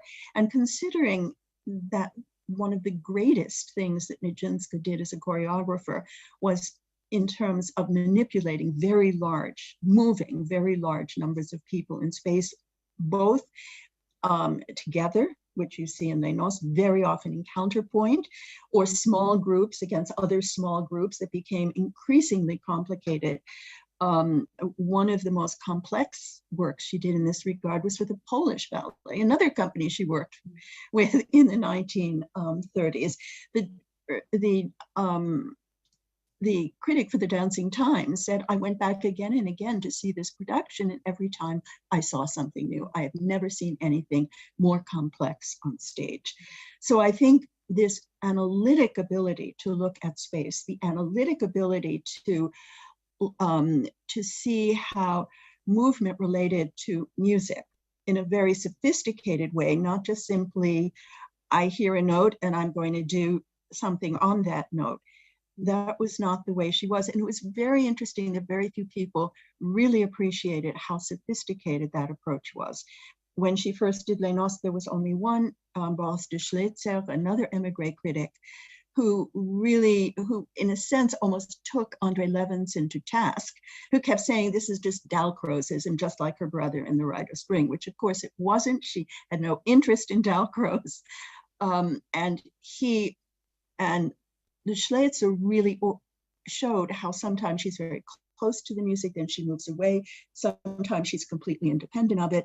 A person who has also more recently done this kind of analytic work is Stephanie Jordan in her work on, in her book on Stravinsky, showing how this worked. So in that sense, yes, she was really so far ahead. And I would say, very unacknowledged by Balanchine, very unacknowledged by people who wrote about Balanchine, above all in New York City during the 1960s and 1970s, that he was simply sui generis, and not to see that there were perhaps other choreographers who belonged to a certain generation who also shared certain interests, as he did, in things like music and in things like space. Yeah. And of course, the big issue is here that Nijinsky was a woman, and yes, she was the first female choreographer in Diaghilev's company. And although there were other female choreographers around, they didn't have their own companies. They didn't have their own schools in the same automatic way that those gifts were given to men. I mean, it must have been so frustrating for you writing this book, just seeing time and time again how she was blocked or overlooked or undervalued. At one point, I opened a souvenir program for the Opéra Bousse à Paris, for which she did a number of ballets and long opera sequence dances. And there was a picture of the staff of the company. Every single one of them was a male, except for her. She's sitting there, this rather short woman, sitting there in the middle. And that just graphically represented the world that she was surrounded by, and why I believe that once she left Kyiv, where she had a studio that was filled with young women who adored her, she developed a carapace very rapidly. And I think much of the toughness we hear about it, much of the language she used sometimes, which was completely inappropriate in the studio. Sometimes it was hard to know what was she was actually saying, but the dancers would respond to it as though this was something that went beyond the pale. This was, I think, a way of asserting herself and dealing with the problem of how do you establish authority within the studio, which I think is something every choreographer has to work out. And in particular, a woman stepping into a role that was not scripted, that she had to script herself. Yes, because you often point out that, yes, that there are situations where Nijinsky was her own worst enemy, that she was, she could be difficult, she could be obstructive, she could be rude, that, you know, that maybe opportunities that could have come her way didn't because she fell out with people. Yes. she was also sometimes shameless in kind of moonlighting with several companies and promising things that she couldn't deliver.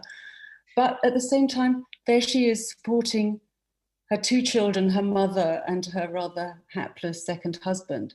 So, I mean, the actual financial terror that must have been driving her for much of her career, you know, that's something also that you bring out so strongly in the book, and that you realize that for this woman, for who is such a purist and so ambitious, and yet has to be thinking all the time about money, how heartbreaking that must have been for her. And to send money, doling out money, sending it home and saying, well, this is to pay for the point shoes, that, you know, to the shoemaker for this season, or give a little bit of money to this dancer who had basically danced for free. This is all sort of listed in some notes that when she was working in Hollywood on Midsummer Night's Dream, where she was extremely well paid. And this was really a way of paying off debts, or the debts that she had accrued as a result of the 1925 season, of those that Jane described so well of the English seaside towns. And then she was she was full of debt, and she was still paying off the debts in the late 1920s when she was working for Ida Rubinstein. So the way she kept plowing ahead and doing things, even though someone was writing to her and saying, well, you owe this and you owe that, and all the Dunning letters. I mean, it was very, very difficult, but she kept moving forward. Unlike Massine, she, after this one attempt that Jane alluded to earlier, where she danced in a music hall when she had, after leaving Russia, she always called Ukraine Russia. She never called leaving it Ukraine. It was Kiev, using, of course, the Russian word, or leaving Russia. But when she arrived in Vienna, she had to earn a living. So before she went to work for Diaghilev, and so she danced in a music hall.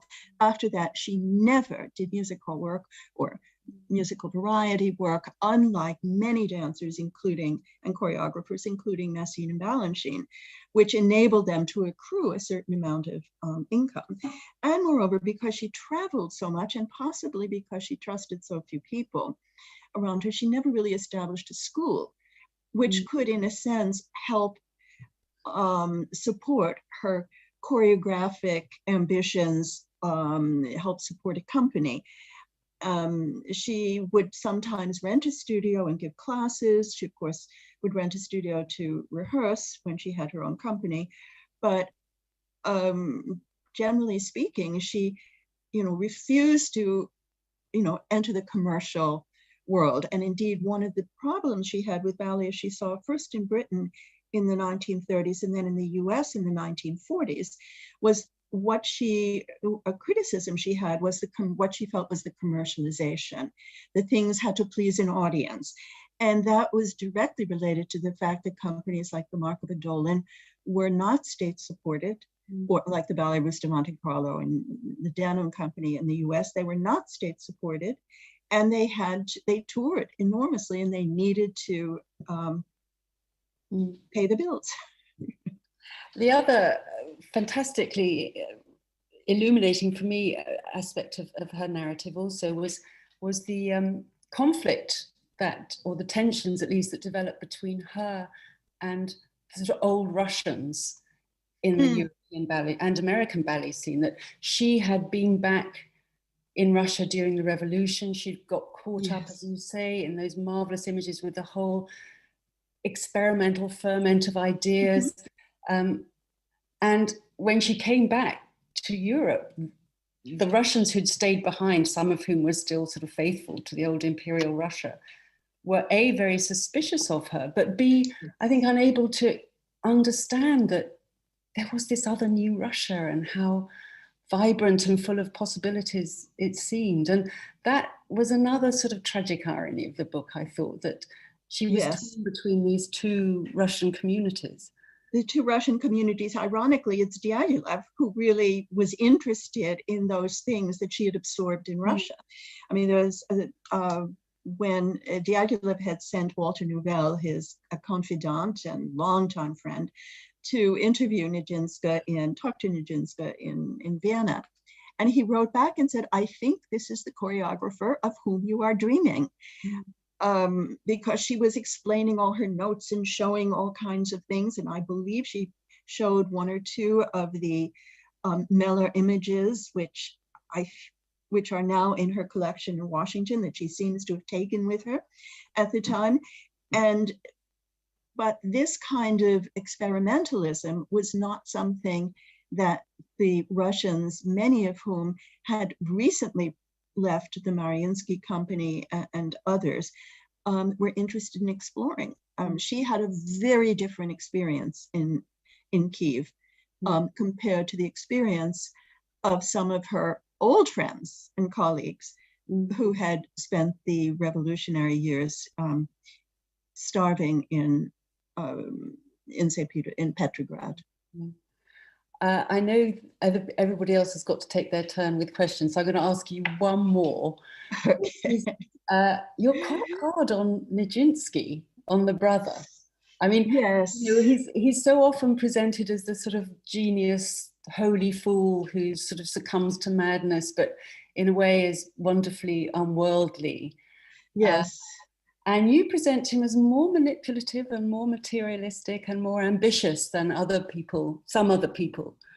Well, I think I was influenced by Shagin's biography of Diaghilev. He used Russian sources. He was the first biographer who was really able to use a wide variety of Russian sources. And the Nijinsky that comes across there is a good deal more manipulative. And reading that and then really looking again at early memoirs about how she describes certain things, how she's silent about other things, I tended to think that there was a great deal more anger that she did not allow herself to articulate in early memoirs, and that her editors didn't do anything to help articulate. Because in some sense, Nijinsky's fame resided on her brothers, which is a very, she's Nijinsky's sister. And so Nijinsky, I think to some extent, decided to use that in her own favor, that she would, in a sense, live through her brother. But also, I looked very, very closely at the Palace Theater season in 1914 and realized that she played a huge role in that, and that to some extent, the ancillary things to being a choreographer, that is being a teacher, being a rehearsal master, really developed and emerged during that season because he simply couldn't do that. He had other problems. As Jane said, he was having a breakdown, whether he was or wasn't is immaterial, but he couldn't function the way he was expected to function. And she really stepped in, assisted by her husband, to make that season work to some extent. Thank you. I think, Gabriella, we need now to come and orchestrate. Yes. Yes, can I just say that if you have any questions online, just pop them in the chat and we'll get them over to you. And otherwise, if you've got questions in the hall, see Gabriella. I think she's ready. Yes, I think we're ready here. If you can hear me. Yes. Great. Yes, does anybody want to open the questions? Or perhaps I'll give people a moment, because I have a question I would like to ask that sort of comes out of a discussion group that we had earlier in the week, which I think you probably know a bit about, but we talked about how anxiety about Russian influence shaped the reception of Les Noces in London. And in reading your book, I was struck by how this happens at other times as well, for example, in Poland. And I was wondering how much this is something she had to sort of navigate throughout her career, or was it just these sort of little blips? I think she had to navigate the Russian problem in different ways at different times. Yeah. Certainly in the 1940s in the United States, and of course in the 1950s, there was the problem of a certain, American sort of muscle flexing And so people were beginning to discard some of the Russians from creative positions, relying on them as teachers.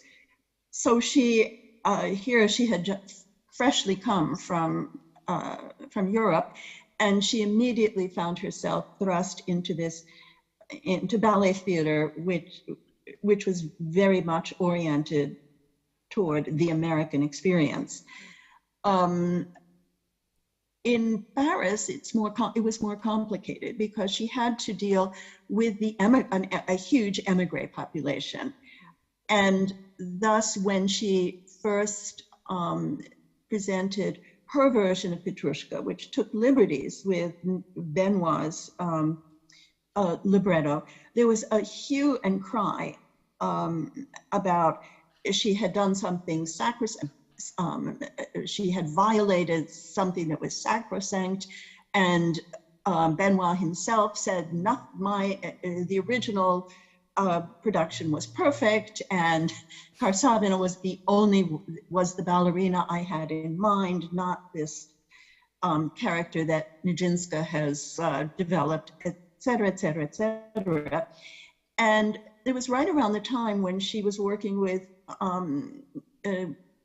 Reinhardt, and Reinhardt was constantly reworking celebrated works and creating something new. And she couldn't understand when she was in Paris then that these émigrés were hanging on to their idea of certain ballets so closely. So I think she had to deal with that. Émigrés who were fundamentally hanging on to the past as a way of asserting their own continued cultural existence in a situation that clearly wasn't going to change. So yes, this Russian problem was definitely a problem that worked itself out in different ways in different countries. Great, thank you very much. Any other questions in the hall? Great. There's a...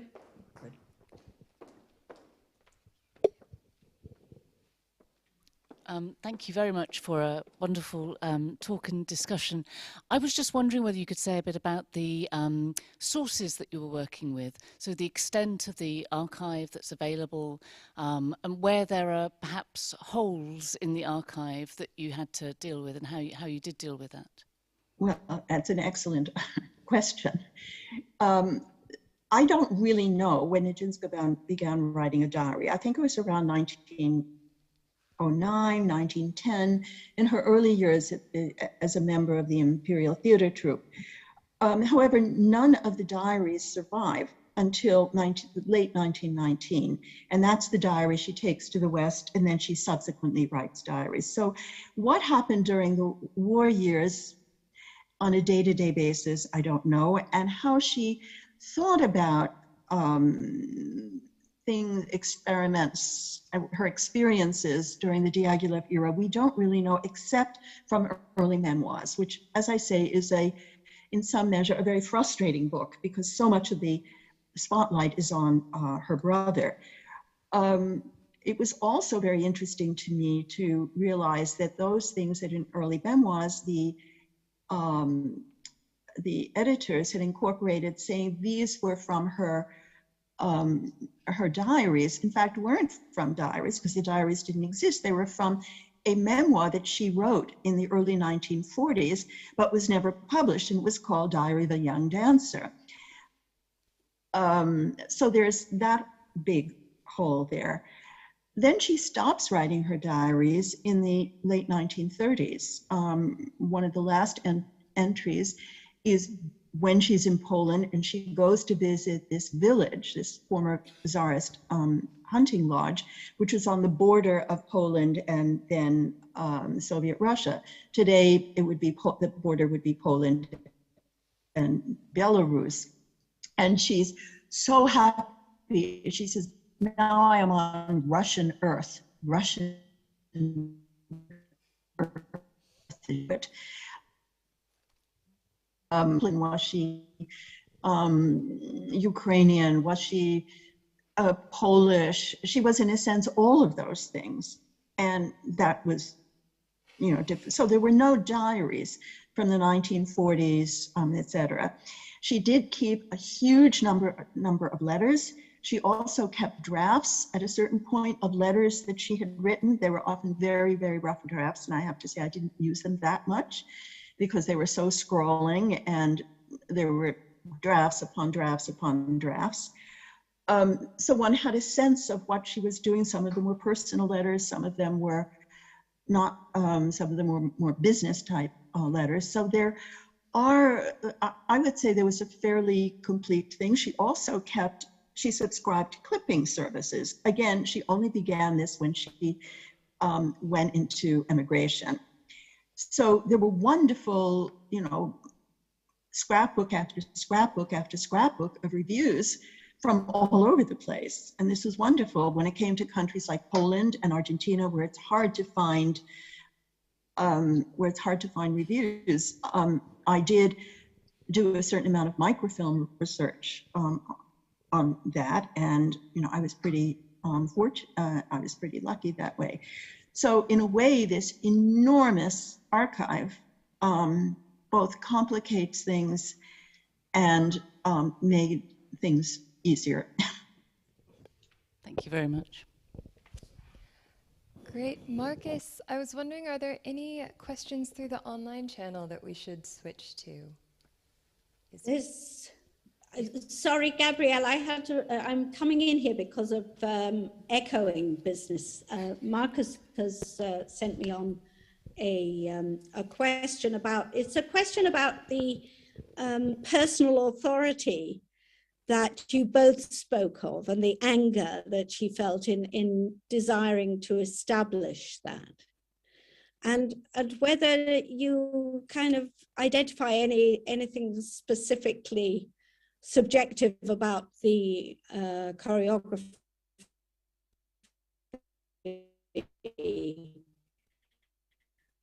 you know, such as Les Noces, for example, as part of that kind of outlet. She did write about an article about Les Noces that should have been published in About the House when Les Noces was revived for the Royal Ballet, but for some reason it was never published. She got it to them late, so it couldn't be translated. She didn't want Ivor Guest to translate it. Whatever happened, it was never published. It was then later published in French and then subsequently in Dance Magazine. And it makes it, the article makes very clear that Nijinsky's sympathies lay with the bride. She really saw the bride as the victim. And this scene of grief was really the scene of the bride's mother's grief, the loss of her child.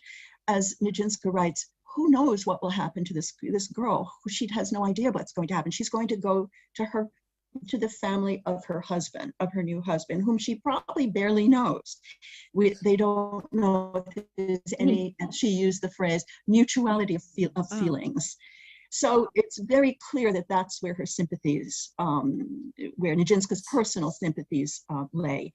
I think if one looks at Nijinsky's life as a whole during the 1920s and 30s, one sees a woman developing a public carapace. I keep thinking of it as of toughness, etc. But then on the other hand, there are these diaries, and there are many diaries from the 1920s and 1930s, sometimes very frustrating because they don't give you much factual information. You just say, so what did Ida Rubinstein think of X or Y?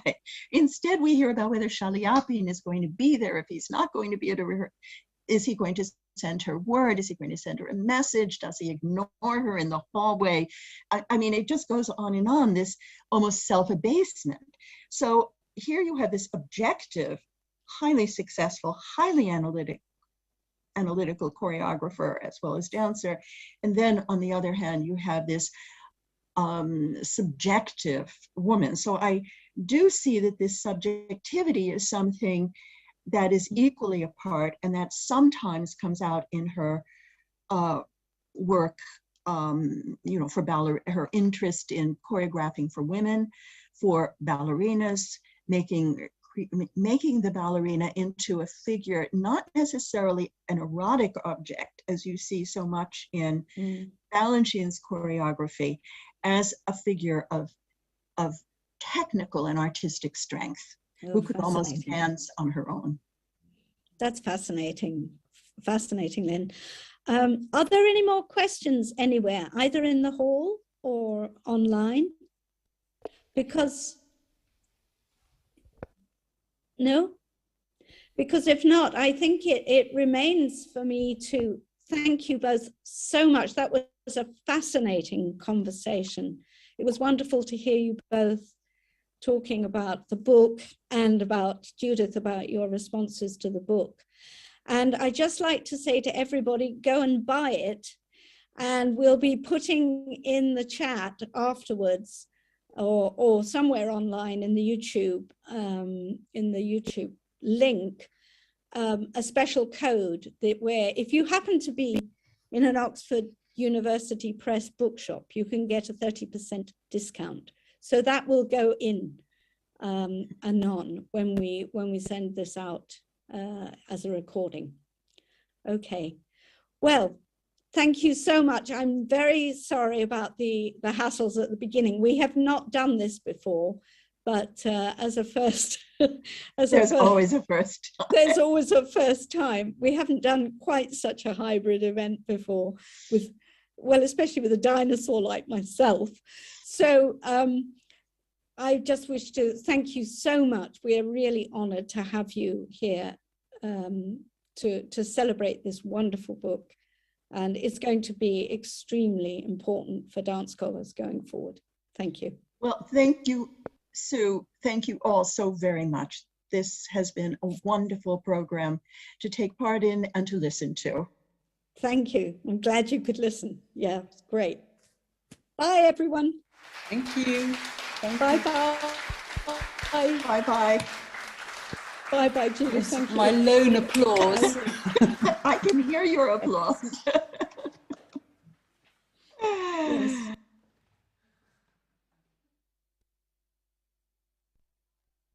So I was just trying to get that sorted before they wound.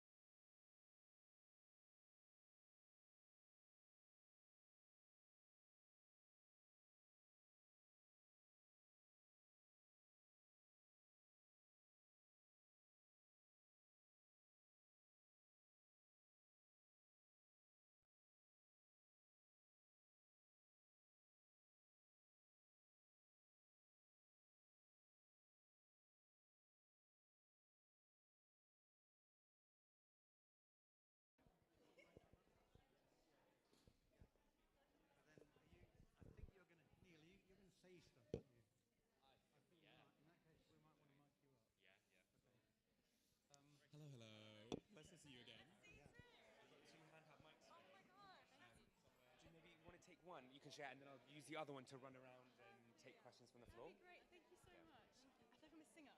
Yeah, exactly. We thought about the Britney headphones. Oh, that's good. That's a good option too, actually. Yeah, that's an option. I agree. I'll take over the solo for everyone. I'll start singing. It's fine. Would you like me to do what I've been doing during the day and use the mic, run the mic around the floor? Okay. Yeah. Do you want to give it to Alex? Yeah. Alex.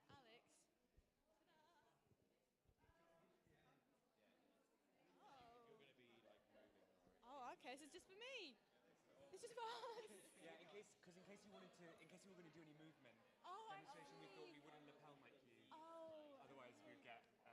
That's true. Okay. Thank you. So it's just for the two of you. Okay, great. Oh my God. Lovely. You can do a duet. Okay, let's harmonize.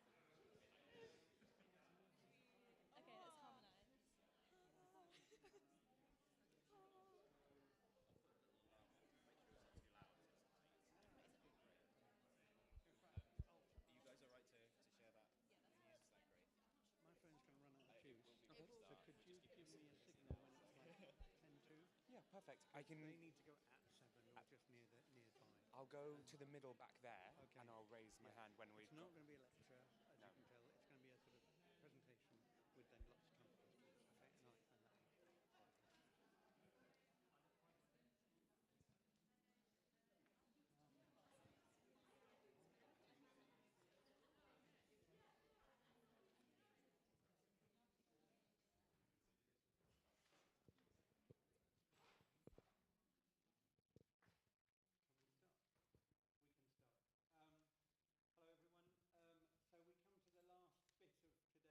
Extraordinary set of events around practice, research, researchers practice, practices research, the whole caboodle. Some of you have had the chance to go into the strange world that these guys have created. Others will learn about it here in the discussion. Alex is, so I'll do a little bit of introduction first and then explain a little bit about what's going to happen. Our keynote speaker then is Alexander Whitley of Alexander Whitley Dance Company. I'm not going to go through his CV.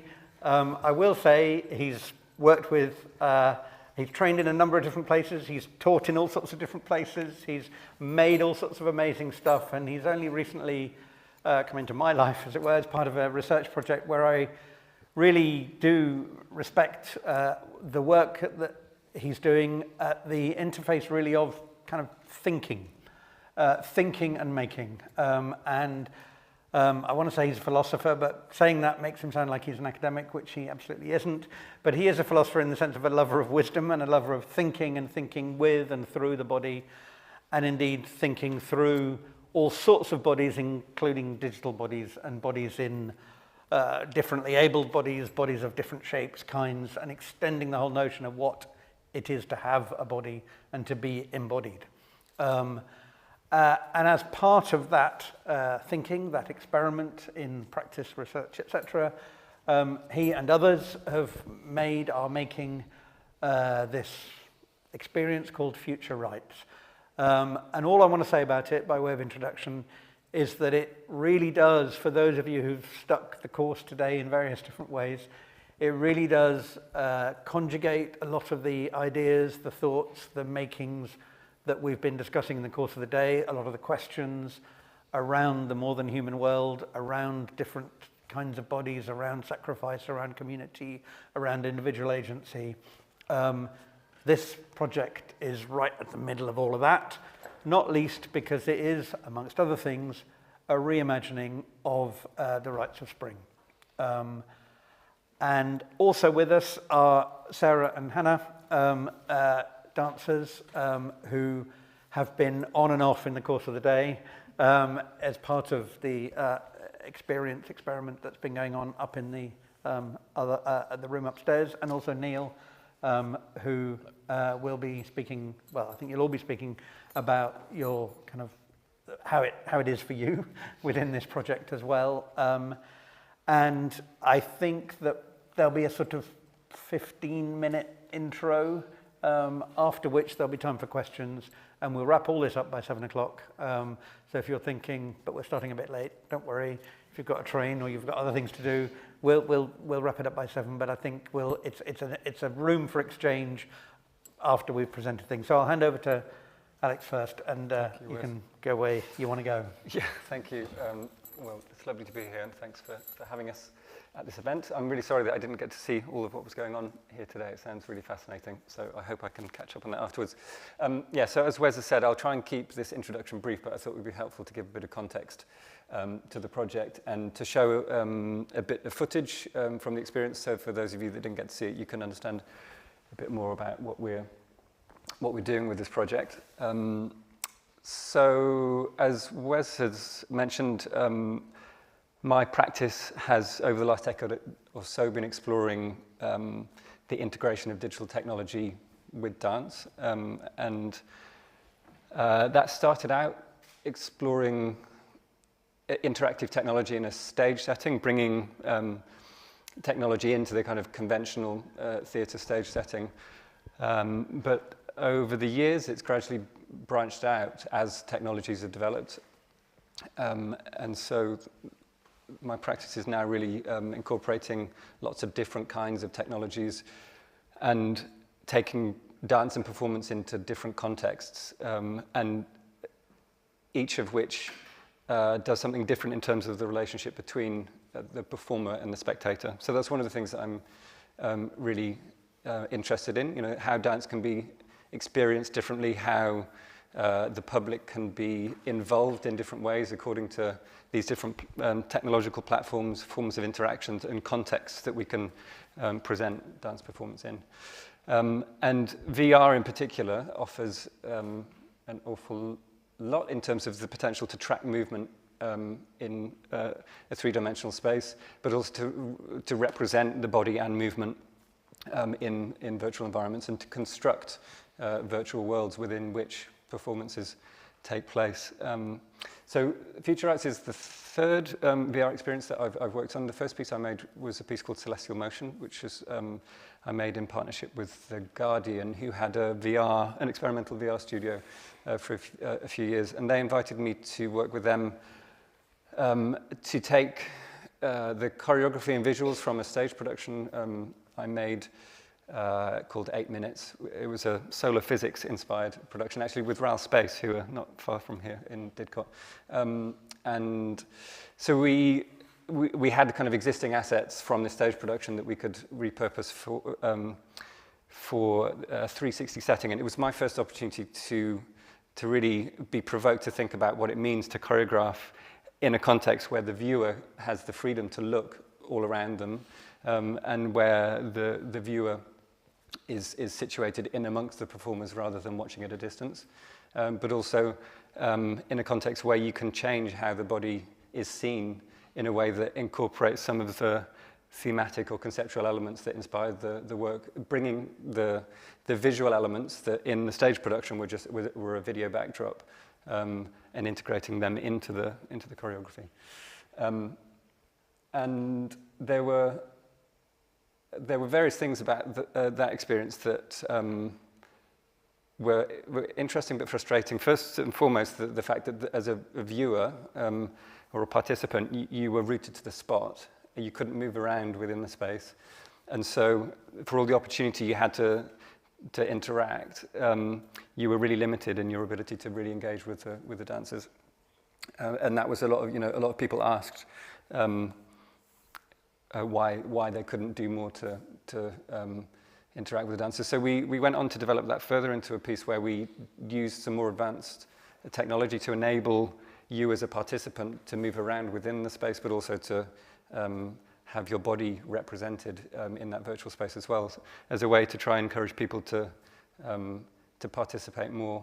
But the choreography was all recorded. It had been motion captured in a studio, and it was just playing out the same way every time. So again, people frequently asked, were the performers responding to me? Were they reacting to me? And there were various visual effects we could generate from the collision of bodies, but the choreography wasn't different in any way. So I said I was going to keep this brief, and I'm rambling on.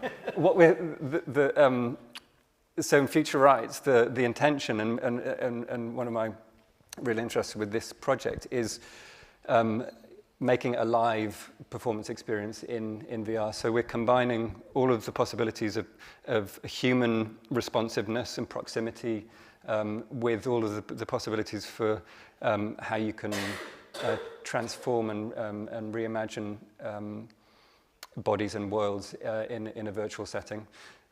So that combination of machine interaction, using the ability to track movement and generate visuals, or to control and interact with virtual elements within an experience, as well as the liveness of having performers around you as a participant and responding to you is really what we're looking to do in this production. And what we've been presenting here today is a prototype. It's about the third iteration of a prototype that we've been developing over the past 18 months or so. We've still probably got about another 2 years of development of this project before it will hopefully reach the kind of the end goal in terms of the ambitions. So it's a single member of the public and a single performer in this experience, but it will be in the long run a larger scale experience, incorporating multiple performers and multiple participants at the same time. I'm going to skip through the slides. This is a bit sales pitchy, apologies for that, but it's from a deck I had to put together. But yeah, just some key points to it that I think I've probably already mentioned.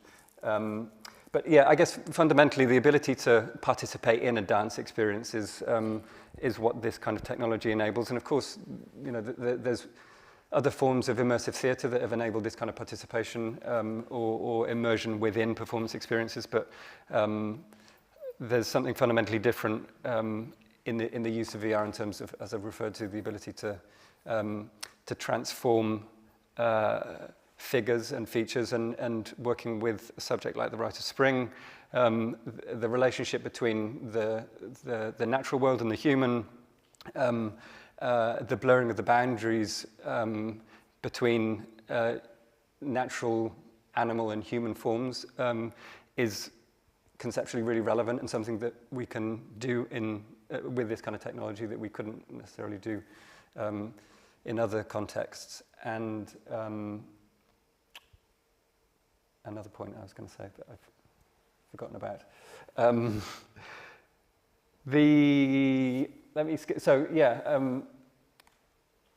I think it might be helpful to show a little video of what we have presented upstairs for those of you that weren't able to see it, and I'll talk a bit more about the process.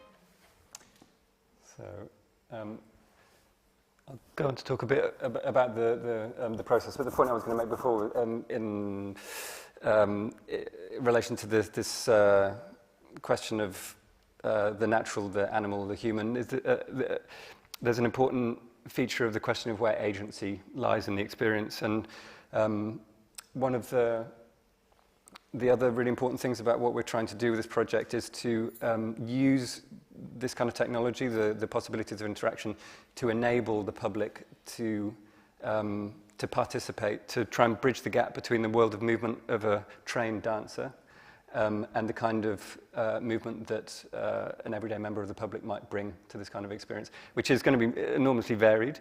But we've been developing what we're slightly cheesily referring to as a dance auto-tune system. So the idea that we can take simple inputs from the controllers or a tracking system on someone's body and through the use of machine learning and artificial intelligence, translate them onto a character so that the movements more closely resemble the kind of movements that the performers around them are doing.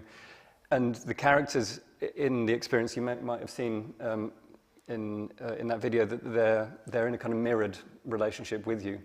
So the idea of the kind of the feedback you can get through action and the visual perception of the character you're seeing changing in response to you is intended to encourage you to act further. You start to mirror and take on features of the figure in front of you in a way that changes your experience of being in your body, and hopefully encourages people to explore and take risks in their movement that they otherwise wouldn't. Because one of the common features of these kind of VR experiences, people feel inhibited because they're put into a very different context. You can feel kind of unstable and unsure. So finding ways to put people at ease and really enable them to feel as though they can take part is really relevant for a piece that is all about the forming of a community, or a community, a community's performance of ritual dances.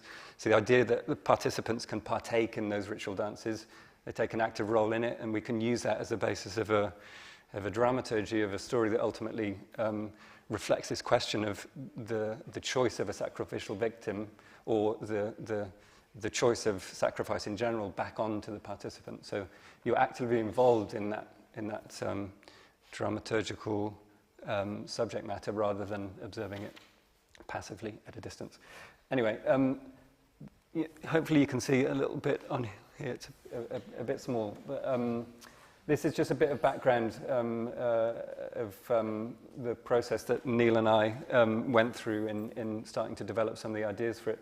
And maybe, Neil, you can go on to talk a bit about some of the references that I shared with him. I should point out that we're also working in partnership with some people in Montreal, a VR director, a really wonderful, experienced director called Sandra Rodriguez, and a digital studio called Normal Studio. And we've been exploring, I mean, there's such a rich history behind this production, so many references to draw from.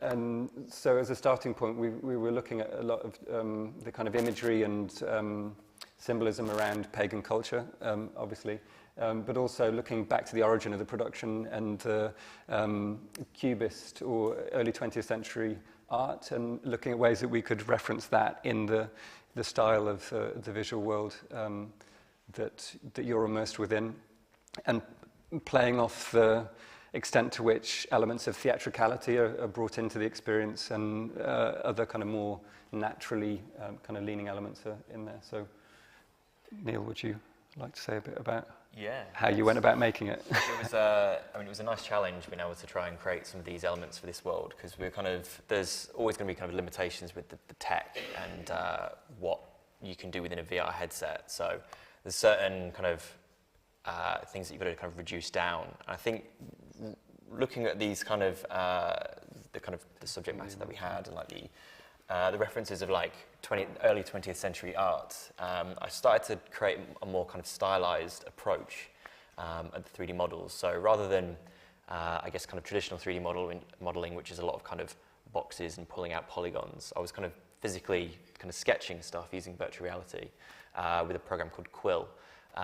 Where you end up with kind of 3D brush strokes just kind of in your, well, in the air, essentially, when you've got the headset on, which I felt like was a really nice kind of way of being able to bring these kind of characters to life, and also in a kind of low poly optimized way that worked without, I don't know, without going too techy. Yeah, no crazy overheads for the program that we were using to make this stuff.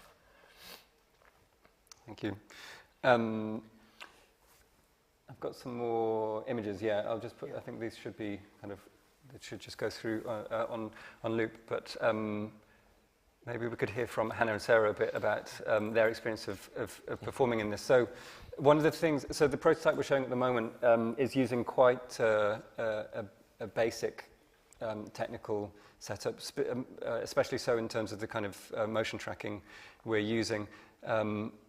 which has its advantages because it's quite a lightweight and easy setup to work with.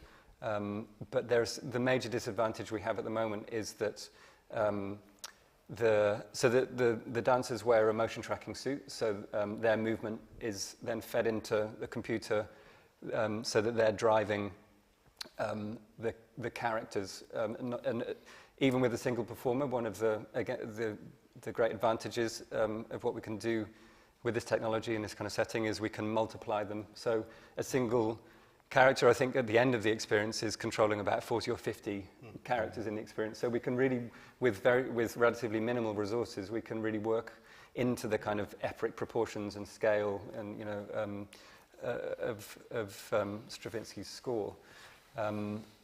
But yeah, the tracking system and the headset can't really speak to each other at the moment. So you as a participant and Hannah and Sarah as performers don't really know where the other person is. So it's a slightly strange experience for Hannah and Sarah, I think, at the moment, because they're performing into the kind of digital realm, knowing that they're having some effect over what the user is experiencing, but not really able to know exactly what the participant is seeing, which in future iterations of the project will be different, but requires a much more expensive tracking system so that we can know exactly where each participant is and where each performer is. And then we can have more kind of direct forms of address between them. But maybe you can say a little bit about what it's been like for you. Hello, my name's Sarah, and I came into Future Rights in March of this year, so it's only been a few months, but it's been a really unique experience for me because I've never really worked with VR or technology before, and I've also never had an experience where it's exactly what Alex was saying, that wall between an audience member and a performer is no longer there, and it's really personal, and I think that's been one of the most interesting parts of this experience because every time I perform it, it's completely different. It all depends on the person, the audience member, and what they feel in the moment, and nothing's right or wrong, and they get the chance to express that, and no matter how they feel, I've had some people, you know, go to the floor and really feel moved by that, and others want to stay on the spot, but there's nothing wrong with that, and I think that's been a really beautiful part because I get to feed off that, and I get to change how I'm in the space, and with the choreography, obviously it begins with some improvisation, and it's a set choreography for the rest of it at this point, but I get to play with that a lot more depending on the person. So I think that's been a really unique part for me, and I've really enjoyed seeing how everybody sees this piece and wants to move to it in a certain way. I think it's been really lovely. And yeah, as I said before, I've never really worked with technology, so it's been really fun and different because I get to see how I move, and I see it on screen. I'm thinking, wow, that's completely different to what I was, you know, thinking it would be. And that's been fun to kind of go, how can I explore that and take that to a different level so that, especially something like performance presence is another thing as well, when if somebody has that, you know, the VR headset on and they don't see your face and how you express, it's like taking that to a different level about how can I communicate the emotions of this piece when they can't really see me. So I think that's been really fun, and I've really enjoyed kind of challenging, not taking that to a different level, and it's been challenging for me as an artist to kind of figure that out. So I've had a really great time on this project, and to be honest, I've had a great time, and I really enjoy performing with a different person every time. And another thing I was going to say, I forgot what I was going to say, but I think that's pretty much my experience so far. It's only early days, so it's been really fun to work with Alex and the team and to kind of dive into this world and figure out how I can contribute to it, I guess, and how I can make it a little bit more fun or something. So, I don't know, it's up to you now. Thank you. I'm Hannah, and I also joined this project in March with Sarah. I found this experience really intriguing because, yeah, I've never really worked with technology. And like, I feel like in this project, technology is very embedded into the movement. Like the motion capture can only capture so much because you're only wearing so many motion capture like element like things. I don't know what they're called. Sensors. What are they called? A sensor. Sensors, there we go. So like Sarah said, it's like you've got to find other ways to like fully embody the music and like express it through the technology. either that's like through the dynamics or like really moving through the space and like dancing with different people, you can really interact with them. Like I find myself like dancing around the person and like watching them whilst I'm dancing, seeing what they're doing. And it's quite nice to like see sometimes when like the participant is like copying movements they're seeing in the VR. Like although I can't see that world, it's like I get that connection because I can see them trying to replicate what I'm doing. So I really enjoy that part of it. But yeah, do you remember what you were going to say? Yeah, sure. I'll just go back. We'll go backwards and forwards. No, yeah, it's that element for me. I think I've had a great time, and I think with the virtual reality, it's exactly what Alex was saying. We can't see we can see what the performer is seeing as well, the audience member, but we can't see where we are in the space in relation to them. So I've had a few people freak out because my character's gone through them in a space, and they've been like, what was that? But I have no idea that's happened. And I'm like, I'm sorry.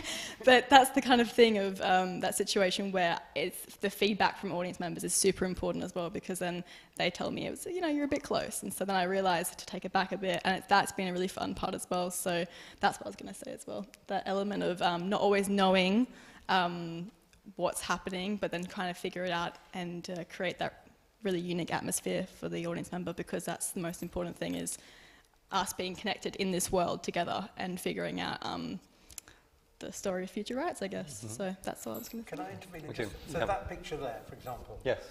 For those who haven't seen this, what happens, if you like, is that your punter, me, puts on a headset, and I then am, in the normal sort of gaming and or VR world way, immersed into a particular world.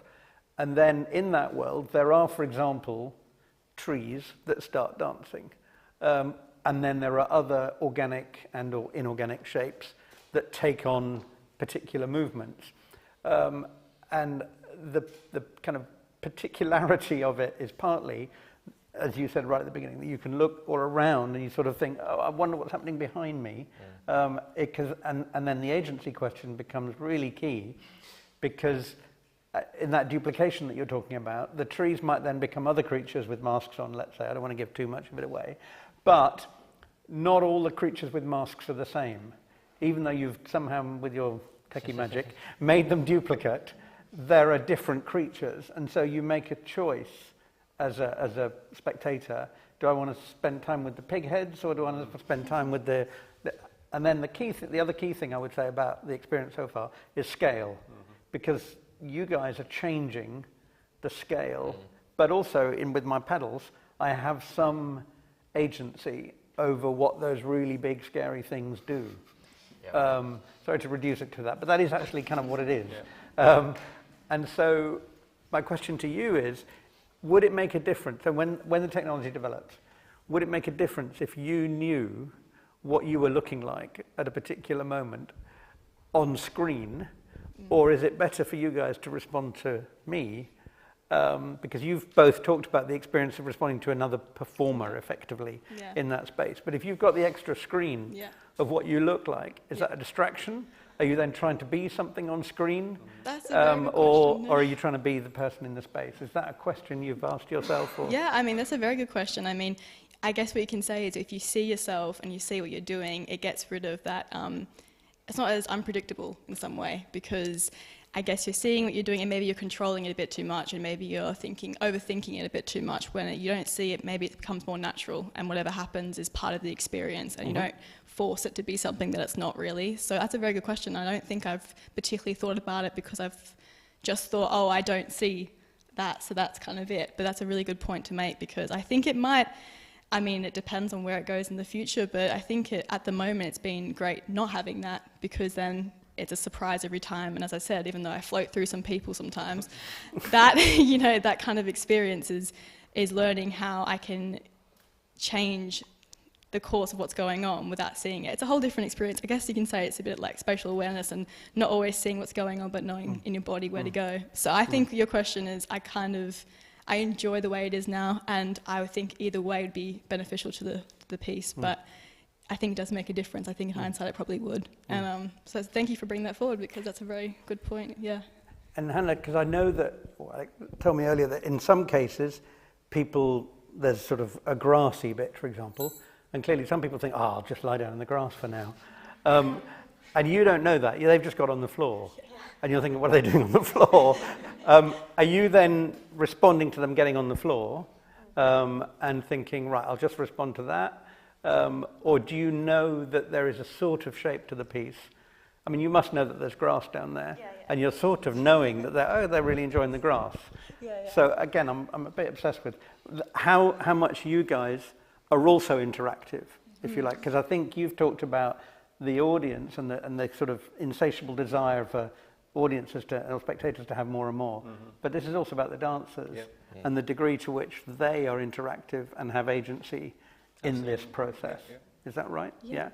Do you feel you have agency in this dance? Yeah, definitely. Because I, other than like just doing it, I also have seen Sarah do it. So while Sarah's doing it, I can like see the VR world on Neil's like laptop. So when I see that, I can like see that, oh, there's grass, there's rocks. So when it's my turn to do it, I tend to see people like trying to step over rocks or like lie in the grass, look in the grass, like play with like little people because the scale changes and you become quite giant. So people tend to like crouch down and like look at us dancing to get closer. And when that happens, I tend to like either just look over at them and just like interact. And especially at the end, there's like, I feel like the music becomes really powerful, and I know that I'm like controlling so many characters. And in that moment, I tend to like look at them and like, I don't know, I guess assert my space and really perform in that way. Yeah. Mm. You know they're watching you as well. Yeah, you know they're watching. Yeah. Shall we open it to questions? I was going to say we should open it up to questions now. Has anybody got any questions? Either, Sue. This is fantastic, and I can't speak about it because I didn't get to the experience. But the words that keep coming up are agency and control. So I'm really interested in the relationship between those two, and I'm sure Wes will take us back to Heinrich von Kleist and the Marionetten or somebody will around here. And that whole, who is the puppet master? Yeah. Because, there seem to be elements of that and elements of, something else. And it's something that we've been talking about all day in relation to those former rights. That where does the sacrifice come from? From within the community, or the affect that is generated between the dancer and the performer, or is it the technician, Neil? Or is it the puppet master at the end, Alexander, where does the creative, it's a question about self-consciousness and creativity, really. Yeah, I mean, I think there's obviously something fundamentally different about creating and the role of the creator in the context of this kind of interactive and participatory art, because as an artist choreographing for stage, you're creating around some basic assumptions or conventions of where the audience are going to be sitting and viewing from, the fact that they will be, you expect them to be seated and passive. And you're working within a fixed frame, and all of that is completely different in this context. So immediately there's a different kind of control you have over the kind of authorship of the experience. You're giving a lot of that up to the participant, and that's often one of my biggest criticisms of work that's made for VR that doesn't properly take that into account. The fact that you need to really enable people to, or give them opportunities to express their agency, to make choices, to discover. And it's a really hard thing to design around, especially when you're trying to do it in a way that's not really explicit. So there's features in this that probably most people won't have picked up on. Like in that opening scene, you're controlling the wind, the movement of the wind on the trees. So the movement of one of your controllers, as you move that around, changes the way the leaves on the tree move. There's really kind of subtle elements of interaction, so that you're kind of engaging with the environment in ways that aren't maybe immediately obvious. But what's really hard to anticipate is the different levels of experience and willingness that people will bring to these kinds of experiences and what they'll be looking for. Catering for that wide range of possibilities is difficult, but is a really important part of making an experience like this. It's an invitation for people to join in and participate, and especially for me as a choreographer, the great affordance of this technology, it allows for people to participate in ways that they can't in other contexts, and so that's, for me, it's really, really important that the experience is designed in a way that's considerate of that, and really is an invitation for people to join in, to participate, and to ultimately discover something different about their experience of being in their body, and how they can relate to other people through movement. Yeah, I don't know if that answers your question. Again, so you're resisting being the puppet master, and you're resisting saying, no, Neil's the puppet master, precisely by saying, and I think, again, if I could just say one thing about the experience, there are moments where you realize, as a participant, that you're affecting various things, but then also that you can't affect other things. Yeah, yeah. So again, your agency is partly determined by what you can't do. Yeah.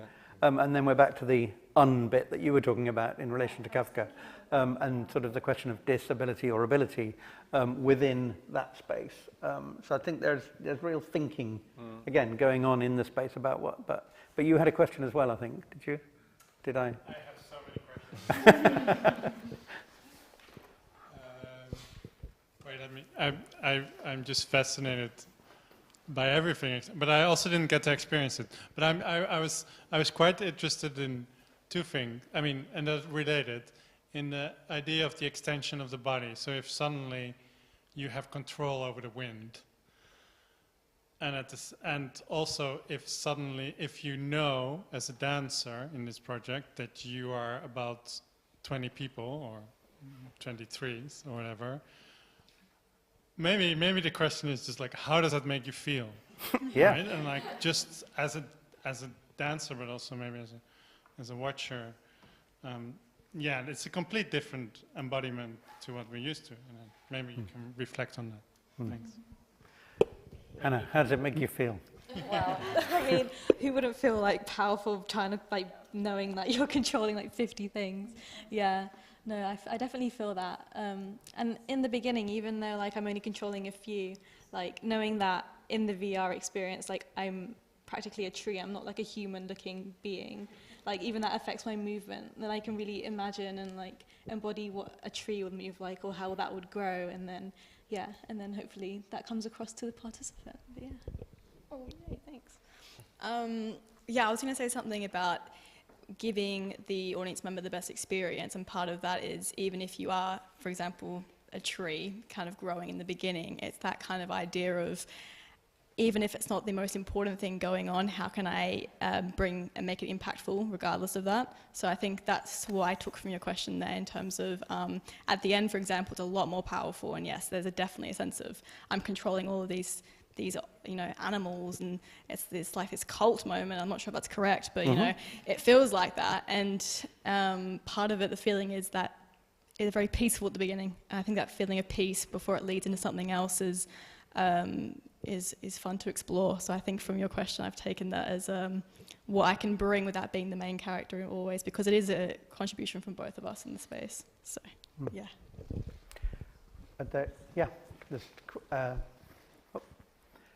Sorry, I don't know your name, and then Philip afterwards. Yeah. I enjoyed the experience when I did it. And on the way out, I noticed Liam going in. As a dancer, I was thinking, so I'm not a dancer, I wonder what a dancer does. What did you do, Liam? I lay down. I didn't do much dancey stuff. So I wondered if you would start dancing, or whether you would be more a bit like I was, which was, I think, receiving then. I think I was in the same way that when maybe you're dancing, like you're exploring the capability of your body, and in this moment it's like it's a different body. So it's kind of like exploring what is this vessel capable of. So it wasn't, and I know I have I know what my body's trained to do, but I don't know what this body's trained to do. So it was like that explorative engagement of what can this vessel do, in the same way that I do with my body, but it's a different vessel. So it's, yeah. So it didn't prevent you to dance?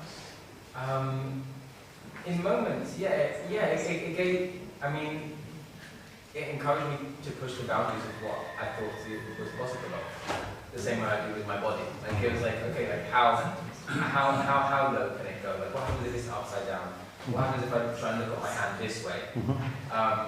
But it wasn't in the same way of like, yeah, I don't know, can it do a backflip? Yeah, it's slightly different in that sense, but yeah, it was kind of, yeah, the same way that I would explore my body was trying to work out what this vessel can do as well. I think you put it really interestingly, well, what can this body do? Because, do you want to say something about that before we come to Philip? Yeah, it's just that so as I was saying before, the auto-tune system, as we have it, presents a character in front of you that is, it's in a really primitive state at the moment, and it's trained around, or is based on basic Cunningham principles. I don't know if you noticed that, but we're basically taking the XYZ coordinates of the two controllers. So if one goes higher than the other, it makes the character tilt. If one goes in front of the other, it makes the character twist. And if one goes, if you move both of them down, it makes it curve. And if you move both of them up, it makes them arch. So you can potentially explore all of those kind of movements, the Cunningham movements of the torso. But yeah, I mean, there's an awful lot that we do intend to do in making it much more sophisticated to respond to a richer range of possible inputs. And at the moment, it does fall into a kind of very systematic way. Like, I think it puts you in the mindset of trying to kind of decipher it or figure out what's possible, and you exhaust those possibilities quite quickly. So what's really important in how we develop the project is that you, first of all, it's not, because we could easily just recreate a character that moves exactly to the same positions of your controllers in front of you. But you'd very quickly recognize that and lose interest again because it's doing exactly the same as. So there's something really important about the mirror reflecting enough of your input but offering enough difference for you to continue to want to explore it and discover new things in it. But also that it can respond in a range of different ways in a way that you don't kind of fall into that mindset of kind of thinking systematically and figuring out, so that you're really able to act through it intuitively. It's almost the technology is invisible there. You're not having to kind of think through it in a technological way, but you're really just free to act through it. So that's the goal. Whether we get there or not remains to be seen. But we've already started working with there's a really interesting project at Goldsmiths University being developed called Interact ML, which is a machine learning system where you can train. So we can say this position of the two controllers should correspond to this recorded posture of motion capture, and we could do that with 1,000 or 10,000 possible positions of the controllers and poses. Okay. And so depending on where you move the controllers, you'll be moving through a really vast database of possible movements. Messing with liveness, then, really, aren't you? I mean, because this at least is still live. I mean, or there's an element of liveness, but actually if you're DJing or VJing in all sorts of other movements. But it would be almost real time, though. Yeah. So it would allow someone like me who can't dance to dance like Alex. Okay. That's the goal, basically. Yeah. Okay. I didn't want to cut you short, but yeah. Again, I think it's really interesting that Cunningham movement meets kind of mirror neurons in this space, and there's a really interesting set of again, VJing, if you like, going on there with ideas and movements as well. Philip, yours might have to be the last question, but we might have, it depends how long it is and how long the answers are. No pressure. No. I want to ask about another sort of puppet master in this, and this is Stravinsky, because you've been talking about agency and control and the way that this technology creates modes of disruption interaction. But that score is an absolutely tyrannical piece, whether one hears it in concert or one experiences it on the stage, more than any other I know. So is there a way that what you're extending to the body and the audience could then begin to undo some of that tyranny of the score? And in the back of my mind is thinking through another work rooted in a kind of questions of ritual, alterity, participation, something like Steve Reich's Music for 18 Musicians, where you're beginning already there in classical music to undo some of those norms that are resident in a classical music score. So I just wondered, clearly this is at such an exciting, well, it's not an early stage, this is so developed, but I'm wondering whether we can extend this yet further, applying all the principles you've elaborated to those other puppet masters in the game. Absolutely, yeah. The music's obviously enormously important in all of this, and in a similar way to what we're attempting to do with using interaction as a way of enabling people to participate in the movement experience, hopefully we can use the same kind of techniques to enable people to engage with and experience or come closer to the deeper structures of the music, because it's so rhythmically complex that to expect a member of the public to come in and be able to dance along to something that, the rhythmical phrasing doesn't repeat ever, really. I mean, there's very rare occasions where it falls into regularity, but for the vast majority of the time it's not. But then we can use visual or haptic indicators, a way of giving you a point of reference for where the rhythm's going to drop. We can make the controllers vibrate at the point that the rhythm drops, so you're experiencing it or connecting to the music in a way that is different from just kind of listening to it. But we also hope to be able to make a binaural or 360 recording of the score. It's been done before. I think the Philharmonia Orchestra did they did a project called Rewrite, where they recorded each section of the orchestra independently and presented it as a spatialized video installation. So we can, in principle, do the same kind of thing, where we can take the separate parts of the orchestra and put them into a mix where you have the feeling of being surrounded by the orchestra, and then we can move that around within the environment, so your attention is drawn more towards certain features at different times through the experience. So there's an awful lot of possibilities there for how we can integrate the music into the experience and hopefully draw people kind of deeper into it. Whether that's undoing it, I'm not sure, but hopefully it's something relatively new in terms of an experience of the score. Talking of undoing, I'm going to undo my own injunction because I can see you're itching to ask a question. And it's already 7 o'clock, but off you go. This will be the last question. Sorry, just very, very quickly. I'm just wondering how you plan ultimately to make this accessible to people. In what way? There's so many interesting things. In what context will people access this? Will they need equipment? Will they need to go somewhere?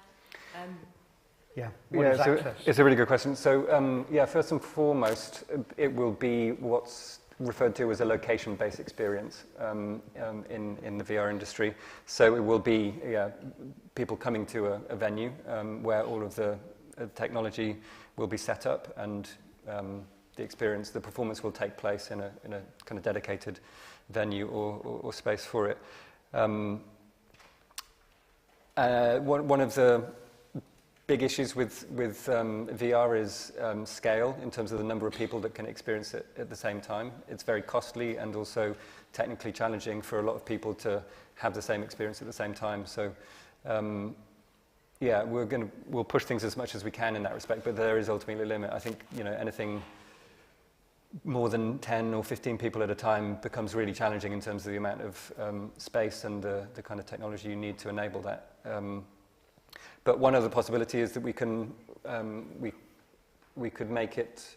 There is a plan to have it as a distributed or remote performance experience, where we could have an app published that people could download onto their own headsets at home, and we have performers in a studio, and we can stream the motion capture data from that studio into people's headsets wherever they are in the world.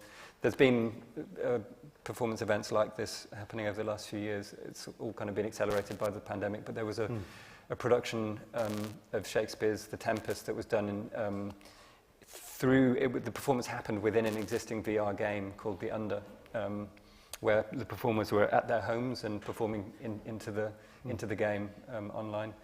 Or there's a possibility that we can have headsets set up in other venues around the world. So there's an element of a kind of a technical setup that people can come to, but still working with this idea of the performance being streamed into it. So Yeah, all of these possibilities are available, but there's lots of kind of technical and cost implications in them. But finding ways to scale it and enable more access to it is really important. But there's another element of accessibility that's really important as well, which is thinking about differently abled bodies and access to these kind of movement-based experiences for differently abled bodies. And what we're doing at the moment, the hope is that we can really, we're looking at transforming inputs from just 2 controllers. It could just be 2 sensors on a different part of your body that activate a character that enable you to participate in that respect. And I think, it's really important that we keep that in mind as the project develops, because there are ways that we could integrate a full body tracking system, but that ultimately then does limit to people that have fully abled bodies to be able to participate in it. So there's something about keeping it at this kind of more basic level of input, but using that to try and get the most output that's really important in the use of artificial intelligence and the auto-tune system that we're developing. Thank you. So we promised that we'd finish at 7. We're just past 7 a bit, but thank you to Sarah, Hannah, Neil and Alex for a really fascinating day, but also fascinating discussion. Sue, I don't know if you want to say anything to kind of... I just want to say everyone's invited to supper. But apart from that, it was an incredible day, and I think we need to get together more rather than be in separate spaces. Okay? Yeah. So that's note to self. Okay. Okay? Thank you, Cool. all Thanks of you. for having us. Thank you. Great Harry.